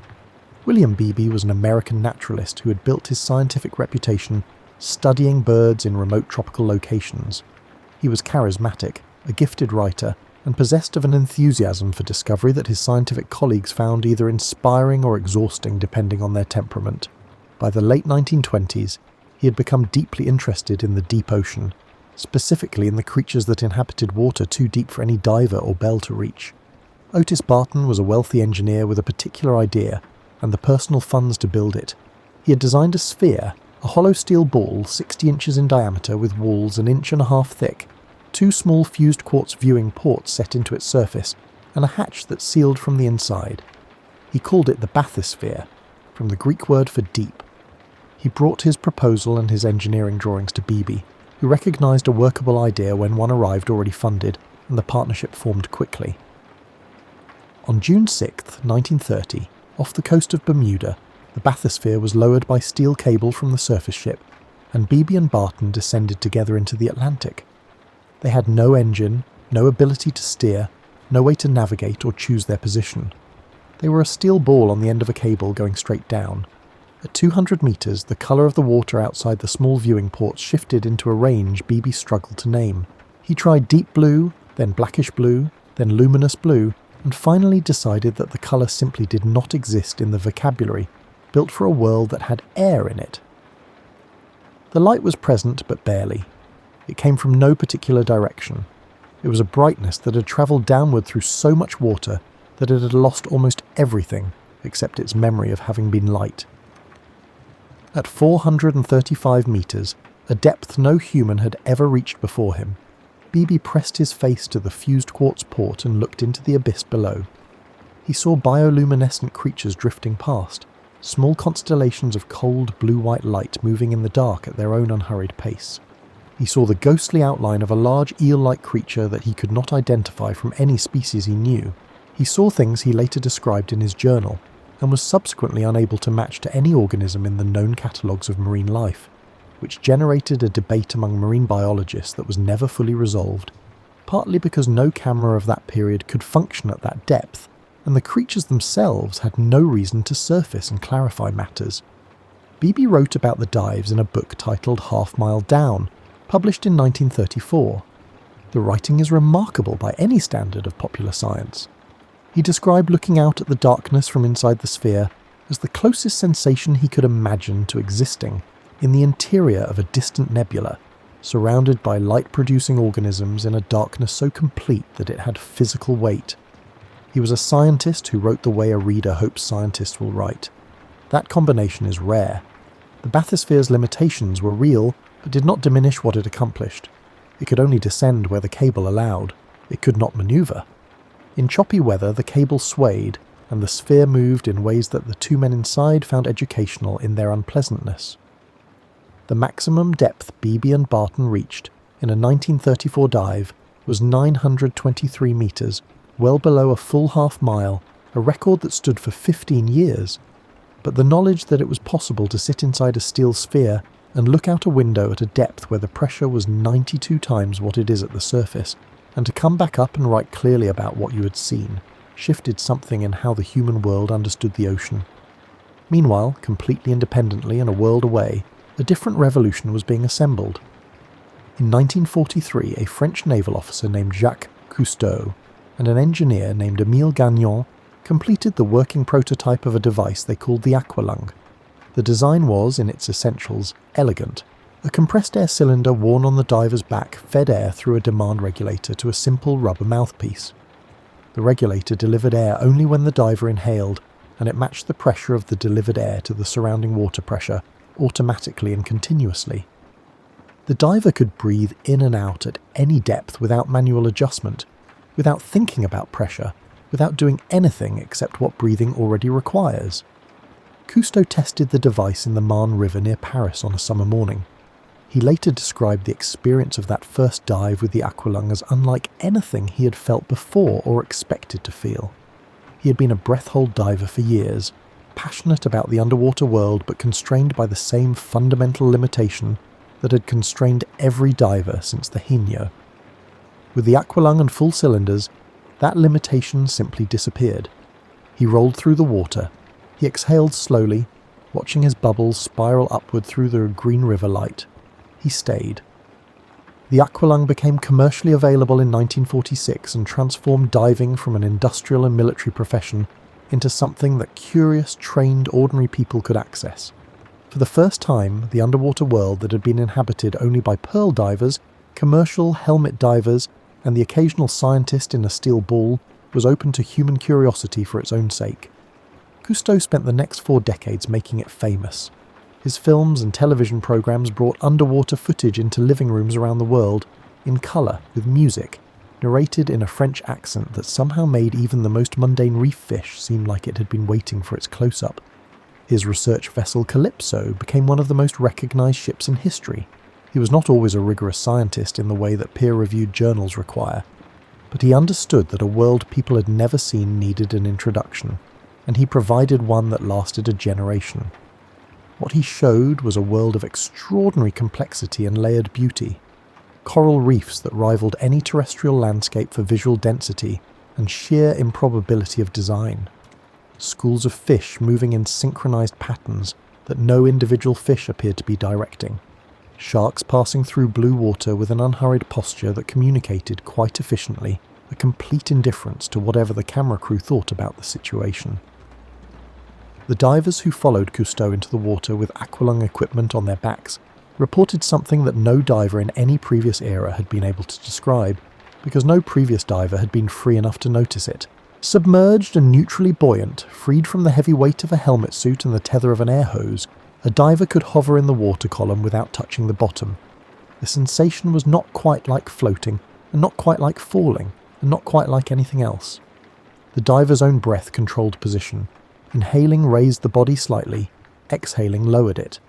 The entire experience was governed by respiration, in a way that no other form of movement is, and people who experienced it for the first time consistently reported that the word they reached for first was not adventure or excitement, but quiet.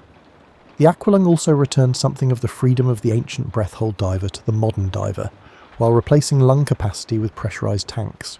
Within the depth limits of recreational compressed air diving, a trained diver could now move freely, weightlessly, quietly, in a world where sound travelled differently and light played by rules you had to learn fresh, because none of it behaved the way it did above the surface, and below those recreational limits the dark was still waiting, deeper, colder, stranger than anything the aqualung could reach, waiting with the patience of something that has always been there and sees no particular reason to rush. The deepest point in the ocean sits within the Mariana Trench in the western Pacific Ocean. It is called Challenger Deep.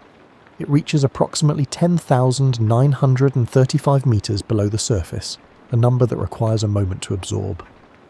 At that depth, the pressure is around 1,000 times the pressure of the atmosphere at sea level. An unprotected human body placed there would not survive long enough to experience the cold. In January of 1960, a Swiss-designed vessel called the Trieste was lowered toward Challenger Deep carrying 2 occupants. One was Jacques Piccard, the son of the physicist Auguste Piccard, who had designed the vessel. The other was United States Navy Lieutenant Don Walsh. The descent took nearly 5 hours. The Trieste was not like the bathysphere. It was a true submersible, with a pressurized steel sphere for the crew suspended beneath a massive cylindrical float, filled with aviation gasoline. Gasoline was chosen because it is less dense than water and provides buoyancy, and because it compresses negligibly under pressure, unlike a gas-filled float, which would have shrunk as the vessel descended. Iron ballast was held in place by electromagnets. To ascend, the pilots released the ballast, and the gasoline float carried them upward. It was a beautiful piece of engineering in the way that extreme solutions sometimes are, direct and sufficient, with no decorative features whatsoever. Piccard and Walsh reached the bottom of Challenger Deep at roughly 1 in the afternoon. local ship time. The descent had been so long, and the arrival, when it came, was so without drama that it was almost understated. The sediment rose gently against the viewport. They were on the bottom. They had reached the lowest point on the surface of the planet. They looked out through the viewport, and they saw a flatfish, a small, pale creature lying on the sediment at the deepest point in the known ocean, apparently unconcerned by the 1,000 atmospheres of pressure, the near-freezing temperature, or the large foreign object that had just settled down beside it. The scientific community later engaged in a sustained debate about whether the creature Picard and Walsh saw was actually a flatfish or a sea cucumber, viewed from an unusual angle. Both men maintained for the rest of their long lives that it was a fish, and that it appeared entirely comfortable, which, if true, is one of the more philosophically disorienting facts in all of biology. The significance of that small pale creature cannot be overstated. It meant that the deepest ocean was not a sterile void. It meant that life had not been excluded from even the most extreme conditions the planet offered. It meant that the rules governing where life could exist were not the rules that anyone had been working with. The decades after 1960 brought a growing fleet of research submersibles and remotely operated vehicles capable of exploring the deep ocean with increasing precision. Alvin, built for the United States Navy and operated by the Woods Hole Oceanographic Institution in Massachusetts, became the most scientifically productive research submarine in history after its commissioning in 1964. Alvin was the vehicle that located a lost hydrogen bomb on the sea floor off the coast of Spain in 1966. It was Alvin that explored the wreck of the RMS Titanic in 1986, providing the first detailed visual record of the ship's condition on the ocean floor. And it was Alvin that, in February of 1977, made the dive that changed what biology understood about life on Earth. The target was a volcanic spreading zone called the Galapagos Rift, a region of the Pacific floor where tectonic plates pull apart and fresh magma wells up through the gap. Geologists aboard Alvin were investigating thermal anomalies, places where the water above the rift was measurably warmer than the surrounding deep ocean. When the submersible descended to the rift and its lights fell on the source of the warmth, nobody aboard was prepared for what those lights revealed. Water was venting from the sea floor at temperatures that later measurements showed exceeded 400 degrees Celsius, held in liquid form only by the extreme pressure of the deep ocean. Around each vent cluster, ecosystems of a density and strangeness that matched anything found in the richest tropical shallows pressed close to the hot water. Tube worms more than 2 meters in length anchored themselves to the basalt rock in dense formations, their crimson plumes waving in the current of superheated water. White crabs picked through the base of the vents. Clams the size of serving platters lay open on the rock. Colourless shrimp moved in slow columns through the chemical-rich water. None of these creatures depended on sunlight. None of them drew their energy, directly or indirectly, from photosynthesis.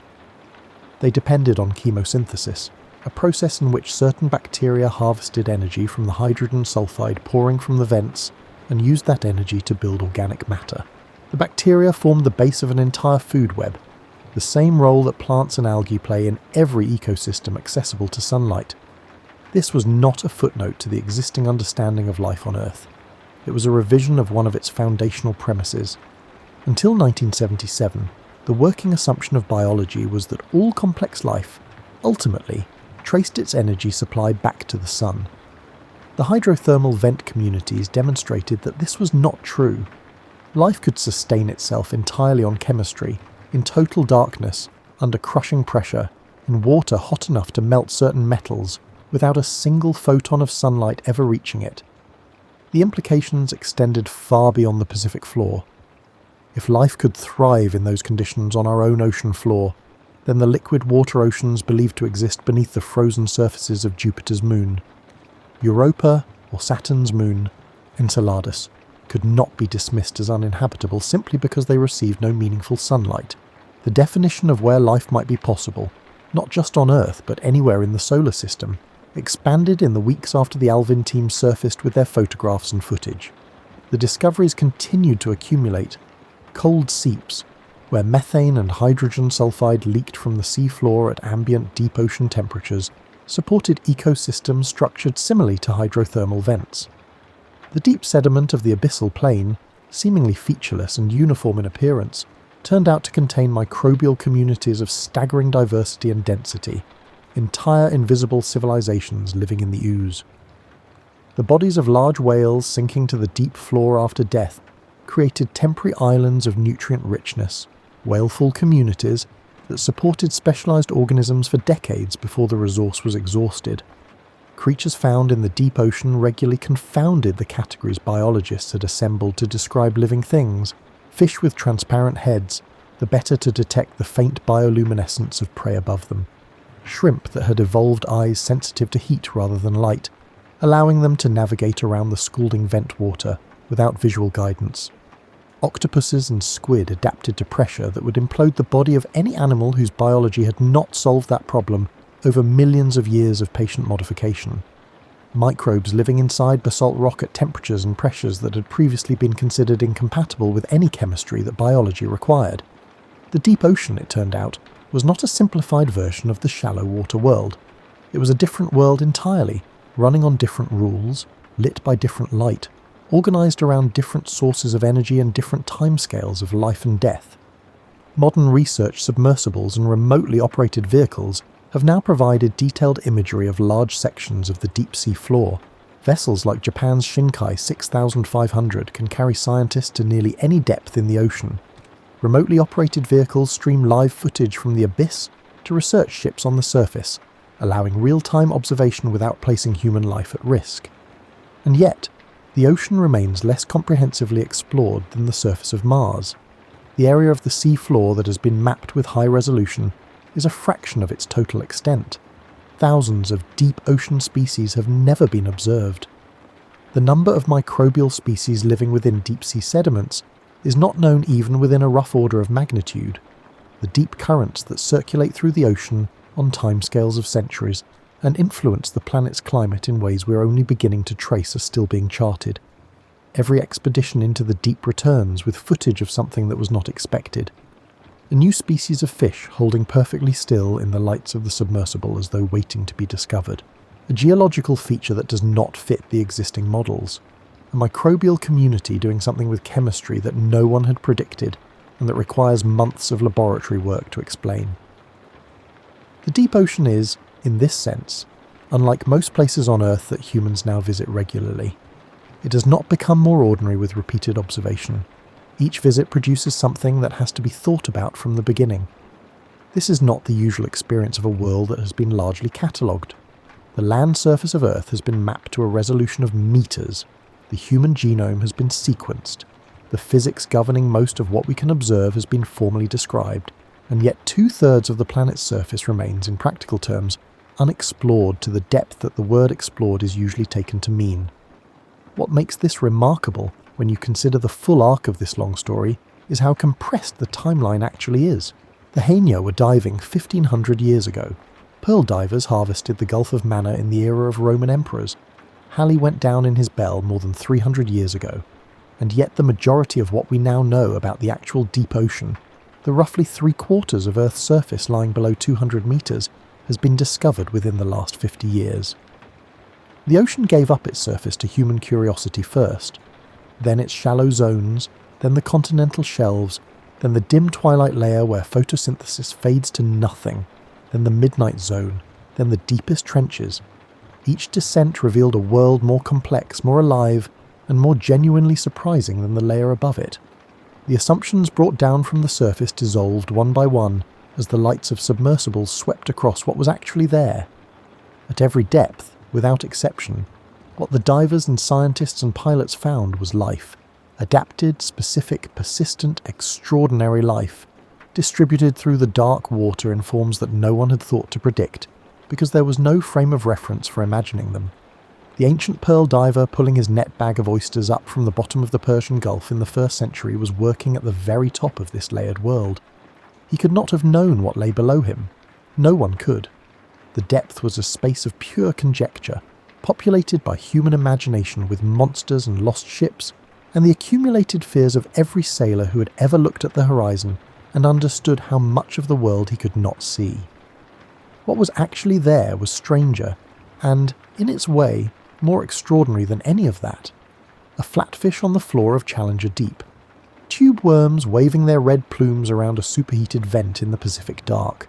Small lights drifting through 900 meters of black water at their own quiet rhythm, making the only light that had ever been in that place. The ocean had been full the whole time, full of exactly the kind of life that no one had thought to predict, living by rules no one had written down because no one knew they existed. It waited in the dark as it always had. It simply needed someone patient enough, and curious enough, and sometimes brave enough, to come down and finally look. If the ocean kept its deepest secrets this long, my tired deep-sea dreamers, then sleep is more than allowed to keep yours for one night. There is always more history waiting whenever you are ready to drift back in.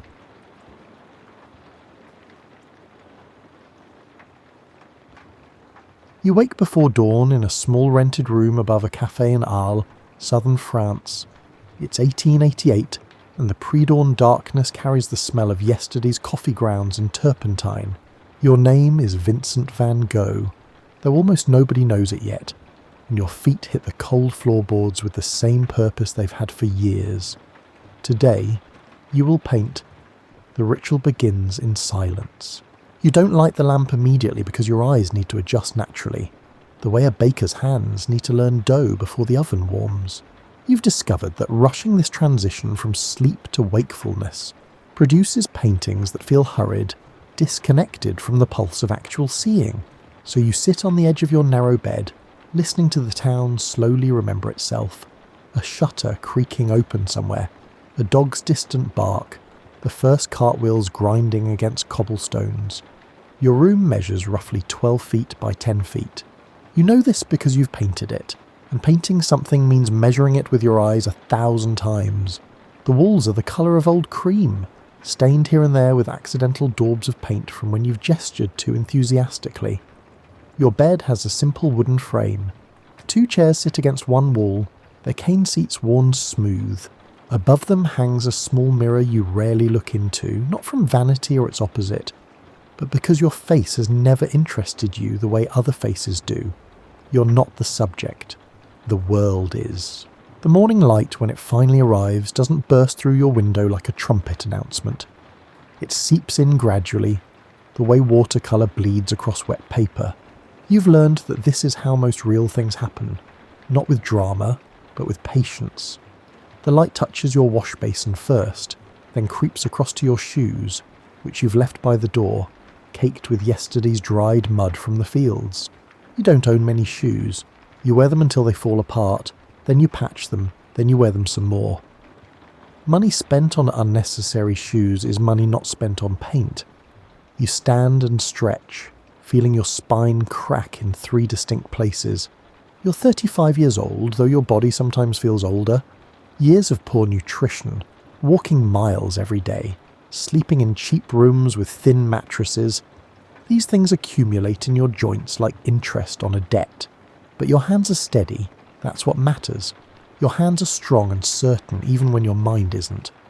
The morning ablutions are practical, almost military in their efficiency. Cold water from the basin splashed on your face, scrubbing away sleep and yesterday's paint that somehow always ends up on your temples and behind your ears. You've stopped questioning how paint migrates to these unlikely places. Artists are always slightly decorated with their work, like bakers with flour or blacksmiths with soot. You dry your face with a rough towel, then run your fingers through your red hair, which sticks up in several directions and will continue to do so regardless of your efforts. Vanity about grooming seems absurd when you're about to spend 10 hours staring at sunflowers. Breakfast is whatever's available, which usually isn't much. Today it's bread from 2 days ago, harder now but still edible when torn into pieces. You eat it standing by the window looking out at the street below. The baker across the way is opening his shutters.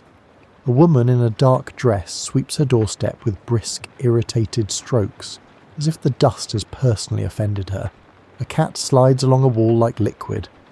You memorize these things without trying. Your brain has become a collection box for visual information, constantly gathering material even during these supposedly idle moments. The coffee, when you make it, tastes like burnt earth and desperation.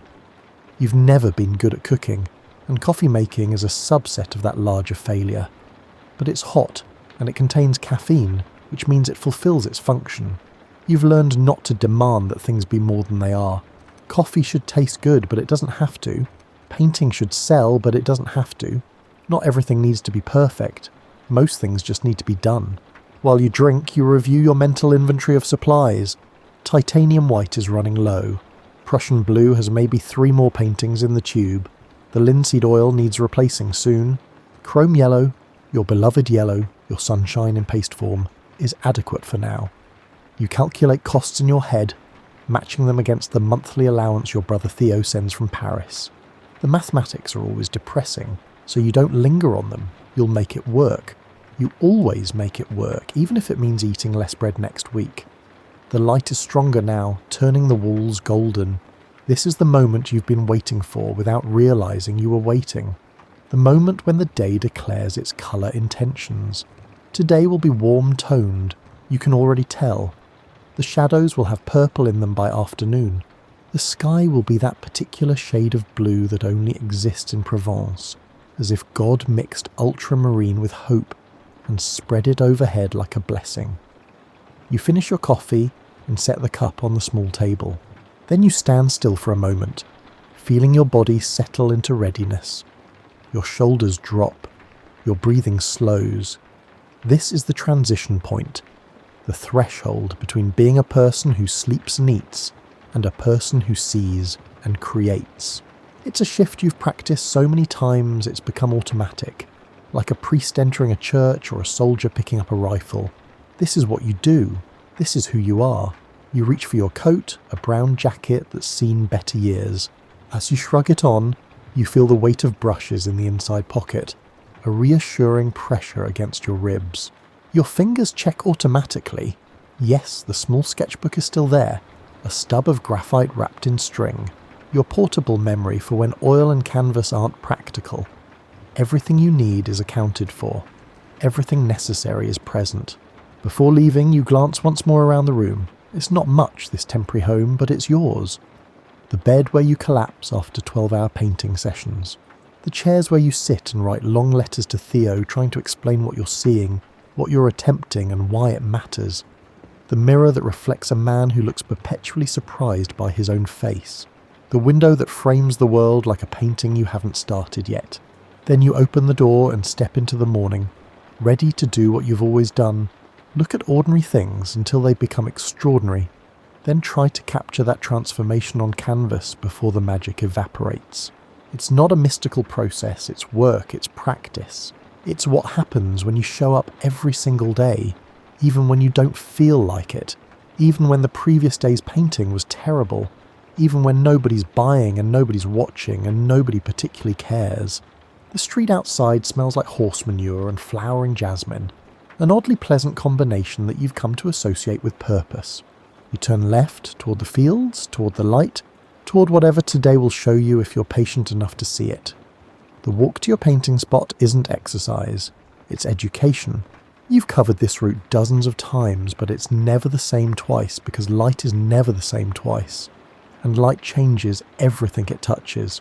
Today, the morning sun slants from the east, turning the Yellowstone buildings into blocks of butter. Shadows pool in doorways like spilled ink. You notice these things the way a musician notices pitch. Automatically, constantly, unable to turn it off even if you wanted to. Your pace is steady but not hurried. Hurrying makes you miss things.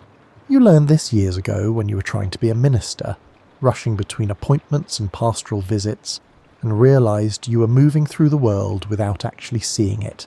Now you move deliberately, your eyes scanning left to right, up and down, taking in the whole visual field like a camera with an impossibly wide lens. An old woman sits on a low stool outside her house, peeling potatoes into a tin basin. Her hands move with the efficiency of someone who's performed this task 10,000 times. The potato skins fall in long spirals, brown and cream. You note the curve of her back, the angle of her wrists, and the way the light catches the blade of her knife. You don't stop to sketch her.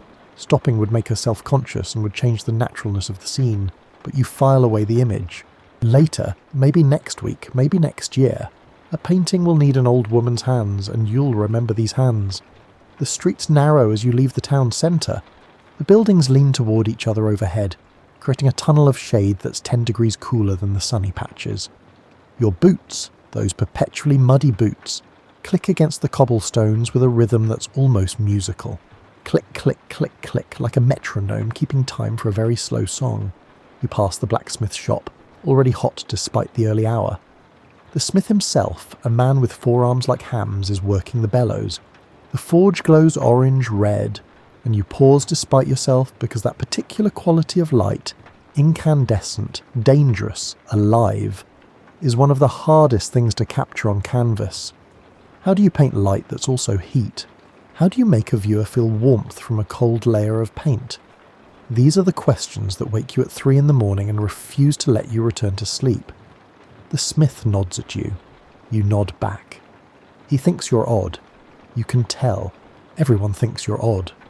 You've heard the whispers, seen the sidelong glances, the crazy Dutch painter who stares at things too long, who talks to himself while working, who once cut off part of his own ear during a crisis you still can't fully explain even to yourself. But the smith is polite, and politeness is enough. You don't need friendship from everyone you meet. You need light and form and colour, and those things don't care if you're popular. Beyond the smith's shop, the buildings start to thin out. Gardens appear, then small plots of vegetables, then open fields stretching toward the horizon. This is where you're heading, to the edge of civilization, where human arrangement gives way to natural chaos. You've always felt more comfortable here, in the transitional zones. Not quite town, not quite countryside. Places where anything might happen, where the rules are still being negotiated. The earth beneath your feet changes from stone to packed dirt to softer soil. You can feel the difference through your boot soles, the way a sailor feels the mood of the sea through the deck of a ship. The ground here is red-orange and iron-rich, the colour of rust and clay and dried blood. It stains everything it touches. Your boots, your trouser cuffs, your hands when you sit in the fields and steady yourself against the earth. You've tried to mix this exact colour in paint. Burnt sienna with a touch of cadmium orange and maybe some raw umber. But you've never quite matched it. Nature's palette is always more complex than anything you can mix on your own. Birds wheel overhead, dark shapes against the brightening sky. Swallows, you think, though you're not particularly good at identifying species. They move with such confidence, such certainty of purpose. You envy them this sometimes. They never seem to doubt which direction to fly or whether their flying matters. They simply fly because flying is what they do, and that's enough. The fields open before you like a green and gold sea. Wheat, mostly, with occasional interruptions of poppies. Those shocking red punctuation marks that make the whole landscape vibrate. You've painted poppies more times than you can count, but you still haven't captured what they actually do to a field. They don't just add colour. They add violence, urgency, and a kind of visual shouting that demands attention. A field without poppies is a sentence without passion. A field with poppies is a sentence ending in an exclamation point. You walk along the edge of a wheat field, running your hand through the tops of the grain stalks. They're dry and whisper soft, like the sound of secrets being shared. The wheat is nearly ready for harvest. You can tell by the weight of the seed heads and the way they bow toward earth as if praying. In a week, maybe 2, men will come with scythes and reduce all this gold to stubble. The thought makes you walk faster. You need to paint this before it disappears. Everything beautiful is temporary. Everything worth looking at will eventually be gone. Your painting spot today is a slight rise overlooking the fields, near a twisted olive tree that you've painted before but never quite captured. The tree has character, that's the only way to describe it. It's been shaped by wind and drought and time into something that looks half dead but refuses to give up. Grey-green leaves shimmer in the breeze. The trunk is gnarled like an arthritic hand. You love this tree. You love it the way you love your brother Theo, uncomplicated and deep and without needing reasons. You set down your canvas and painting supplies, arranging them with the care of a surgeon preparing instruments. The easel goes here, facing northeast to catch the changing light. The canvas, a rough weave you stretched yourself because professional stretching costs money you don't have, fits onto the easel with a satisfying click. Your paint box opens like a small treasure chest. revealing tubes squeezed flat at the bottom, colours arranged by temperature, cools on the left, warms on the right. Your palette, a rectangular board worn smooth and stained with 100 previous paintings, rests on your left forearm. Brushes go in your right hand, a cluster of bristles like a small bouquet. But before you start painting, you sit. This is important. You've learned that beginning too quickly produces work that's enthusiastic but superficial. You need to let the place settle into you. You need to let your eyes adjust, not just to the light, but to the specific personality of this particular morning. Every day has its own character, its own mood. Today feels contemplative. The light is soft, the shadows gentle. A day for careful observation rather than dramatic gesture. You watch the wheat move in waves, responding to breezes you can't feel from this distance. The motion is hypnotic and calming. You let your mind empty, becoming nothing but a pair of eyes, a recording device for the world's visual information. This is the closest you come to meditation, though you'd never call it that. It's simply looking until you see. A farmer appears in the middle distance, a dark figure against the gold. He's examining something in the field, bending down, straightening up, moving in that slow, considered way that farmers have. People who know that rushing accomplishes nothing, that crops grow on their own schedule regardless of human impatience. You watch him for 10 minutes, 15, memorizing the shapes he makes, the way his body relates to the landscape around him. You won't paint him today, he'll be gone before you're ready, but you'll remember him. He'll appear in some future painting, a tiny figure giving scale to an endless field, a human presence making nature comprehensible. The farmer straightens one final time, then walks away, disappearing behind a distant line of trees. You're alone again with the fields and the sky and the tree that refuses to die. The light has shifted slightly in the time you've been sitting. What was gentle is becoming assertive. The shadows are sharper, the colours are warmer. It's time to begin. You stand, feeling your knees crack again. Then you pick up a brush, load it with thinned paint, and make the first mark on the canvas, a single line defining the horizon. It's a small gesture, barely noticeable, but it's everything. It's the moment when possibility becomes actuality, when the blank canvas stops being frightening and becomes simply a problem to solve. You've begun. The rest will follow because the rest always follows. You just have to keep going, one brushstroke after another, until the day runs out or the painting is finished, whichever comes first. The first hour of painting is always a conversation with doubt. Your hand moves automatically, blocking in the major shapes. Sky here, field there, tree in the middle distance. But your mind questions everything. Is the horizon line too high, too low? Should the wheat be more yellow or more gold? Does that olive tree look like an olive tree or like a child's scribble? These questions don't paralyse you anymore, but they're always present, like a background hum you've learned to work through. You paint standing up, always standing. You tried painting seated once, years ago, and found it made you timid. Something about being at eye level with the canvas gave you permission to be too careful, too precious. Standing forces you to engage physically. Your whole body participates. Legs for balance, core for stability, shoulders for large gestures, and wrists for fine control. Painting isn't just a hand activity. It's a full body commitment to transferring what you see onto a surface that will never fully cooperate.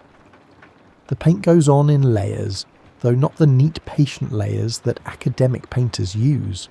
Your layers are messy, urgent, and built up quickly while the light still holds its current quality. You've learned that light moves faster than paint dries, so you work wet on wet, colours bleeding into each other on the canvas the same way they blend in nature. This technique frustrates art teachers who want clean edges and proper procedures, but those teachers aren't here in the field watching how yellow wheat transitions to blue shadow. Nature doesn't have clean edges. Nature is all transition, all gradation, all one thing becoming another thing. Your brushwork is distinctive, though you don't think about it while working. Short, directional strokes that follow the form of whatever you're painting. The wheat grows upward, so your brushstrokes grow upward. The wind moves rightward, so your brushstrokes lean rightward. People who see your paintings sometimes comment on how visible the brushwork is, how they can see each individual mark you made. This bothers them more than it bothers you. You're not trying to hide your process. You're not trying to create a smooth photographic illusion. You're trying to capture the energy of seeing itself, the way the eye moves across a scene, constantly collecting information, constantly in motion. The morning light strengthens, and with it comes heat. By 10 o'clock, sweat is running down your temples, mixing with the inevitable paint smudges on your face. You don't notice. When you're painting, your body becomes secondary. Just the mechanism that moves the brushes. Hunger, thirst, physical discomfort. These things register dimly, like news from a distant country you're not particularly interested in. You'll deal with your body's needs later. Right now, there's only the canvas and the field and the gradually narrowing gap between what you see and what you're making. You step back periodically to assess your progress. This is crucial. Working too close for too long produces paintings that fall apart when viewed from a normal distance. But stepping back is also dangerous because it allows doubt to creep in. From 6 feet away, every mistake becomes obvious. That shadow's too purple. That highlight is too bright. The wheat looks flat and lifeless. The tree looks like it's floating rather than growing from earth. You catalogue these failures methodically, then step forward again and start correcting them. This is the work, not the inspired moments, but the patient revision. Making mistakes, recognizing them, fixing them, over and over until the painting is either finished or ruined, which sometimes amounts to the same thing. Around noon, you permit yourself a break. You set down your brushes and sit in the shade of the olive tree you've been painting. Your legs are stiff from standing.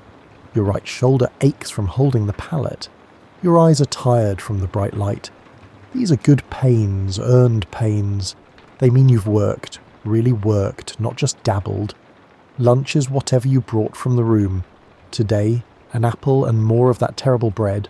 You eat slowly, not because the food is good, but because slowing down is necessary. Your mind is still moving at painting speed, processing colours and shapes and relationships. You need to let it settle. You need to let your eyes rest. So you sit and chew and watch the field from the perspective of idleness rather than purpose. The field doesn't care whether you're painting it or not. It's beautiful regardless of your attention. This is a comforting thought. The world doesn't need you to paint it. The world is fine on its own. You paint because you need to, not because the world requires it. A lizard emerges from beneath a nearby rock, freezes for a moment in that peculiar lizard way, utterly still, as if playing a game of hide-and-seek with death, then darts away in a blur of green. You smile.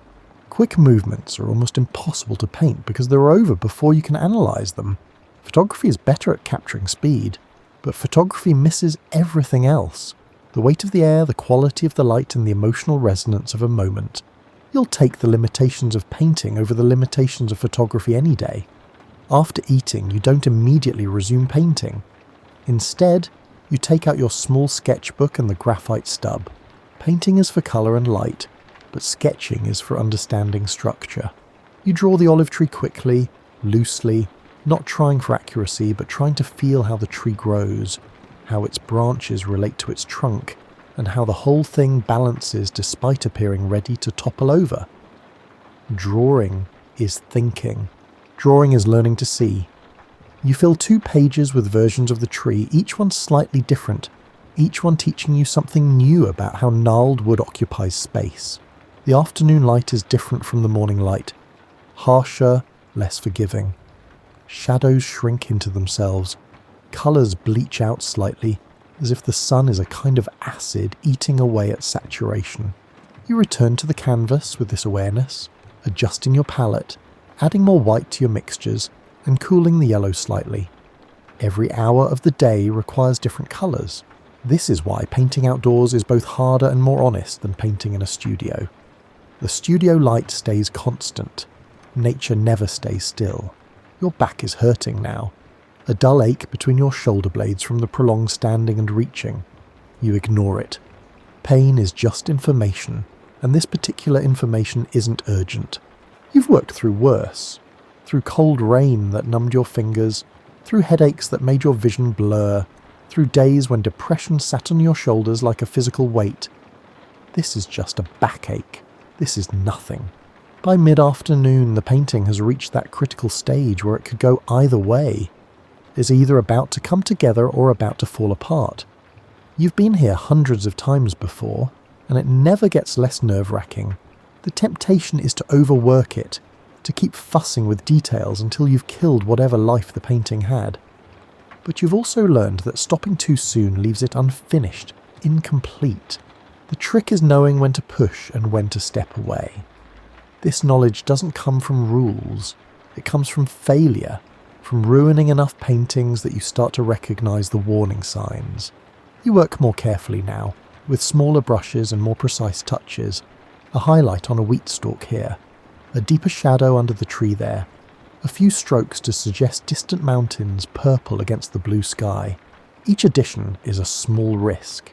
Each mark could be the one that pushes the painting from almost good to actually good, or from almost good to ruined. You try not to think about this while working. Thinking makes you tentative. You need to stay loose and confident, even when you're not feeling confident at all. The sun is starting its descent toward the horizon when you finally set down your brushes.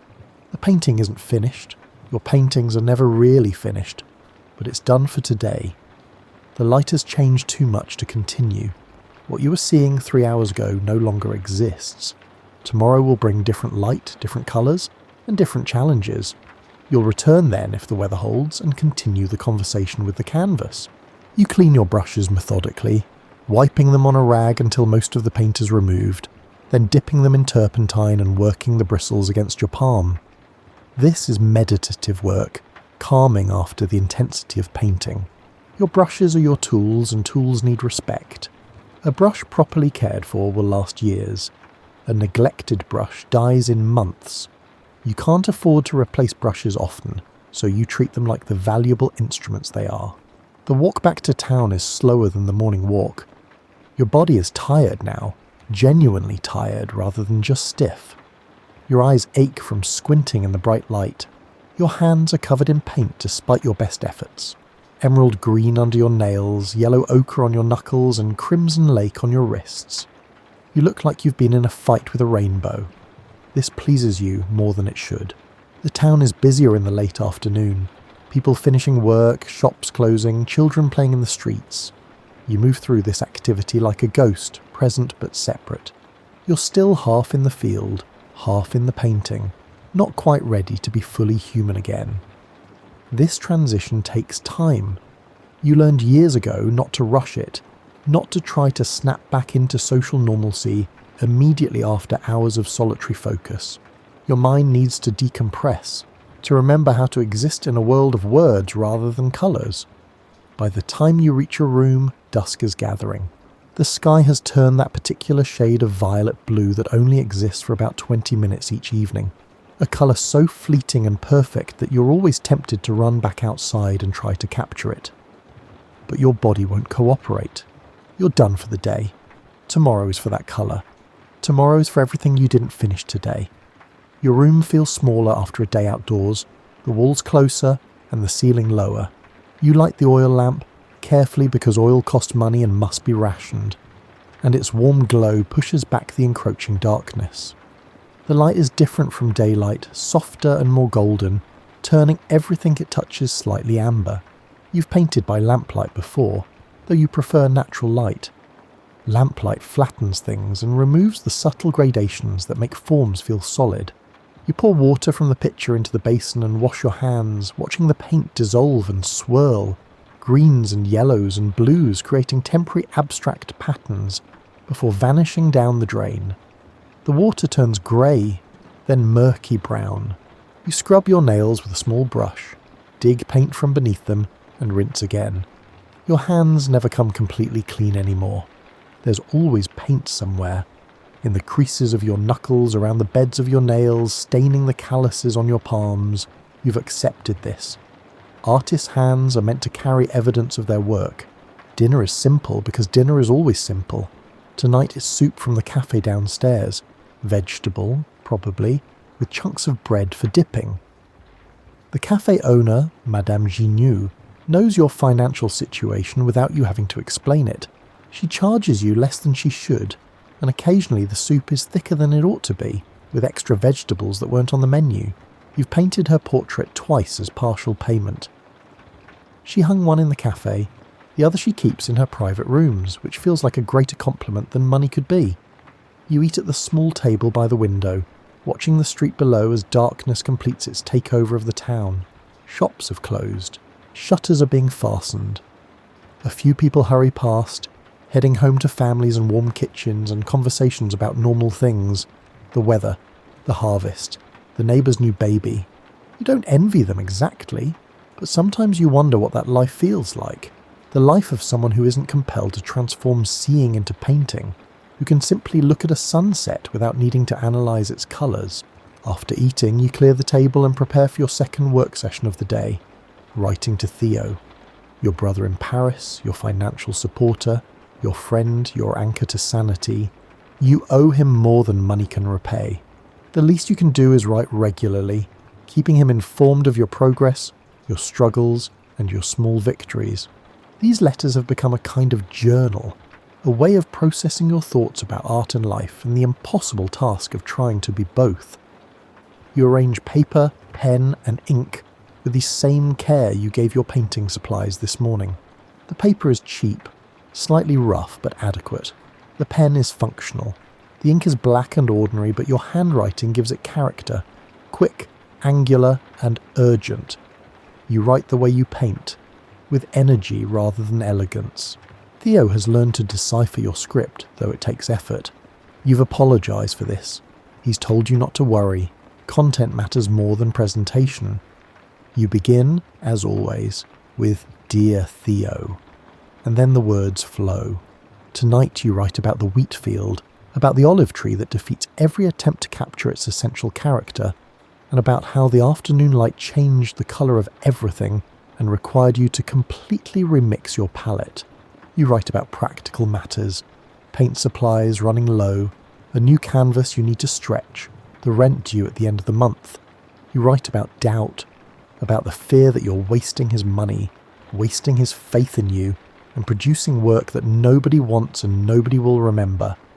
But you also write about hope, about the moment this morning when the light hit the wheat just right and you saw, really saw, how yellow and gold and green could exist in the same space without conflict, about the joy of making a brushstroke that captures exactly the curve of a tree branch, about the conviction, stubborn and probably foolish, that what you're doing matters, that these paintings of fields and flowers and ordinary people will mean something to someone someday.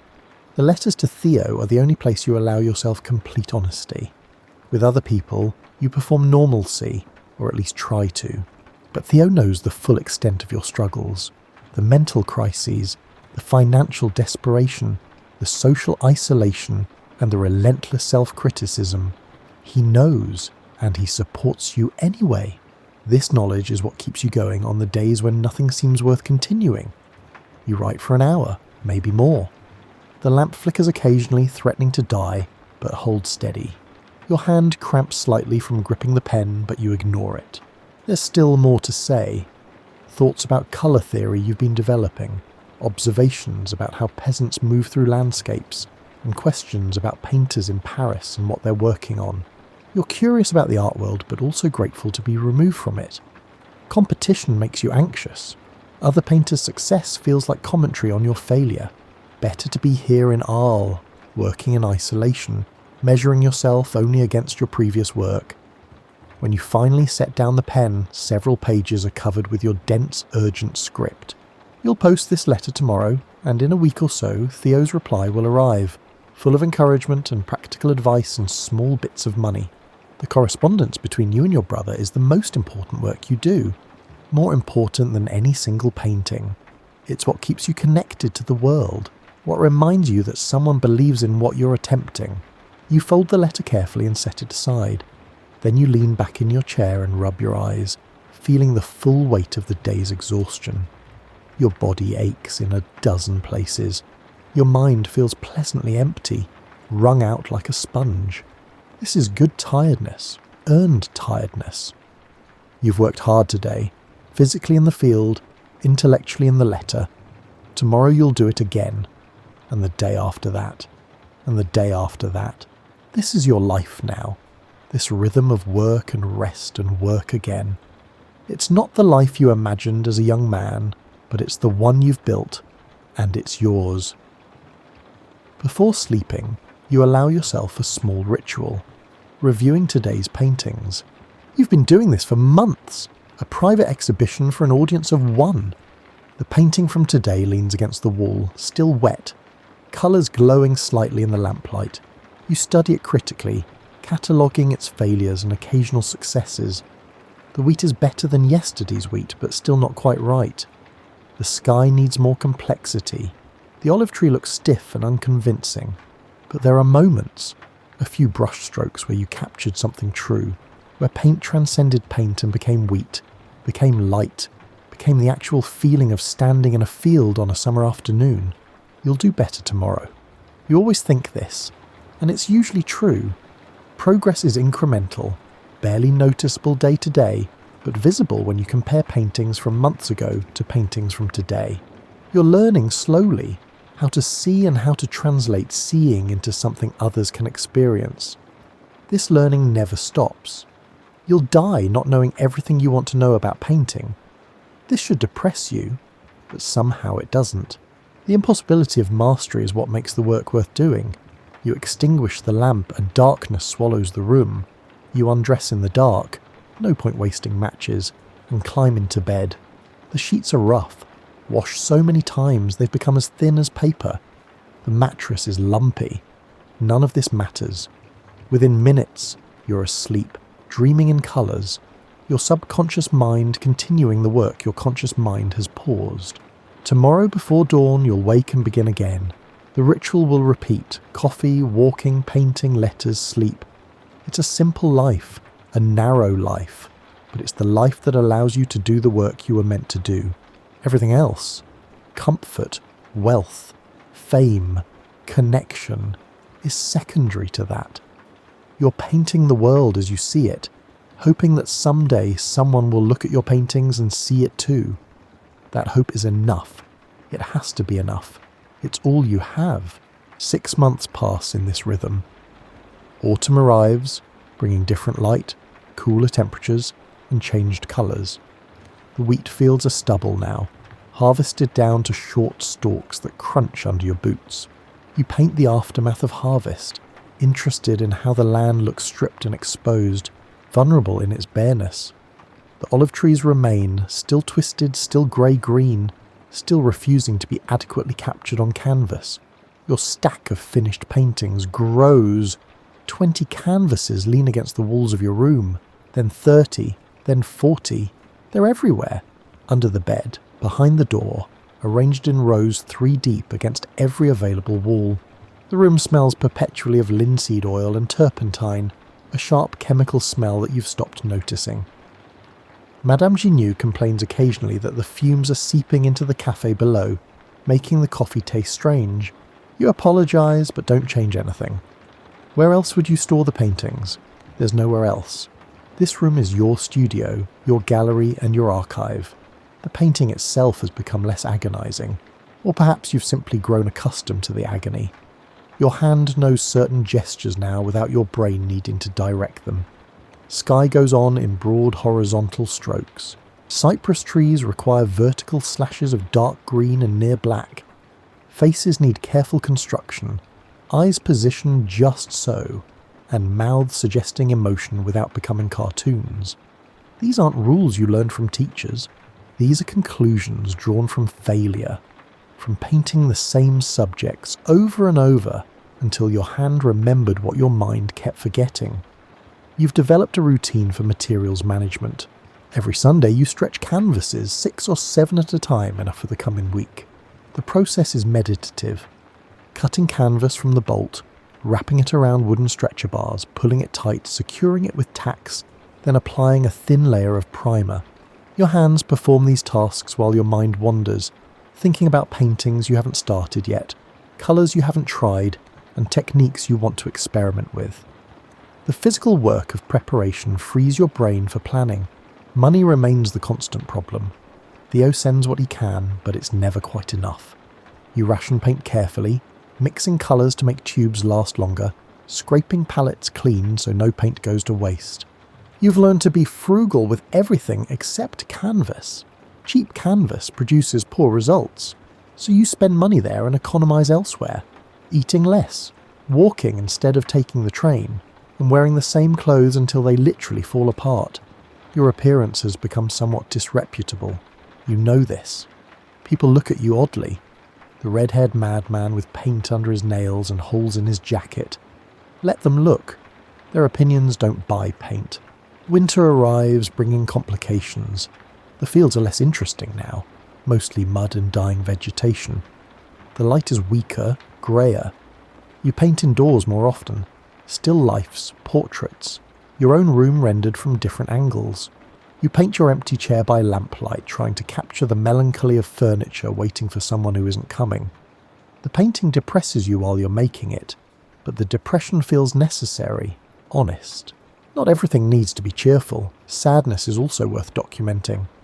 The social isolation intensifies during winter. People stay indoors. The streets are empty. You go days without speaking to anyone except Madame Genoux and the occasional shopkeeper. This should bother you more than it does. Humans are supposed to need other humans and are supposed to require conversation and connection, but you've discovered that solitude, while lonely, provides clarity. When you're alone, you can hear your own thoughts. When you're alone, the world doesn't interrupt itself with opinions and expectations. Loneliness is the price of focus, and you've decided it's a price worth paying. You paint through a bout of illness in January, some kind of flu that leaves you weak and feverish, but not so incapacitated that you can't work. You paint with shaking hands, producing strange, distorted images that you'll later look at and wonder if they're terrible or brilliant. Probably terrible. But the act of painting while sick teaches you something about your commitment. You're not doing this because it's pleasant or easy. You're doing it because you can't not do it. The compulsion to paint is deeper than health, deeper than comfort, and possibly deeper than sanity. By February, you've been painting seriously for nearly 7 years. 7 years of daily work, thousands of hours at the easel, hundreds of completed paintings. And what do you have to show for it? A room full of unsold canvases. A brother who believes in you but might be deluded. A handful of people in Paris who think you have potential, but not enough to buy your work. By conventional measures, you're a failure. 35 years old, living in poverty, producing art that nobody wants. But you've also learned something that conventional measures don't capture. You've learned that work itself can be the reward. That the act of seeing clearly, of translating what you see into paint, of solving the endless problems that every canvas presents, this is valuable regardless of whether anyone else appreciates it. You're not painting to become famous. You're painting because painting is how you make sense of the world, how you pin down fleeting moments and preserve them, and how you participate in life rather than just observing it. Spring returns, and with it comes renewed energy. The fields green up. Flowers appear. Irises, poppies, and wildflowers you can't name. You paint them all with something approaching joy, which is a rare emotion for you. Usually you work through anxiety or determination or sheer stubbornness, but spring is forgiving. Spring suggests possibilities. Spring makes you think that maybe, possibly, things could work out. Not fame or fortune, you've given up on those, but something smaller and more important. Understanding, connection, the feeling that what you're seeing matters to someone besides yourself. You paint orchards in bloom, trying to capture the paradox of delicate blossoms on rough, twisted branches. You paint fields full of wheat again, this year's crop, taller and greener than last year's. You paint people working, farmers, labourers, women in gardens, because work is sacred and deserves documentation. These people who spend their days bending and lifting and cultivating aren't subjects for pity. They're living honestly, doing what needs doing. You try to show that in your paintings, try to give them dignity without sentimentality. Your technique continues evolving. You're using thicker paint now, applying it in rough, textured layers that catch the light. This approach is called impasto, though you didn't know that when you started doing it. You just found that thick paint better captured the physicality of what you were seeing. Fields aren't smooth, trees aren't smooth, faces aren't smooth. Why should your paintings be smooth? The texture of the paint becomes part of the meaning, a physical manifestation of the energy required to see and record. You write to Theo about these developments, trying to explain what you're attempting. Your written explanations always feel inadequate. Painting is visual language, and verbal language can only approximate what brush and colour can say directly. But you try anyway, because Theo is in Paris surrounded by theories and movements and debates, and you want him to understand that what you're doing here in Provincial Arles is also part of those larger conversations. You're not isolated from the art world, you're just approaching it from a different direction, working through problems on your own terms rather than following fashionable solutions. Summer arrives with its familiar heat and brilliant light. You're painting better now than you were a year ago. You can see the improvement when you compare old paintings to new ones. The colours are more confident, the compositions are stronger, the brushwork is more assured. This is what practice does. Not overnight transformation, but gradual, almost imperceptible refinement. You're still not satisfied and still see the gap between what you want to achieve and what you actually achieve. But the gap is narrowing, slowly, painfully. The gap is narrowing. You don't think much about legacy. Legacy implies future, and you're too focused on the present. Today's painting, this afternoon's light, the exact colour of shadows under olive trees at 4 in the evening, but occasionally, usually late at night when you can't sleep. You wonder what will happen to all these paintings. The stack keeps growing. 40 canvases become 60, which becomes 80. They can't all stay in your room forever. Eventually something will have to be done with them. Theo talks about exhibitions and about getting your work in front of critics and buyers. You want to believe him, but belief requires energy you don't have. The art world seems impossibly far away, impossibly sophisticated, and full of people who know things you don't know, and who speak a language you've never learned. You're just a painter who looks at fields. What do you have to offer people who spend their time in galleries arguing about symbolism and technique? But then you think about the act of looking itself, and something shifts. Everyone looks at fields, at trees, at the sky. But most people look without seeing, their eyes registering information without their brains processing meaning. You've trained yourself to do the opposite, to look until looking becomes seeing, to notice the 10,000 small details that make one field different from another field, one afternoon different from another afternoon. This skill, this learned attentiveness is your actual subject, not wheat, not trees. But the act of paying attention, of being present with what's in front of you. If someone looks at your painting of a wheat field and really sees the wheat, sees how it moves and catches light and exists in space, then you've given them something valuable. You've taught them to look, not at your painting specifically, but at everything, at the world they move through without noticing. This is the legacy you're building, though you didn't realise it until just now, tonight, writing by lamplight while the town sleeps around you. You're making instruction manuals for seeing. The thought is almost overwhelming, not because it's grandiose, you don't think you're creating great art, but because it's humble and enormous at the same time. Every person who looks closely at one of your paintings and then goes outside and looks closely at actual wheat has been changed. Changed slightly, almost imperceptibly, but changed. They can't unsee what they've learned to see. This is education in the deepest sense. This is why you paint. You get out of bed, unable to sleep now, and light the lamp. The paintings stacked around the room regard you with their fixed, unblinking stares. So many fields, so many trees, so many skies. From one angle they look repetitive and obsessive, the same subjects over and over, but from another angle they're variations on a theme, investigations into how light and weather and time of day alter everything they touch. You're not repeating yourself, you're refining yourself.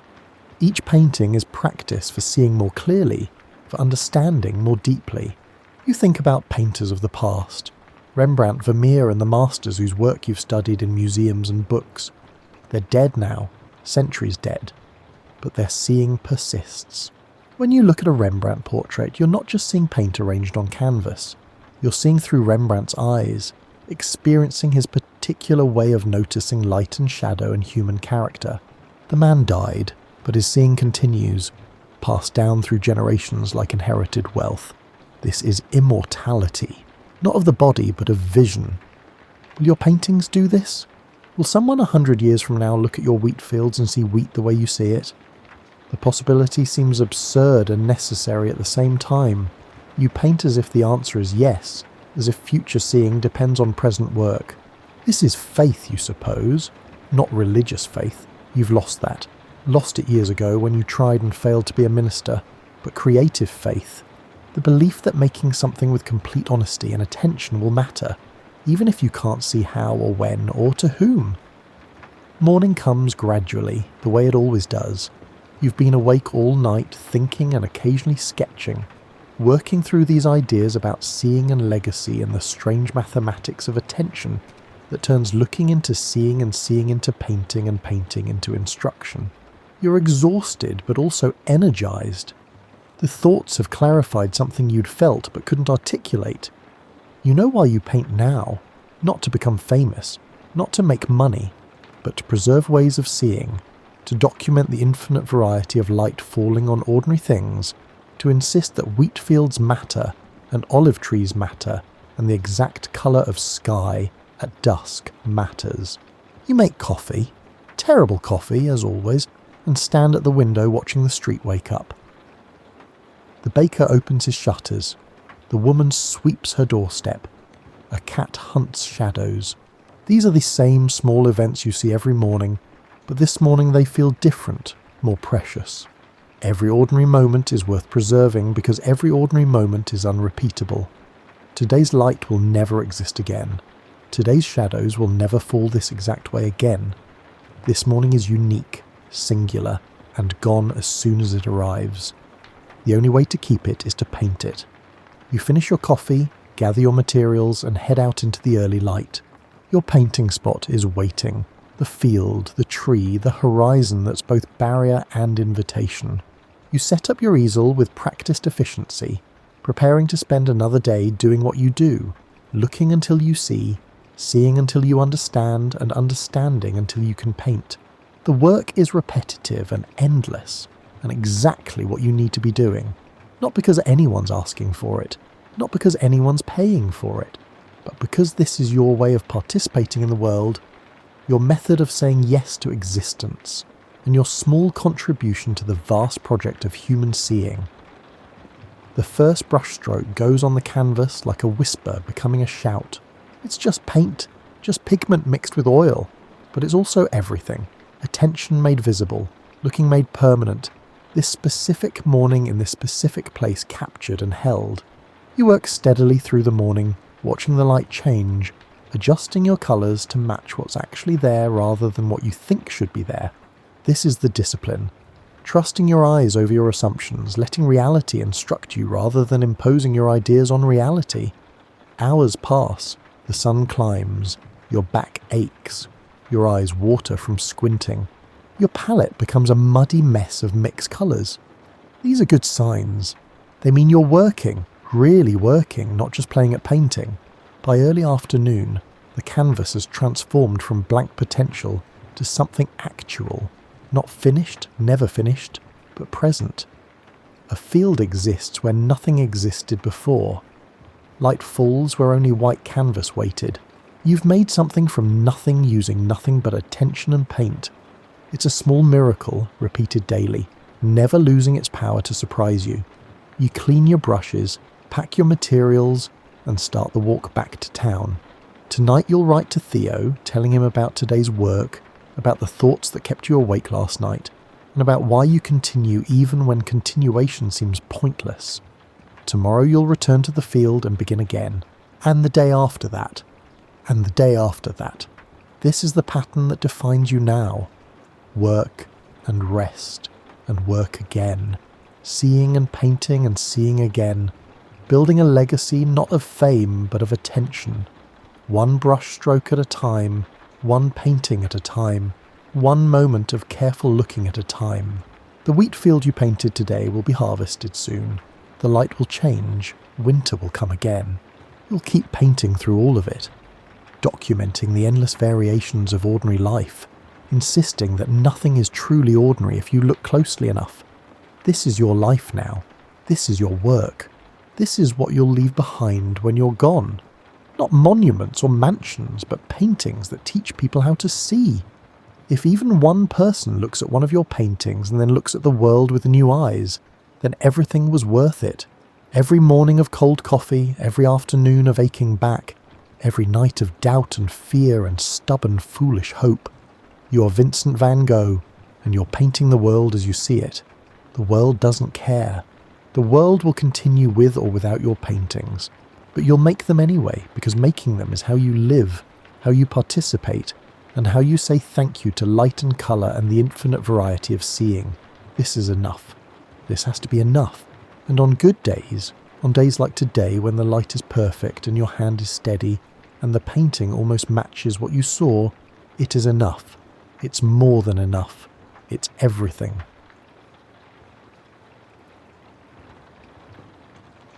Picture this. You're walking down a city street in 1923, and the world around you is humming with an energy that feels almost electric. The atmosphere isn't quite electric, but it's close enough. Sure, there are more light bulbs than ever before, but the real electricity is in the air itself, crackling with possibility and change. You'd notice it first in the sounds. The clip-clop of horses that dominated just a decade ago has been replaced by the puttering growl of automobiles. The sound is not the smooth purr of modern cars, but rather a sound akin to a coffee grinder arguing with a lawnmower. The Model T Ford, despite its mechanical prowess, was as unassuming as a brass band playing in a library. The smell hits you next, a cocktail of motor oil, cigarette smoke, and something indefinably optimistic. It's the scent of a country that's just discovered it can reinvent itself, like a middle-aged person trying on a completely different haircut and deciding they rather like it. You're dressed in attire that would make your great-grandparents cling to their pearls. If you're a woman, your hemline is scandalously revealing several inches of ankle and calf. Your hair is bobbed shorter than most men's, and you might be smoking a cigarette in public without a single person calling the authorities. If you're a man, your collar is a bit lower, your pants a bit looser, and you've got enough hair pomade to lubricate a small engine. The funny thing about the 1920s is that everyone calls them roaring, but they didn't start out that way. The decade began with people suffering from severe hangovers from World War I. The country was like someone who'd been to a really intense party and was now standing in their kitchen at 2 a.m, eating cold pizza and wondering what on earth had just happened.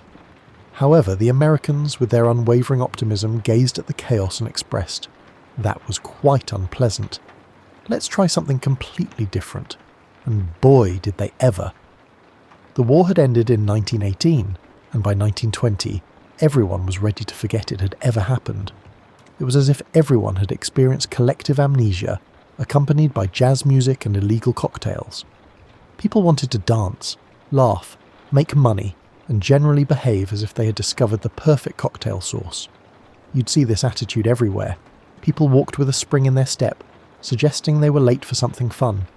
They spoke faster, louder, and with more slang than a teenager who had just discovered they could invent their own language.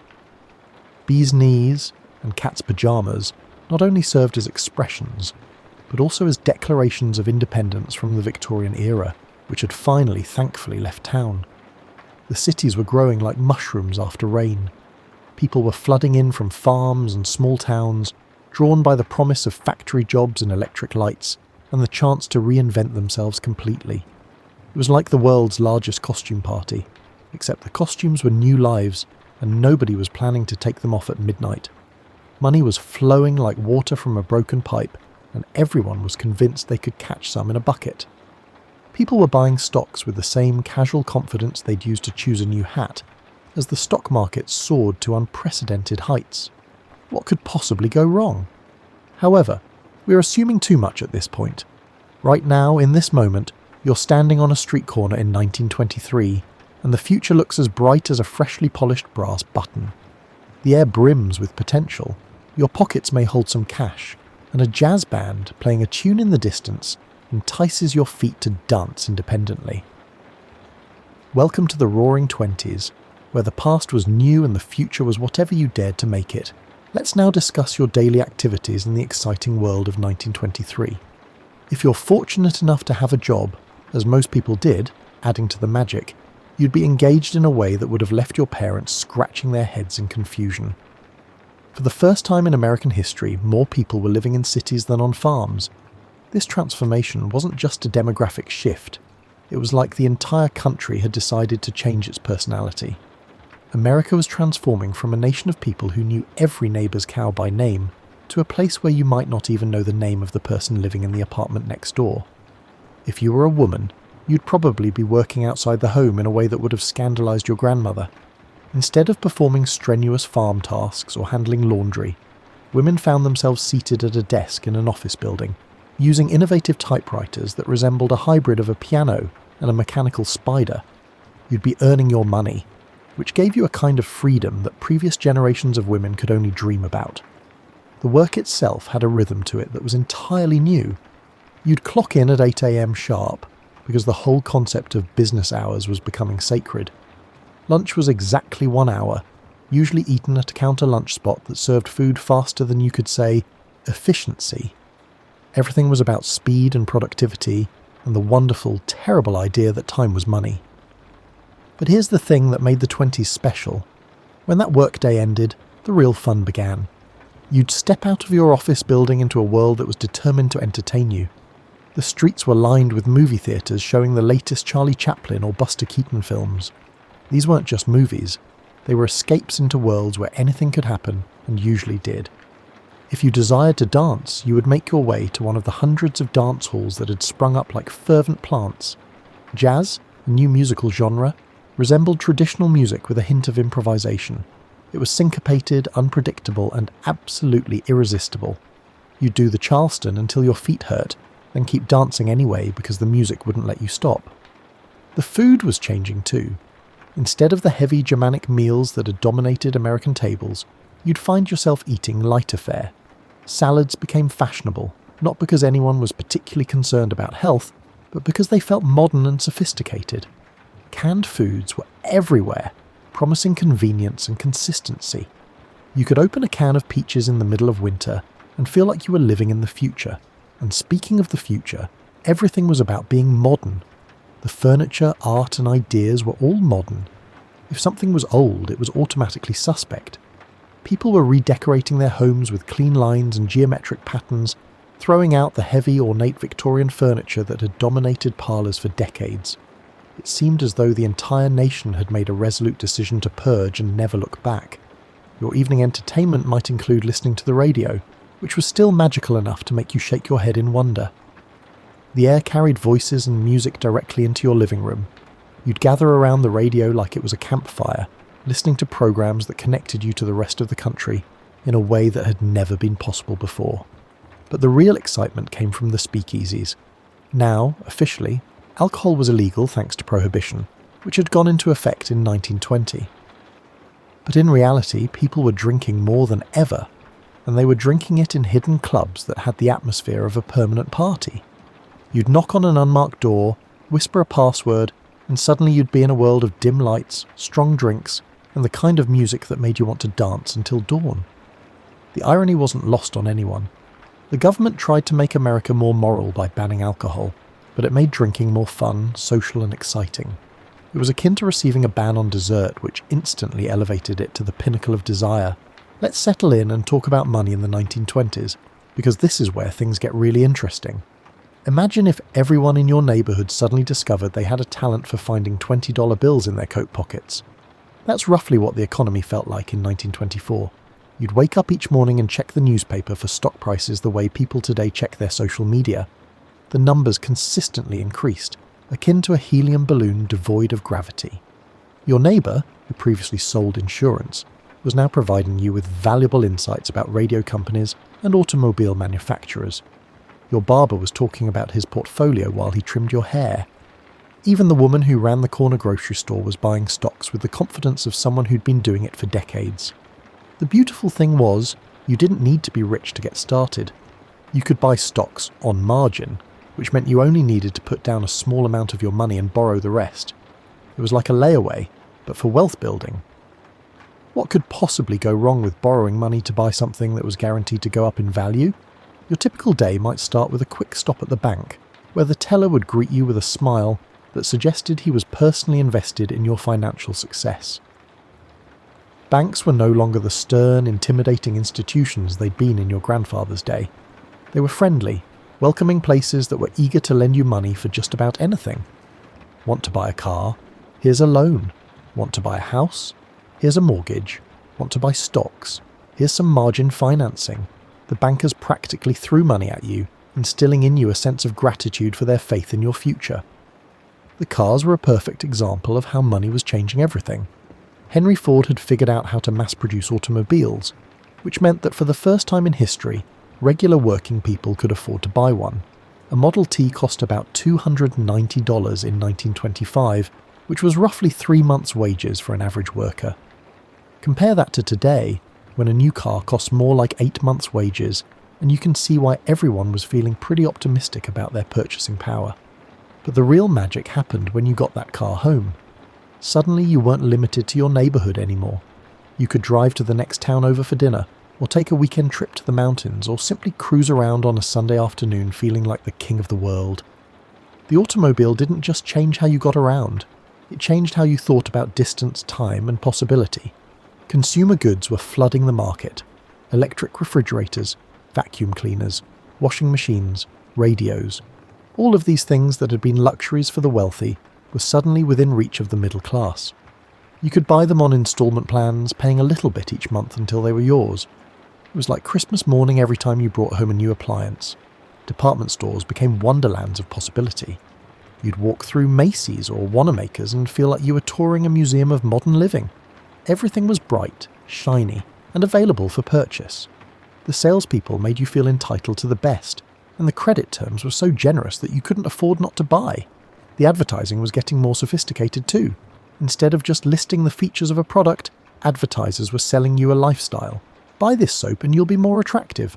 Buy this car and you'll be more successful. Buy this radio and you'll be more connected to the world. They weren't just selling products. They were selling dreams, and business was booming. Your neighbours were all participating in this wonderful dance of prosperity. Everyone was buying, everyone was selling, and everyone was convinced that the music would never stop playing. The stock market was like a giant casino where everyone was winning, and the house never seemed to mind. But here's the thing about dancing. It's wonderful while the music is playing, but eventually the band needs to take a break. The trouble was, nobody in 1925 was thinking about what would happen when the music stopped. They were too busy enjoying the rhythm, the movement, and the sheer joy of being part of something that felt bigger than themselves. When the sun went down in 1925, that's when the real personality of the decade came out to play. You'd finish your dinner, straighten your tie or powder your nose, and step out into a world that was absolutely determined to show you a good time. The streets after dark were like nothing America had ever seen before. Electric signs blazed from every storefront, turning night into a neon-tinged approximation of the day. The cities had learned to stay awake, and they were absolutely delighted with their insomnia. You'd walk down Broadway or State Street or any main drag in any city, and the lights would be so bright you could read a newspaper without squinting. Your first stop might be a movie theatre, because the pictures were getting more elaborate and entertaining by the month. These weren't just films, they were experiences. The theatres themselves resembled palaces, adorned with elaborate ceilings, luxurious seats, and orchestras that accompanied the silent films. You'd sit in the dark with hundreds of other people, all of you gasping and laughing and collectively forgetting that the real world existed outside those velvet curtains. Charlie Chaplin was making everyone laugh with his little tramp character, a fellow who seemed to find dignity in the most undignified situations. Buster Keaton was performing stunts that defied both gravity and common sense. These comedians weren't just entertainers, they were philosophers of the absurd, showing you that life's problems could be solved with creativity, persistence, and a willingness to look ridiculous. But the real adventure began when you decided to find a speakeasy. By 1925, the country had gotten very creative about working around the 5-year-old prohibition. You'd walk down a perfectly ordinary street, counting doorways until you found the right one. Maybe it was marked with a small symbol, or maybe you just had to know which door to knock on. The password might be something like bee's knees, or Oscar sent me. You'd whisper it to a person whose eyes you could see through a small window, and if you'd gotten it right, the door would swing open to reveal a world that was half party, half conspiracy. Inside, the atmosphere was thick with cigarette smoke and possibility. The air practically vibrated with jazz music played by musicians who seemed to be making it up as they went along. In numerous instances, their interpretations were accurate. Jazz was all about improvisation, about taking a familiar tune and twisting it into something entirely new. It was music that matched the mood of the times, confident, experimental, and slightly dangerous. The drinks were stronger than anything you'd ever tasted, partly because the bootleggers weren't particularly concerned with subtlety. They mixed gin that could strip paint with fruit juices and served it in cocktail glasses reminiscent of fairy tales. The cocktails had names like Gin Ricky, Sidecar, and Bee's Knees, as if someone had decided that drinking should be an adventure in linguistics as well as intoxication. The dancing was unlike anything your parents' generation had ever seen. The Charleston was the signature move, all flying feet and swinging arms and complete abandonment of anything that might be considered dignified. The music would compel you to continue dancing despite your clothes becoming soaked with sweat. The women smoked cigarettes, wore makeup, and generally behaved in ways that would have horrified their grandmothers. Known as flappers, they appeared to have collectively decided to disregard the traditional norms of feminine behaviour. They wore their hair short, their skirts shorter, and their attitudes shortest of all. The men were trying to keep up, loosening their ties and learning dance steps that would have been considered scandalous just a decade earlier. Everyone was engaged in a collective rebellion against the stuffiness of the previous generation, and they were thoroughly enjoying themselves in the process. But here's the thing that made the speakeasy culture so special. It was democratic in a way that American social life had never been before. Rich and poor, young and old, immigrants and native-born Americans all crowded together around the same small tables, drinking the same illegal liquor and dancing to the same outrageous music. Prohibition had inadvertently created a kind of social mixing that the country had never experienced.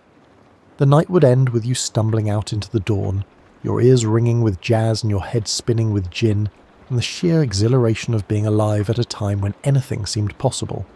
Tomorrow was another day, and tomorrow's night would bring new adventures, new music, and new reasons to celebrate the simple fact that you were young and American, and living in the most exciting decade anyone could remember. Now let's talk about how the 1920s changed the way people thought about everything. Not only did the music and clothes change, but the concept of what it meant to be an American underwent a complete transformation. You'd wake up in 1926 and realise that the world your parents had prepared you for no longer existed. A kind of exhilarating uncertainty replaced the old certainties, making every day feel like an adventure. It was like someone had rewritten the rules of life while you were sleeping, and you had to figure out the new version as you went along. The most significant change was in how people thought about themselves. Your great-grandparents had defined themselves by their work, their family, their church, and their community. But you were part of the first generation that could define itself by its entertainment, its style, and its attitude. You weren't just a blacksmith or a farmer or a shopkeeper. You were someone who listened to jazz, drove a car, went to the pictures, and had opinions about everything. The radio was particularly important in this transformation.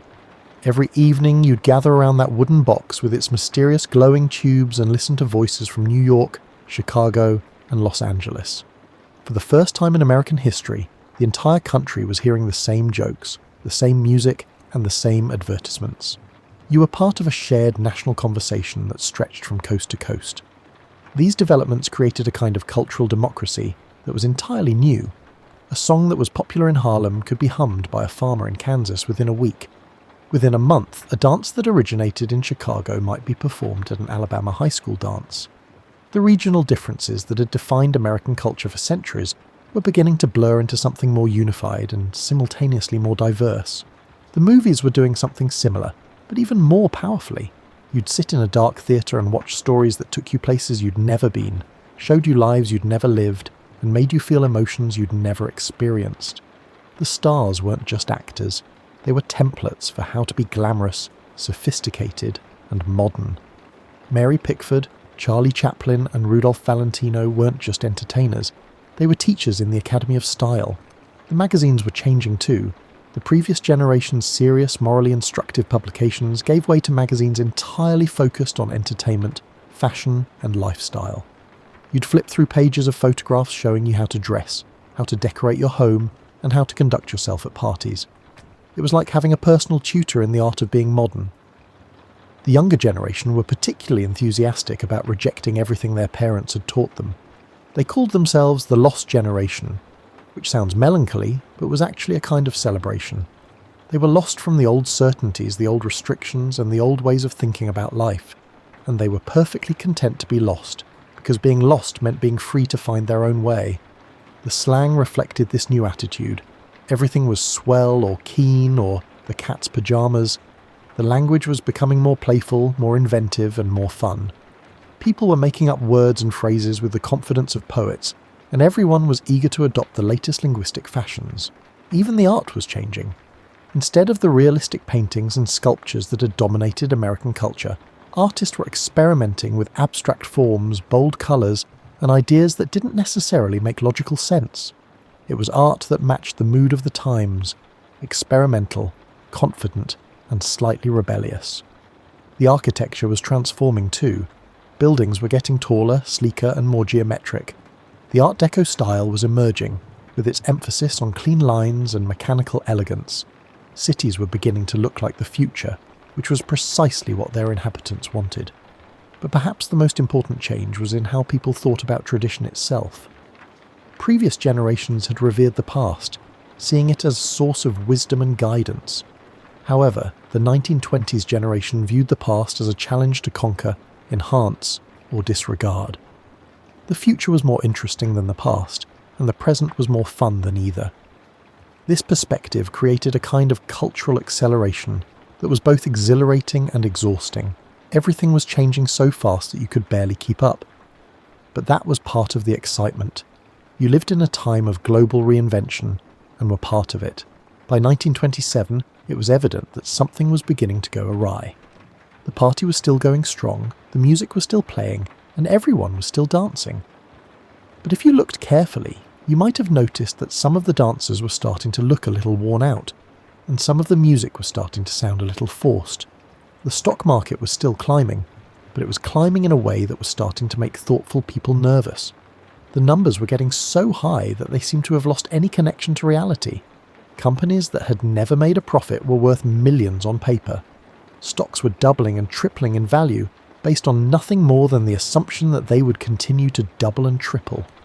You'd overhear conversations that would have been impossible just a few years earlier. Your barber would be talking about his stock portfolio while he cut your hair.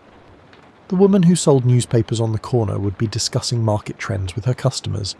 Everyone claimed to be an expert, and while many appeared to be getting rich, nobody was asking the obvious question: where was all this money actually coming from? The answer, it turned out, was that it was coming from the future. People were borrowing against tomorrow's prosperity to pay for today's lifestyle. They were buying stocks on margin, which meant they were borrowing money to buy investments that they hoped would be worth more money later. It was a pyramid scheme that worked perfectly, as long as everyone kept believing it would work forever. The agriculture sector was already showing signs of strain. Farmers had expanded their operations during World War I to meet the demand for food. But when the war ended, that need disappeared. Crop prices were falling, and farmers were struggling to pay off the loans they'd taken to buy more land and equipment. No one in the cities was paying much attention to the fact that rural banks were beginning to fail. The construction industry was beginning to slow down. There were only so many office buildings and apartment complexes that any city could actually use, but developers kept building them anyway because construction loans were easy to get, and real estate seemed like a guaranteed investment. Empty buildings were becoming more common, but the newspapers didn't write much about that. Even the consumer goods market was showing signs of saturation. What is the practical number of radios a family might need? What is the practical number of automobiles a person can drive? The factories were producing more than the market could absorb, but they kept producing anyway because the credit was available and the future looked bright. The international situation was becoming more complicated too. Europe was still struggling to recover from the war, and the German economy was particularly fragile. American banks had loaned enormous amounts of money to European governments and businesses, but those loans were looking increasingly risky. If Europe couldn't pay back what it owed, American banks would be in serious trouble. But in 1927, you probably wouldn't have noticed any of this. You'd be too busy enjoying the prosperity, the entertainment, and the sheer fun of being alive in the most exciting decade in American history. Despite the presence of warning signs, it was effortless to overlook them when everything in your immediate experience was thriving.